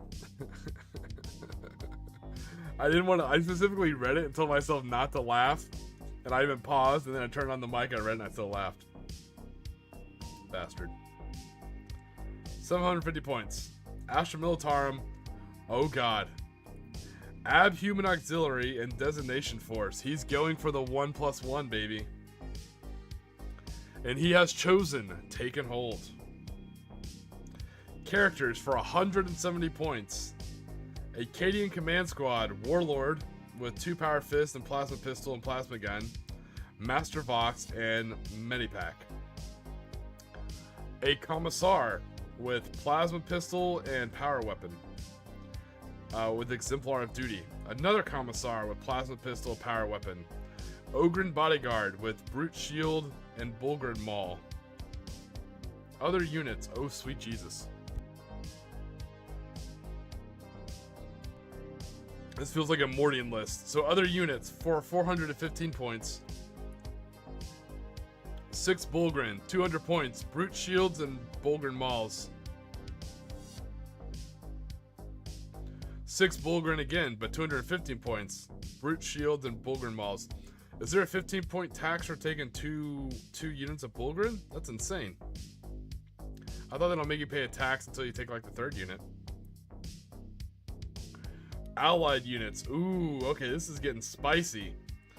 For allied units, 165 points, he's taking an Inquisitor with a combi weapon and a force weapon, Psychic Gifts and Psychic Shockwave. He's taking a Subductor squad, 100 Proctor, 9 Subductors, and a Siren Mastiff, Shock Mauls and Shot Pistols.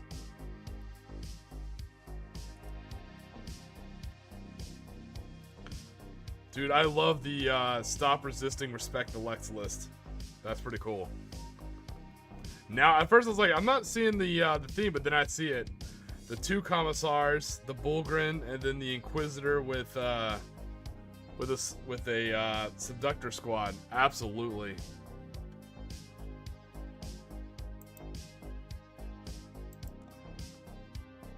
That's a very, the beatings will continue until the Lex is respected list.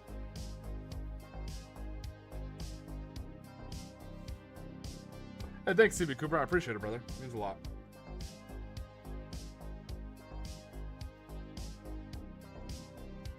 I did it in what's becoming my now that I'm out of the military, my favorite quote-unquote combat boot. I wear my old Op 4 shoes, so it's high top Chucks. I like them because I also use them in like really hot water. Like on like a really hot day, I use them for my my dive booties with my fins, because sometimes like neoprene's just like, you know, it's just too hot. So I'll use my little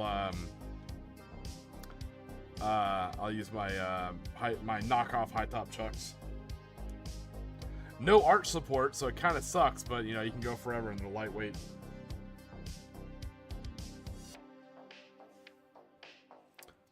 But it's kind of cool. So it's my ultimate goal is to go from, when I get in a little better shape, I want to go from rucking. I want to ruck and then immediately go into swimming. So, you know, wear like my board shorts and with compression shorts underneath, you know, do my ruck, then go into my neighborhood pool, you know, wash off the sweat and all the grime, you know, pop on the my rocket fins and hit the pool and start doing some laps. All that stuff like that. All right, enough of that talk. This is not a fitness channel. I'm definitely not a fitness guru. That was a cool list, Cooper. Cosmic. At first, like, I'm not seeing the theme. I'm like, I get it now. I really like the law enforcement side of it. That's cool.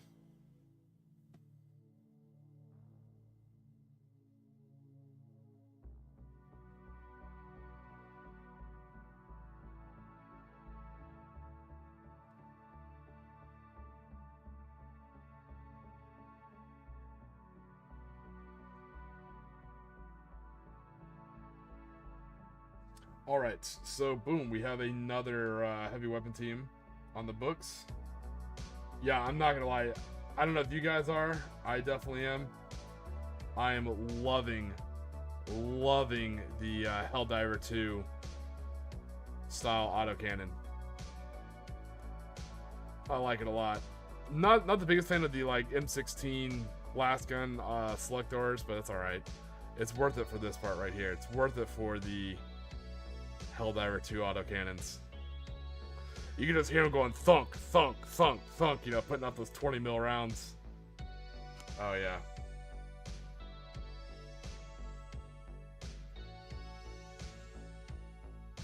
So playing all that bolt action, like, oh, I hear you like anti-tank rifles. I do. Wow, how would you like the next evolution? Drum-fed autocannons. I'll take it.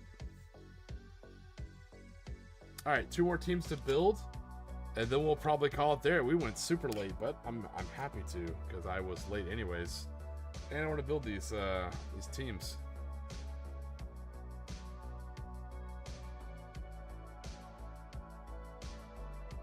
Oh, the base is actually done. If you want to take a look at it, yeah. So here is light kernel. Here, I'll turn off the mood lighting. So I keep mood lighting on just for fun. All right, so here you go. Here is light kernel Crockett. He is a Primus, so he has his scoped needle pistol, which is actually, that thing can kill some people. You gotta watch out for that thing. He also has an auto pistol, which he's equipped with. He has his claws and his bone sword. And on the base, he has, if I can get it close enough, you can actually see the Tau skull in there. And you can see, you know, no socks. He's got his gold chain hanging down, showing him as part of the cult, part of the icon. Hey, Squid Fist! How was your game, man? I hope you have a safe drive, of course. We'll still be streaming for a little bit. We decided to be a little bit late today, so it's kind of cool. But yeah, so that is Light Colonel Crockett. Yeah, I know. It's the basing is nowhere near as good, you know, as like, you know, look at the car basing. And I am gonna go back and buy that basing for all my bikers. At first I was doing it just for the Ridge Runners because it was a little pricey, but not like super pricey, you know. But now that I'm really only gonna be running like 1 or 2 5-man teams of bikers, I think I can spring for that base, and I like the look of it.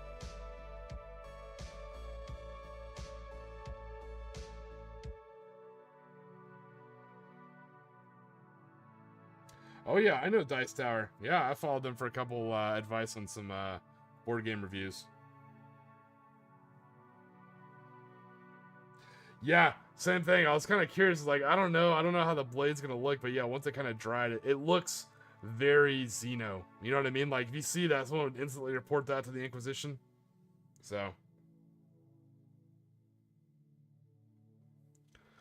and I think him standing next to his next to the car, I think is kind of making it, you know.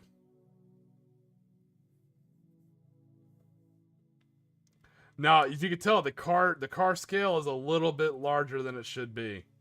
It's a little bit bigger than a Ridge Runner, and it looks a little bit bigger than like a 28mm model. But I'm okay with that. Vehicles and troops don't scale that well, so I'm okay with it being a little bit bigger. And mood lighting. Yeah. Oh. No, I think he came out pretty well.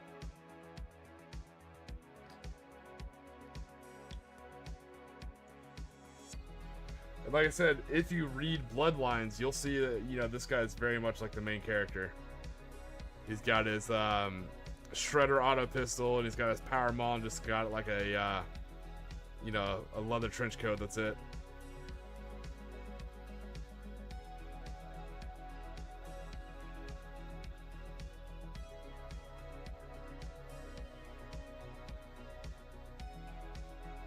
I mean, he's about the average size of most of these models. Let me put him up next to an actual guardsman. Let me grab an actual GW model here. All right, so here's a GW model, and then here's Light Colonel Crockett. So actually, Light Colonel Crockett's a little bit bigger, which is fine because he's a Primus, so I don't mind that much. The other model I had for him, let's see if I can find him. So this is the backup model, but he's a little too big. He was just a little too tall. He almost gave like that weird Slenderman kind of vibe, like Greyman from XCOM style. He's just a little too big.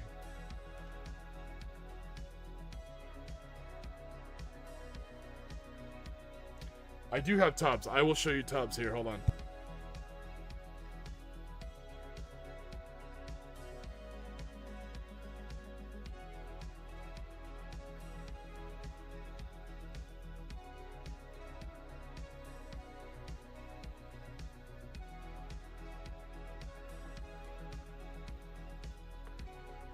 So here we have, and remember, Light Colonel Crockett serves as our Primus. So here we have Major Ricardo Tubbs. And with that little thing on his hand, you can tell it's a big base, right? So with that on his hands, he is actually acting as our Nexus.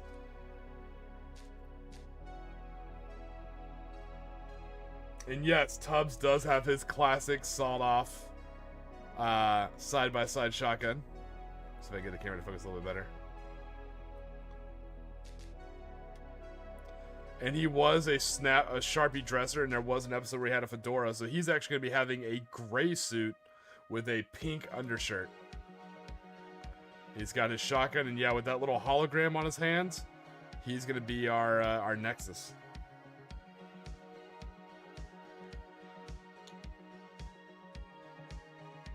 Crockett and Tubbs, man, right there. Yeah, let me grab the other Ridge Runner so you can see how big that one is. So it still fits on its base, which is why I'm not that upset about the scale, because it still fits on the base.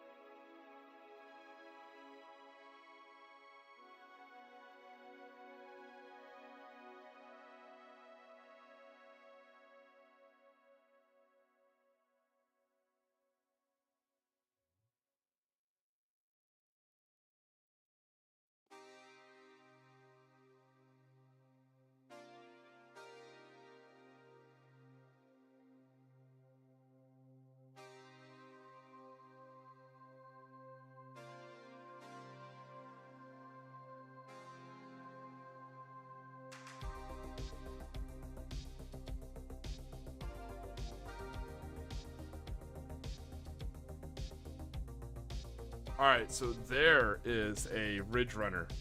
Actual GW Ridge Runner, the appropriate size. So yeah, you can tell this car is quite a bit bigger.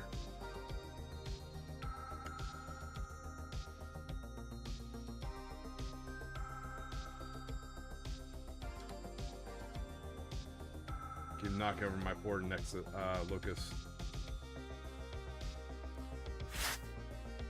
Get some dust off here. So yeah, as you can tell, this has a kind of a color changing paint job to it. It kind of goes from like a blue to a purple. It's got gold rims because, you know, that's how we ball them like that. It's got your spotter hanging out the top.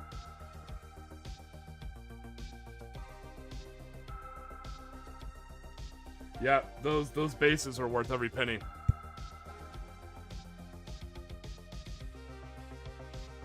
So I always make sure to tell people that it's not me that I bought the bases, you know. But yeah, I think it just matches the vibe of the army so damn perfectly.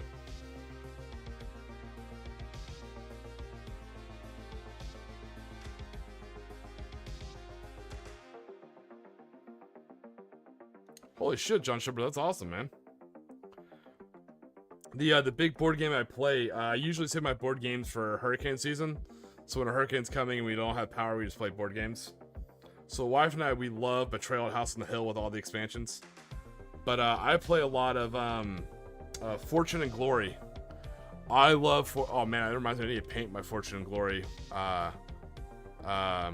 table pieces. You never played Fortune and Glory, guys? It's like Indiana Jones, the board game. It's like pulp 1930s, go around the world, punch Nazis on Zeppelins and raid, you know, tombs, and oh, it's so damn cool. Fortune and Glory, it is amazing. It takes like half a day to set the whole game up, but man, is it fun.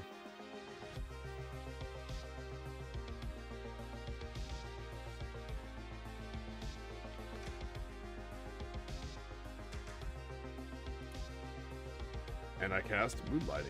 Yow.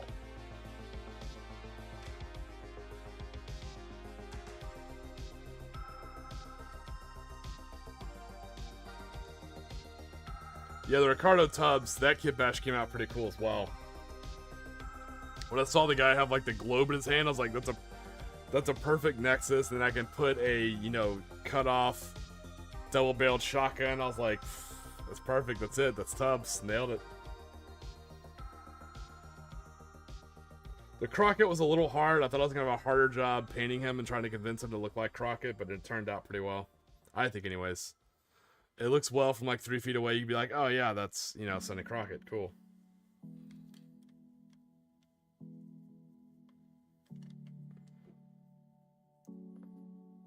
Alright. So with that being said, there's no more lists in the pipe. I'm caught up on chats. Let me... Yeah, Blade Runner Tubbs. Yeah. What's cool is he also has like armor too, so he's gonna have like a little bit of armor over his pink shirt as well. It's gonna be kind of neat. Yeah, so he's the XO. So we have it's a battalion, and it actually follows almost like a very force organization style chart for an old school understrength Marine Corps light armored recon battalion. So it's 2 companies. You have the armored company and the infantry company. So the armored company, and you technically have, I wouldn't really call it a company, but you have like an H&S platoon. So you have the armored company, which is like the first platoon is the 3 Hellhounds. The second and third platoon are both 3 hippogriffs each. And then the 4th platoon for the armored section is actually fast attack. It's a what you call like a scratch platoon. So it's going to be all the Ridge Runners and all the Jackals, you know, on their dirt bikes. Because remember, it's a mix of Necromunda Guard and all the Enforcers, ex-Hive Gangers, and High Scum. There's a lot of like scratch elements to it. Then on the infantry company side, you have, you know, 1st platoon, which is going to be the shock platoon, the assault platoon. That's going to be the that platoon's made up of 3 Castrican squads, with 3 Cadian Castellans as like kind of like squad leaders. You're gonna have a 2nd platoon, which is the reconnaissance platoon, which not a lot of people know about. It's one of the scratch platoons. So it's made up of the Sanctuses and the Reductus Saboteurs. It's also where all the Pure Strain Gene Stealers are. Spoiler alert, they're really good at reconnaissance. They're pretty sneaky, you know, but usually they don't show up to formation, so no one really knows about that platoon. And then you have 3rd and 4th platoon in the infantry company, which are basically our scratch infantry. So that's going to be our neophytes. They're going to be making up the 3rd platoon and the 4th platoon with multiple squads of neophytes. And then you have what I call H&S. I wouldn't call it a company. I call it H&S platoon. So it's headquarters and support. And so what that is you have headquarters, which is obviously, you know, Light Colonel Crockett, Major Tubbs, the XO. That's also where we have our heavy weapons platoon. Yeah, I guess it would be an understrength company, I guess, because you have the leadership platoon and then you have multiple heavy weapons platoons. No, I think we'll keep it at a platoon level. Yeah. So you have a leadership team, and then you have all the heavy weapons, the 3 Catachin heavy weapon teams as a heavy weapons platoon in the H&S. So there you go. That's the rough verbalized or toned verbally of the TO&E for this understrength battalion here. An armored company and an infantry company.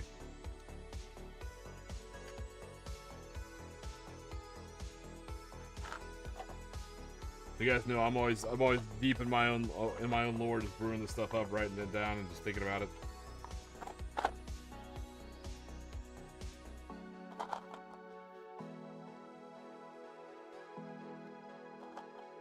Digging in my box of decorative bits. Ooh, that's cool.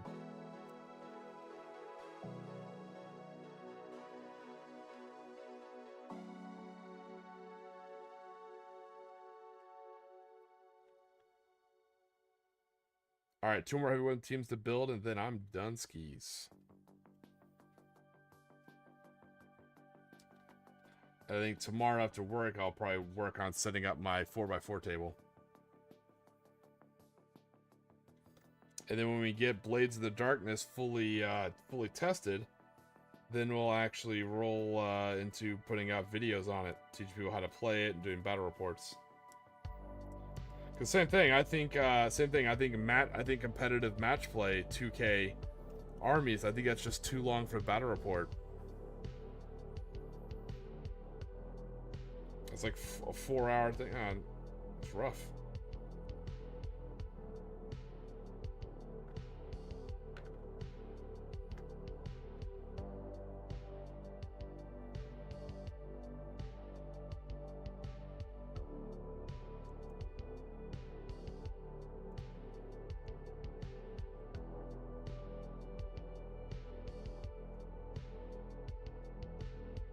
So, which Ridge Runner do you like as better? Do you like the actual GW Ridge Runner, like, and painted with that color scheme, or do y'all like the white,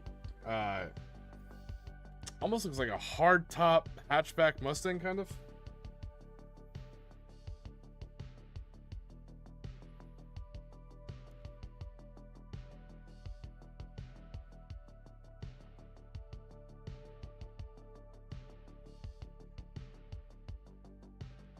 Alright, these two bodies cut off all the extras resin. Now let's glue down this stuff.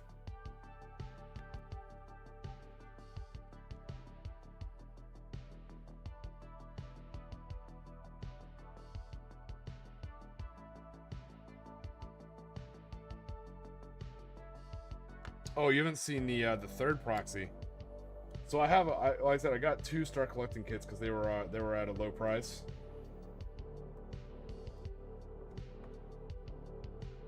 So here's the other one. It's a little bit smaller, but it's going to go on a base, so not a big deal. So I took a Jeep, an extra Jeep that Squidfist gave me. I put sandbags on the front. I moved the driver over to the right side so I could put a Deathcore Krieg Mad Fed heavy stubber right there. I put a mining laser on the top, and then you have a guy hanging out back there with some binoculars, like a spotter. So yeah, now you got a Jeep, no doors, no top, just rolling through the neon-soaked nights. No idea what color to do it. I don't know whether to do it as like a purple Jeep, a blue Jeep. I have no idea what color to do it.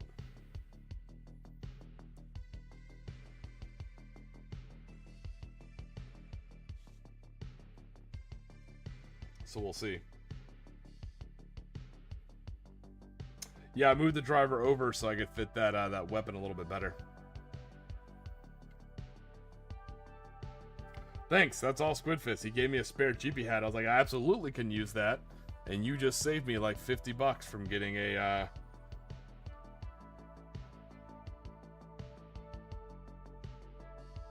whole new Ridge Runner.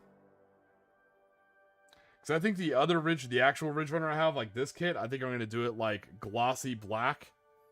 And where this one has like blue windows, I think the other one I'm going to do glossy black with purple windows.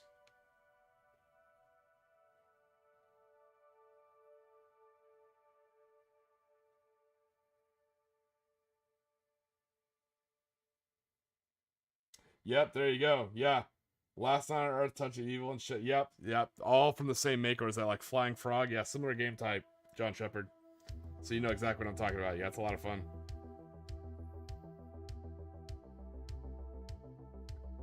Oh yeah, I play it. I have a Spotify playlist like full of like 1930s pulpy music and soundtracks. I put Indiana Jones on in the background on mute, you know? It's a lot of fun.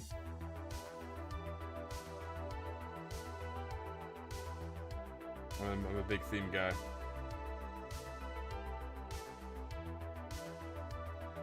Alright, let me glue down this the scatter stuff on the space. Yeah, thanks for the kind words, everybody. I appreciate it.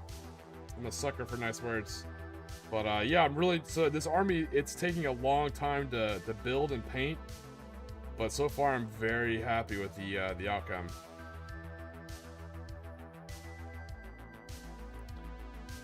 Not that I think anyone would say it, but I don't think anyone's going to say, like, if GSC something gets boosted out of nowhere, someone's going to be like, oh, you're a bandwagon jumper. I'm like, do you see these Kit Bash models? Do you see this theming? You think I just, like, did this in, like, one day? You could tell this is, like, an army of passion.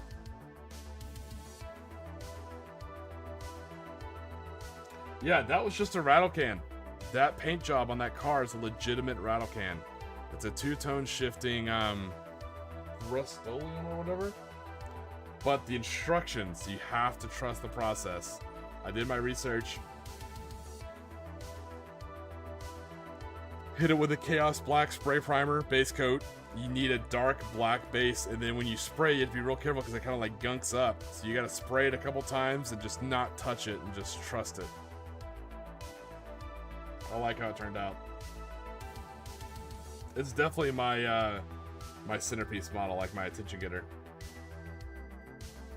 Which is cool because GSC, you don't need big giant models. Like I said, I don't use a Patriarch.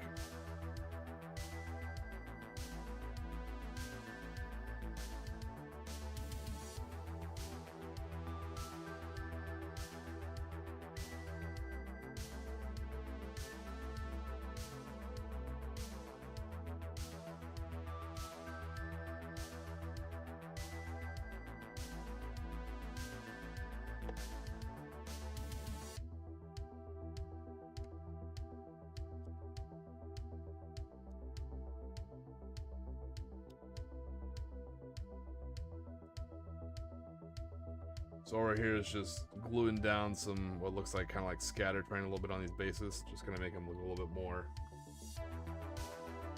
different.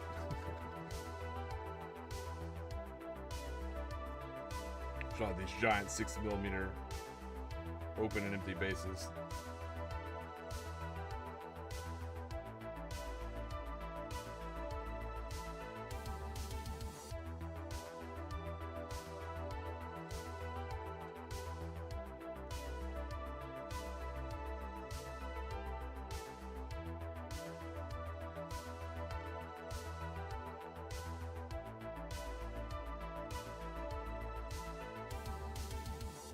Well, it's been a long stream, ladies and gentlemen. I know I'm not as verbose as I normally am. I apologize for that. But it's been a good stream. Appreciate you guys sticking with me. Again, I don't want you guys staying up any later than you want to. You know, I don't feel like I'm ruining anyone's schedule here. I'm just going to go until I finish these, gluing these heavy weapons teams.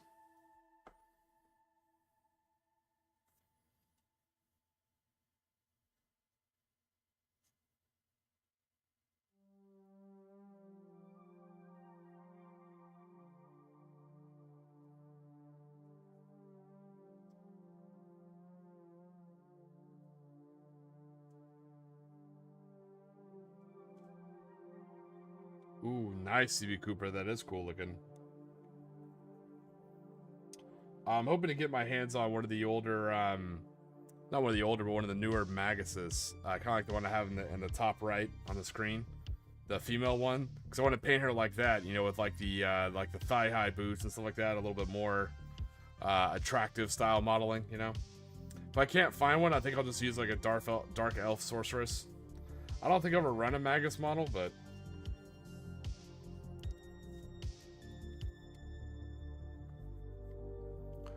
I don't think my Hellhounds or my Hippogriffs are really going to be attention getters, but I think they're kind of cool.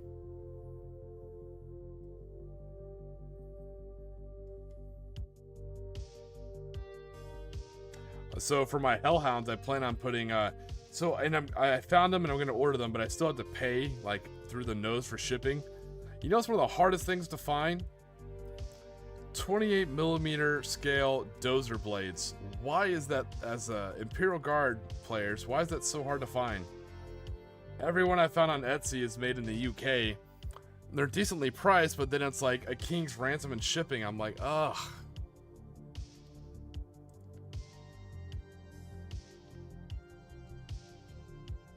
Super unfortunate. But I found some. And I think what I'm going to do is I think on the Hellhound Dozer Blades, I'm going to write, they're going to be black, and instead of doing hazard stripes, I'm going to write Vice on the Dozer Blades. And on the back of each one of my vehicles, it's also going to say Vice, you know? I think that's kind of cool.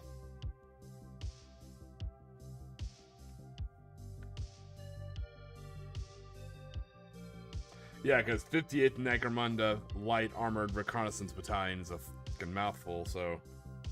Shorthand is just Necromunda Vice.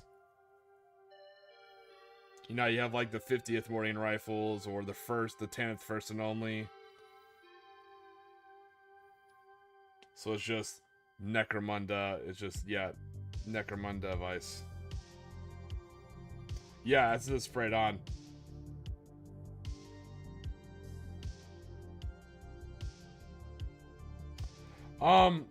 I don't know if I have a spray thing that small. I have some like white paint pens that I use to put the officer and NCO marks in the back of my U.S. soldiers' helmets for bolt action. I'm probably going to use that and have my wife write it because she has better handwriting than I do. But if I have some stencils, I'll do that so it can kind of look like they've been like stenciled on. It's a cool idea.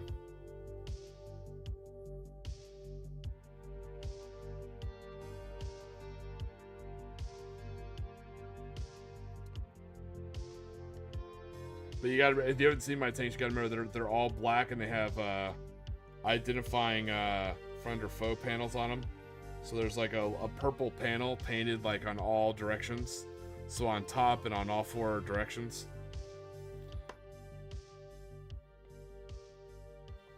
It's kind of cool. It wasn't the original design, but I like how it turned out.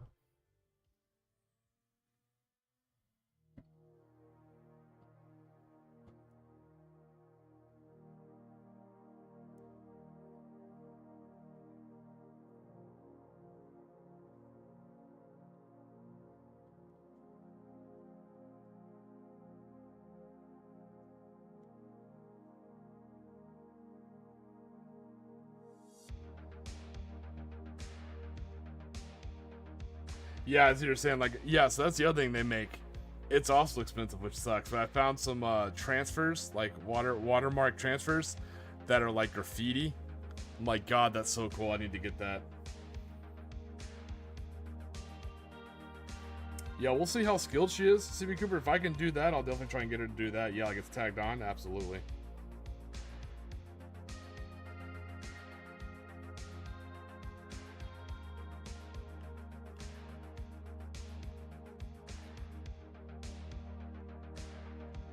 Squid Fist!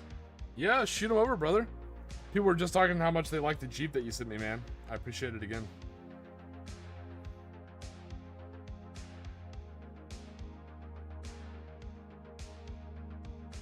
We're just building our Catachan heavy weapon teams. Oh, no worries. Hey, drive safe, man. Drive the Aloha way, you know, nice and slow. Watch out for those damn tourists. You know how they are. Yes! Oh my God, now you got me excited. I was already excited to see your pictures, to be fair, but you had me at GSC.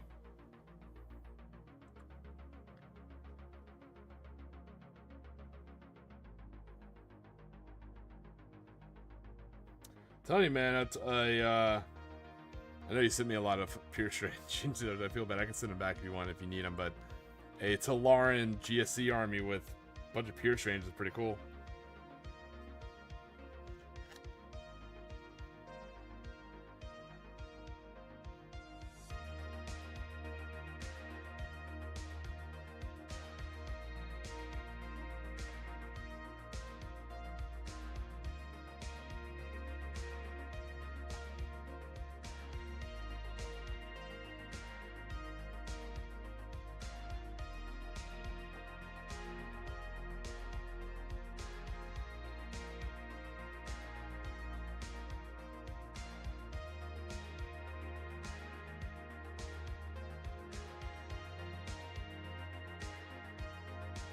I think I got 60 plus ward, good lord.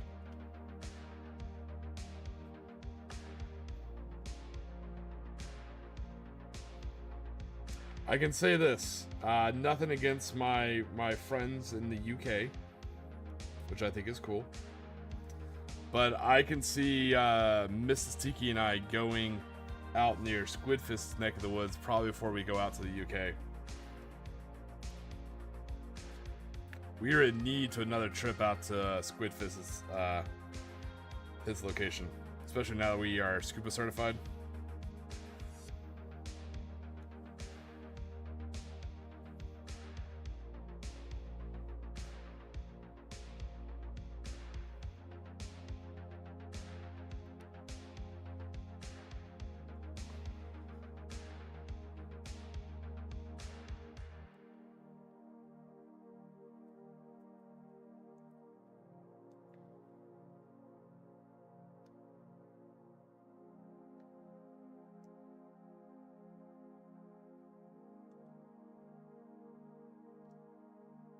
Oh, that's right. I wasn't missing a head. That's right. The walking loaders come with their heads already. Nice.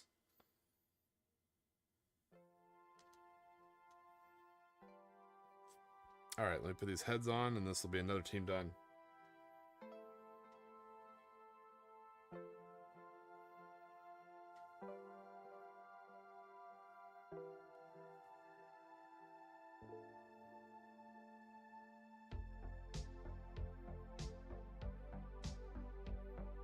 Yeah, Squidfist, I'm glad you had a good game. We talked about Blades in the Darkness, and for most of the stream, people were putting out their 750 point list. There's some pretty cool ones. Old Gamer Dad had probably one of the cool, probably the most thematic list. It was awesome. There's some good lists. There's some Votan.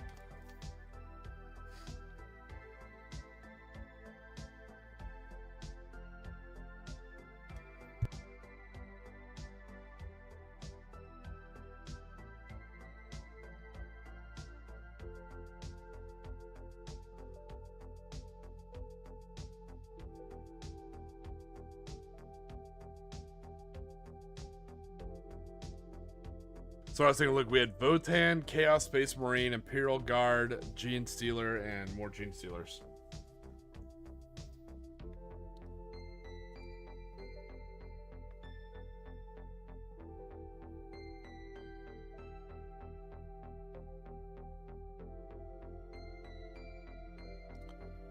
Okay. You thought Old Gamer Dad had a cool list and it was thematic. His Beastmen are cooler than I thought they would look. I was imagining like actual like Beastmen cultists. No.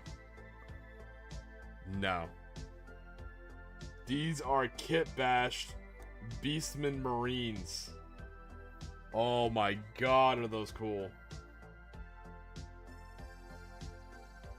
He's flexing on us with style.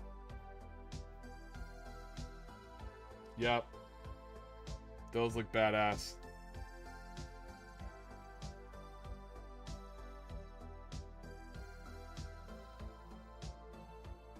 Yeah, Squidfist, if you go back and watch the stream, Old Gamer Dad had hands down the most thematic and coolest 750 point list.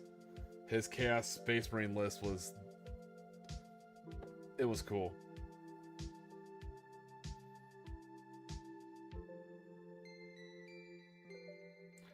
Like if White Dwarf picks up this type of game for like an article, I hope they use his army as like the example.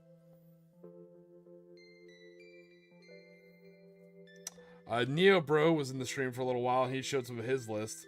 His Votan looked absolutely lethal. I'd be terrified to fight him.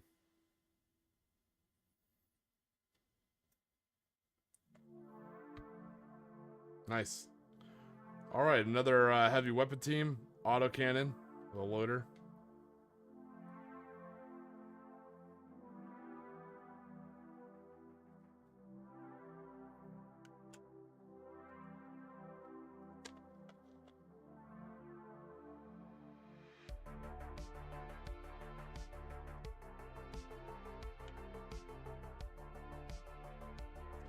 Yeah, that was the one thing I know. I seem kind of like a lazy streamer. Hopefully that's not the intent. But I don't share video or images on my stream. I just kind of like leave it on my camera, you know? So this way I can never get in trouble about something being spicy or like, oh, what's this? Or I accidentally showed that, blah, blah, blah. It's a nice little protection thing.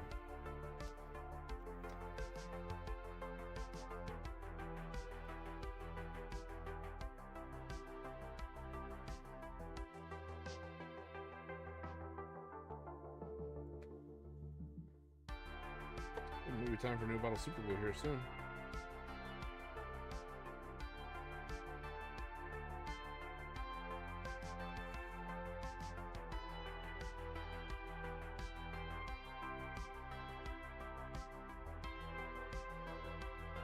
Nice. Yeah, because you're like, hey, why is she like kind of crouching, looking the wrong way? She's kind of like going down a little bit behind cover, you know? And it looks like she's kind of behind cover, but when you look at her, she has like the... Oh, let me turn off the mood lighting here.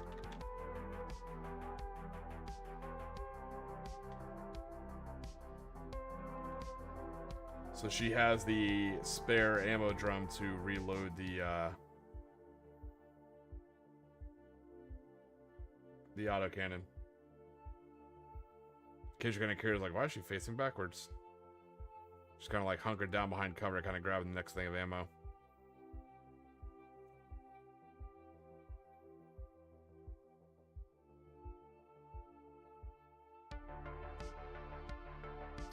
Yeah, Gaslands.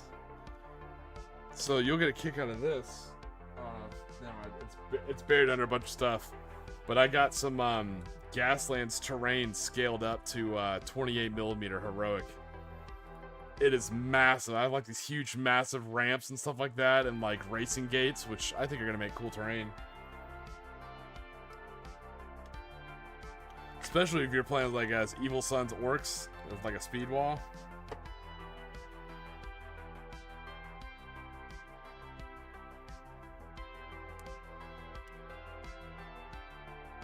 All right, last team left.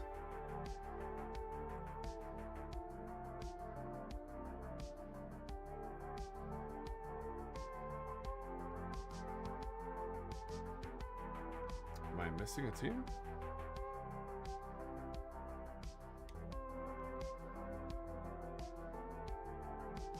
I'm looking around the teams I have built,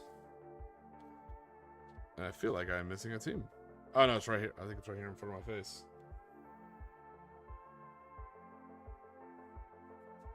Oh, there it is. Okay, it's over there. My bad. Oh, crisis averted. I see all 5 built teams. Now I'm working on number 6.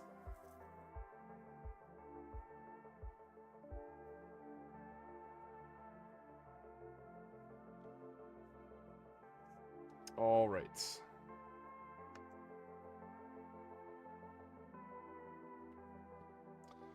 Take your time, brother. Again, drive the Aloha way. You know how it is. No rush.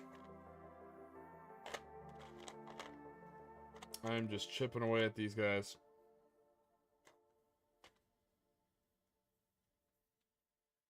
I'm enjoying putting these models together.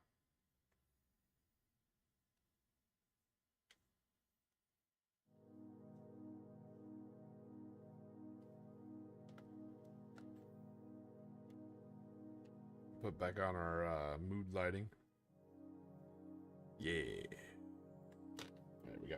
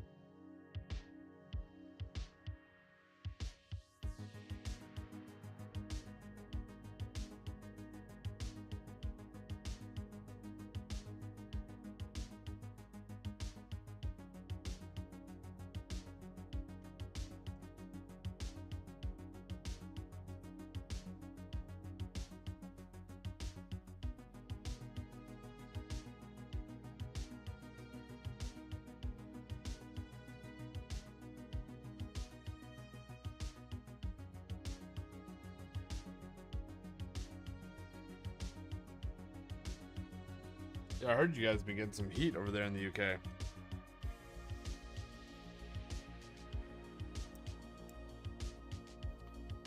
Makes you feel better. We get like snap freezes sometimes where it's like super colder than it's ever been in a long time, you know.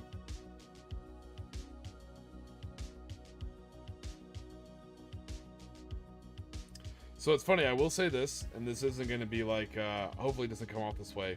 It's not an Americans versus everybody else kind of thing, but I spent some time overseas, not just like deployed in, you know, the war zones, but like actual time living in Europe. And away from base too, not just living on base and calling it Europe. No, I lived in villages outside post, right? So Italy, Turkey, time in the UK and Belgium and Germany and stuff of that nature. So a fun way to spot an American tourist, especially nowadays, is looking for the ginormous, like, metal loud water bottle we all carry. It's like we're walking around with a fire extinguisher, right? And at first you're like, oh, that kind of looks silly, like silly Americans. But then, especially living here in Florida, a water source is mandatory. So it's one thing I actually told people like, oh, it's so hot. People like, how do you deal with the heat? I was like, if you didn't know this, Americans drink a lot. Not just alcohol, but we drink a lot. Usually water, but sometimes other people drink other things. But that's why like ice water's free in our restaurants. Luckily, we have like some of our states, like my great state, the free state of Florida, has aquifers under the land. So there's an abundance of fresh, clean, cool water. I think that's the colonial American way of staying cool in the heat is just drinking.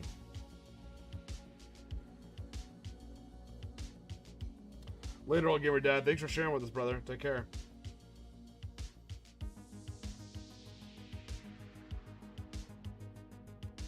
It was a pleasure, man. Truly.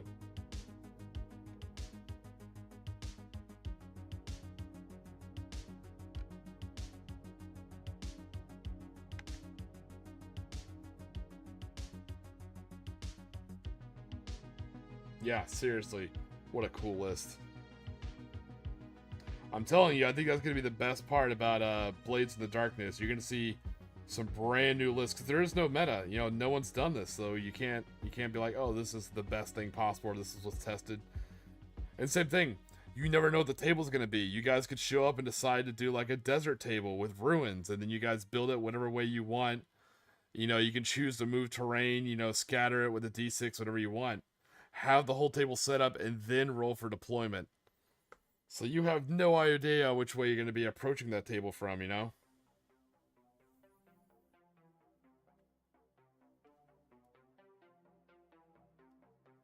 So instead of making a known list for a known situation, you're making a decent, flexible list for God knows what's coming down the pipeline.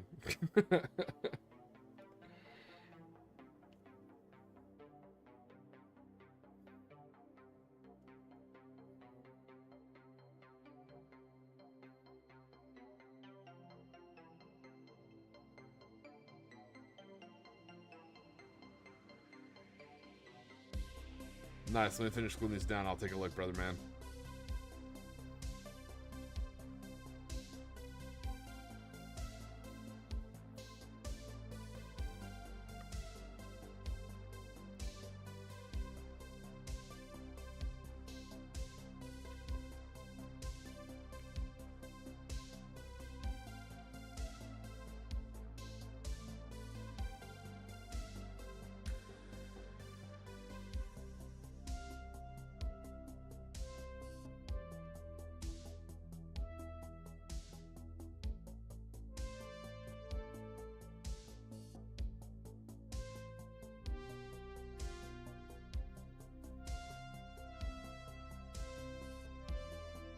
So let me ask you, those of you guys who've played guard for a while, have taken heavy weapon teams, do you have a preferred heavy weapon, like in the lore, or just you personally, or do you change your, and no shame either way, do you change your heavy weapon loadouts based upon the edition and what's kind of smacking that edition?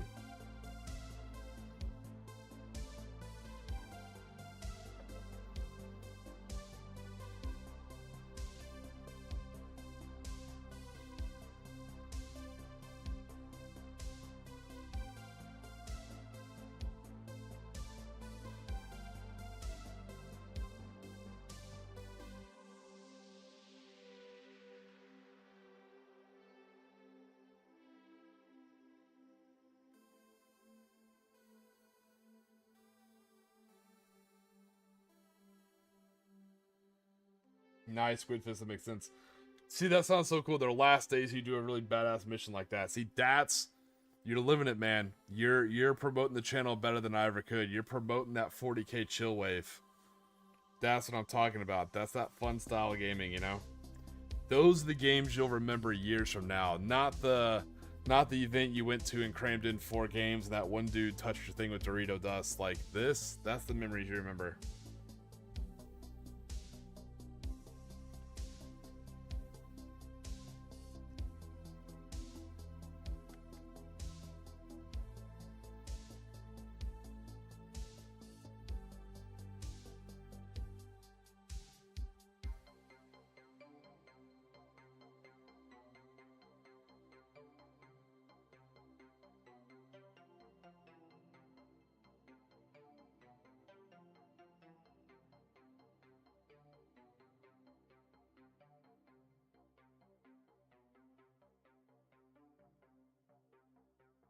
I think I remember those bolters. Those were pretty cool bolters. At first, when I was a little kid, I thought they looked kind of cartoonish, and I didn't like them. But now that I'm older, I miss the Steel Legion missile launchers. I think those were like the most iconic missile launchers.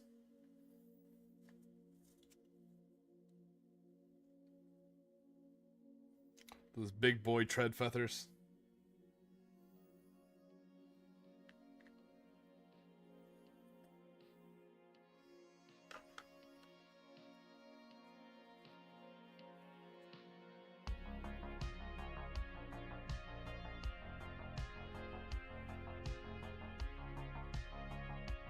I think Steel Legion had prone heavy bolter things too. I always loved my Elysians. I think Elysians had great sculpts. Of course, they were Forge World and expensive as balls. But I always thought they were cool.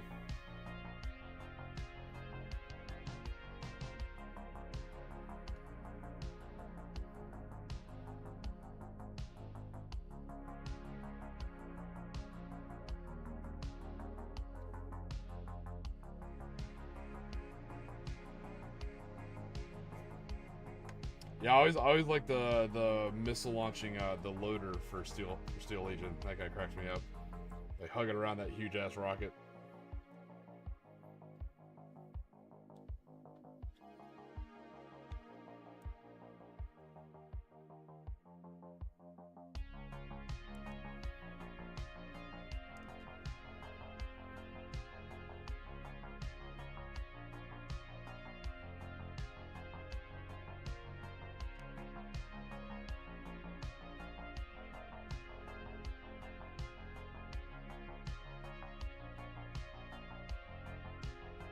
Nice. Yeah, I've always been an autocannon guy. So way back in the day in 7th when I had my 888th Naval Support Squadron, my Imperial Navy Pioneers, all my platoons were actually veteran squads. And in each veteran squad, they had camo cloaks for that cover save. But mine were just for like being engineers. They built their own cover, you know? And for a heavy weapon, they all had autocannon teams.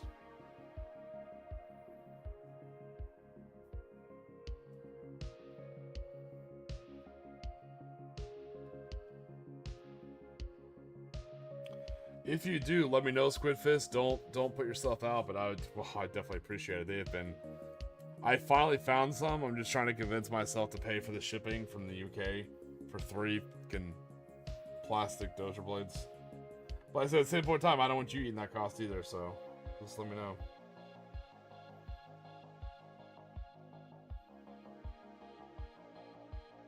Yeah, as a fan of Gaunt's Ghost, I have a huge soft spot, and my first and favorite book was Guns of Tanith, so I have a huge soft spot for the Fantine Skyborn.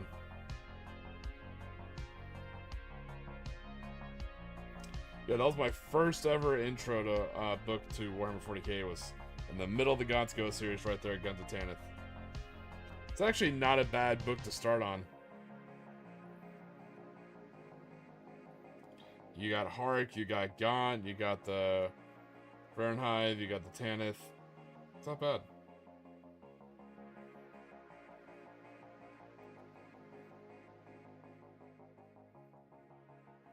Bro, take your time, because I got a huge-ass box full of works to send you.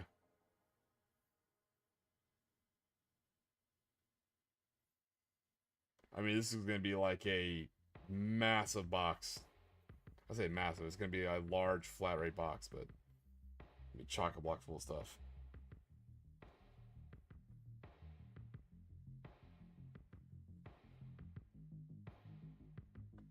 Like I said, don't feel like you gotta keep them intact either. Feel free to chop these orcs up and use their bits.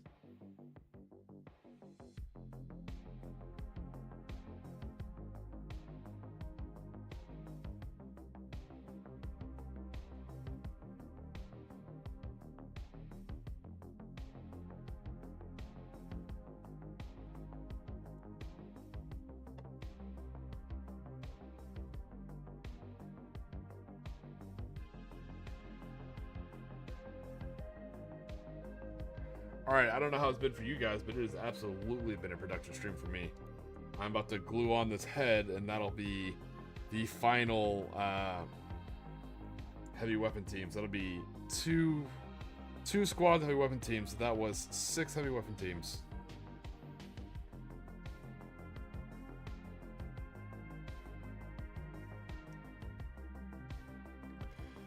We put a little bit of scatter terrain decor on their bases so they don't just look like giant fuck off big 6mm blank bases.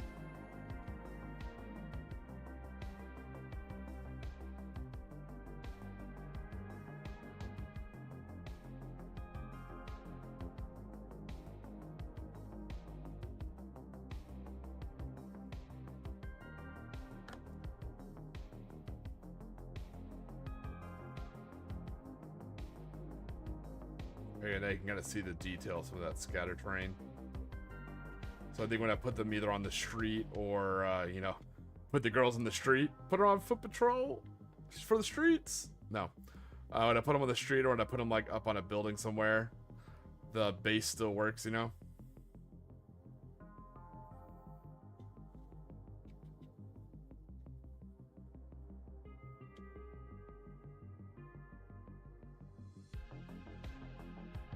I'm loving the Helldiver 2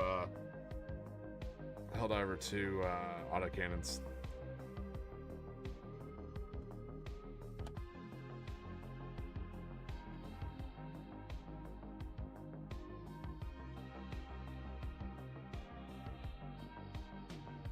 Yep. Oh yeah, with salt added, yeah. So what I loved is in Italy they sell water in these big old like 1.5 liter bottles. They were awesome. So when I'd work like a 14-hour shift, you know, I'd put 2 in my backpack. So I'd have like 3 liters of water, you know, drink all of it.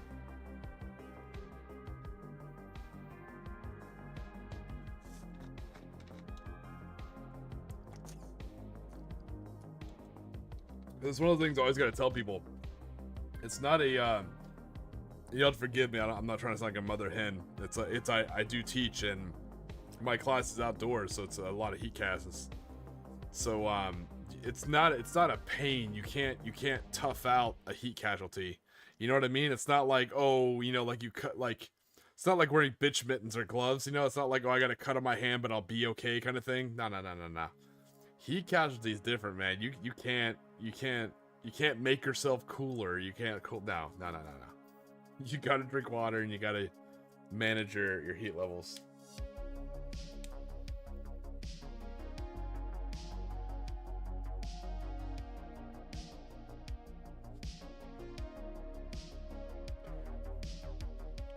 CB Cooper, I appreciate it. I don't want to take it.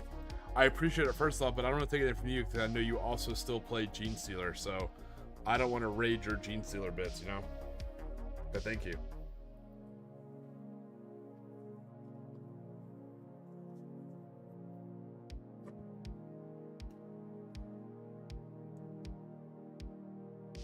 I love your Mad Max car and model, John Shepard. That's awesome. All right.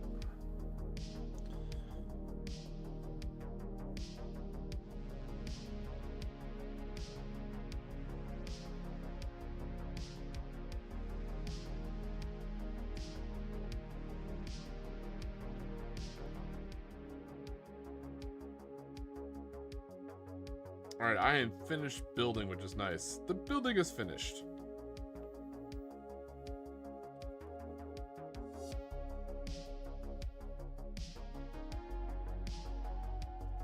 Just gonna hang out for a little bit.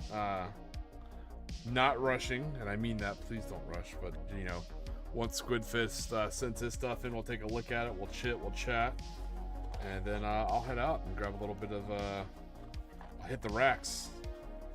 To the racks. To the racks.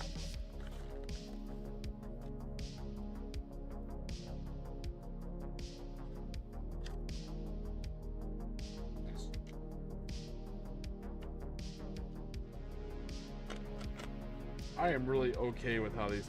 I like these other teams. I'm not a big fan of the helmet. Like I said, I don't know. I guess I'll just paint it black. It's not that big of a deal. It's kind of sad about it.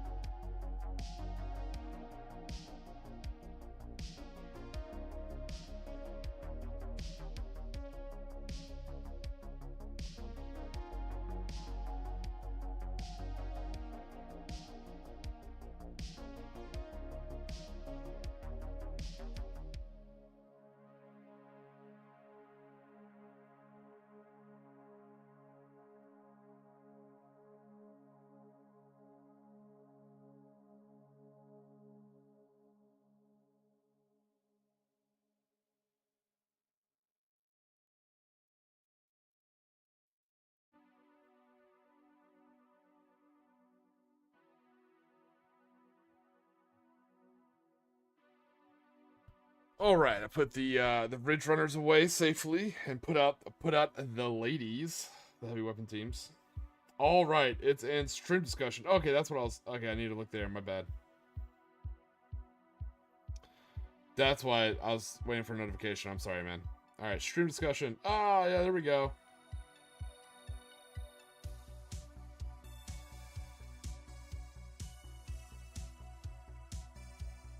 Nice terrain on the map.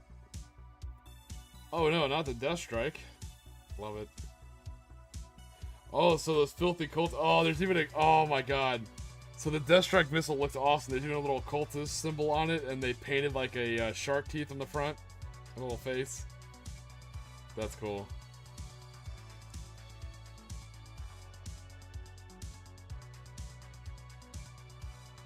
I love the. Yeah, I forgot we actually can take Death Strikes as GSC as Brood Brother. Not a bad idea. Be like, oh, I brought Knights. Be like, I have a pocket Death Strike just in case. Oh, his Gene Stealers look really good. They look like those Necromungers.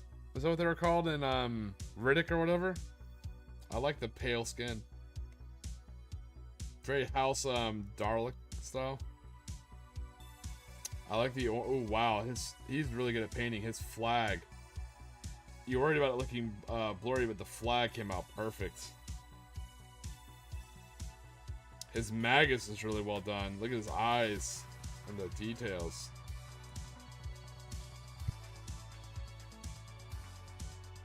Oh yeah, mine will absolutely not look like that.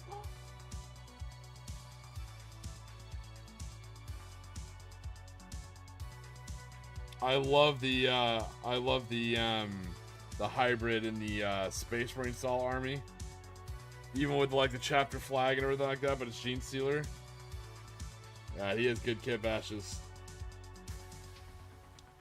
Oh, his metamorphs are used on marine bodies, so that makes sense too, because metamorphs have have an invulnerable save, and they're a little bit tougher than neophytes, so it makes sense to use Space Marine bodies. That glow effect on his Nexus is top tier. So those who are curious, you can go to Morning Glory's Discord and check out his stream discussion.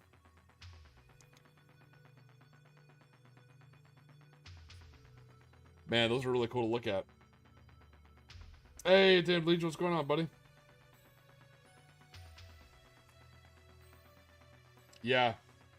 The Space Marine armor. Well, it makes sense for the Metamorphs, because Metamorphs are a little bit tougher and tankier and have an invulnerable save, so of all the models, the kit bash and the Space Marine armor, that makes sense.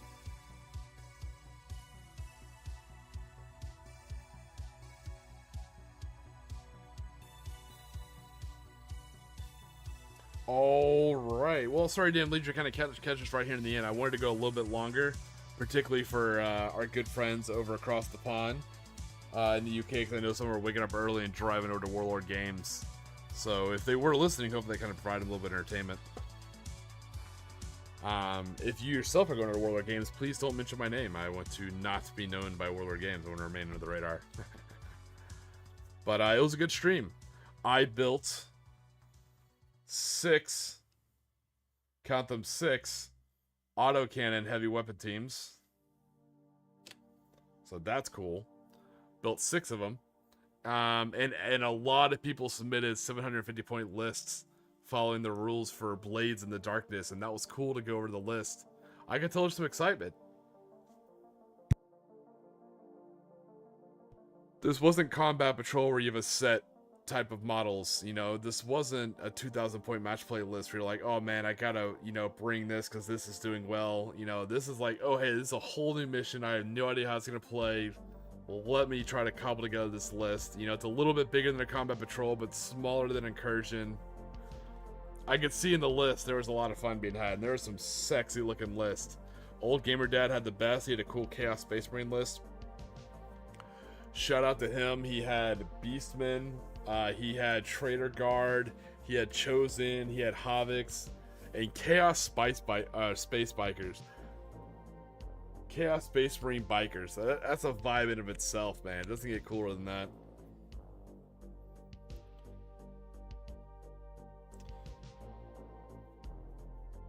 Yeah, you legit had a midnight stream to drive. How perfect, right?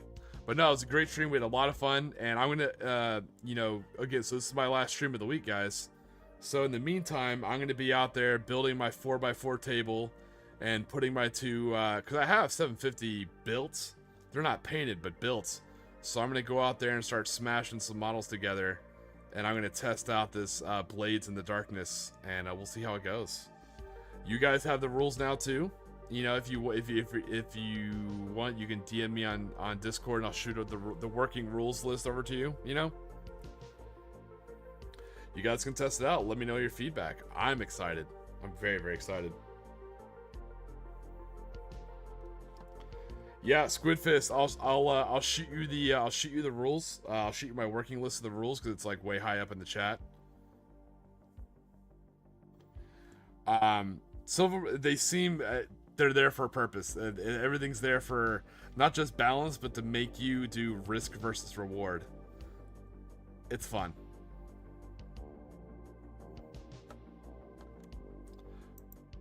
But I'm glad for all the pictures you guys sent me. I'm glad to read your list for this. I think it's kind of cool.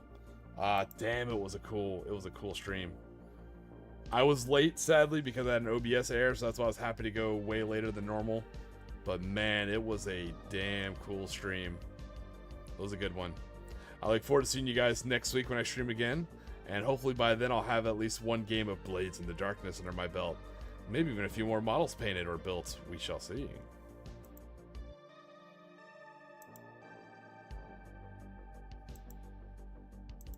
But as always, I hope you guys stay safe. Stay hydrated. Don't forget to relax today. 'Cause you're on Tiki time.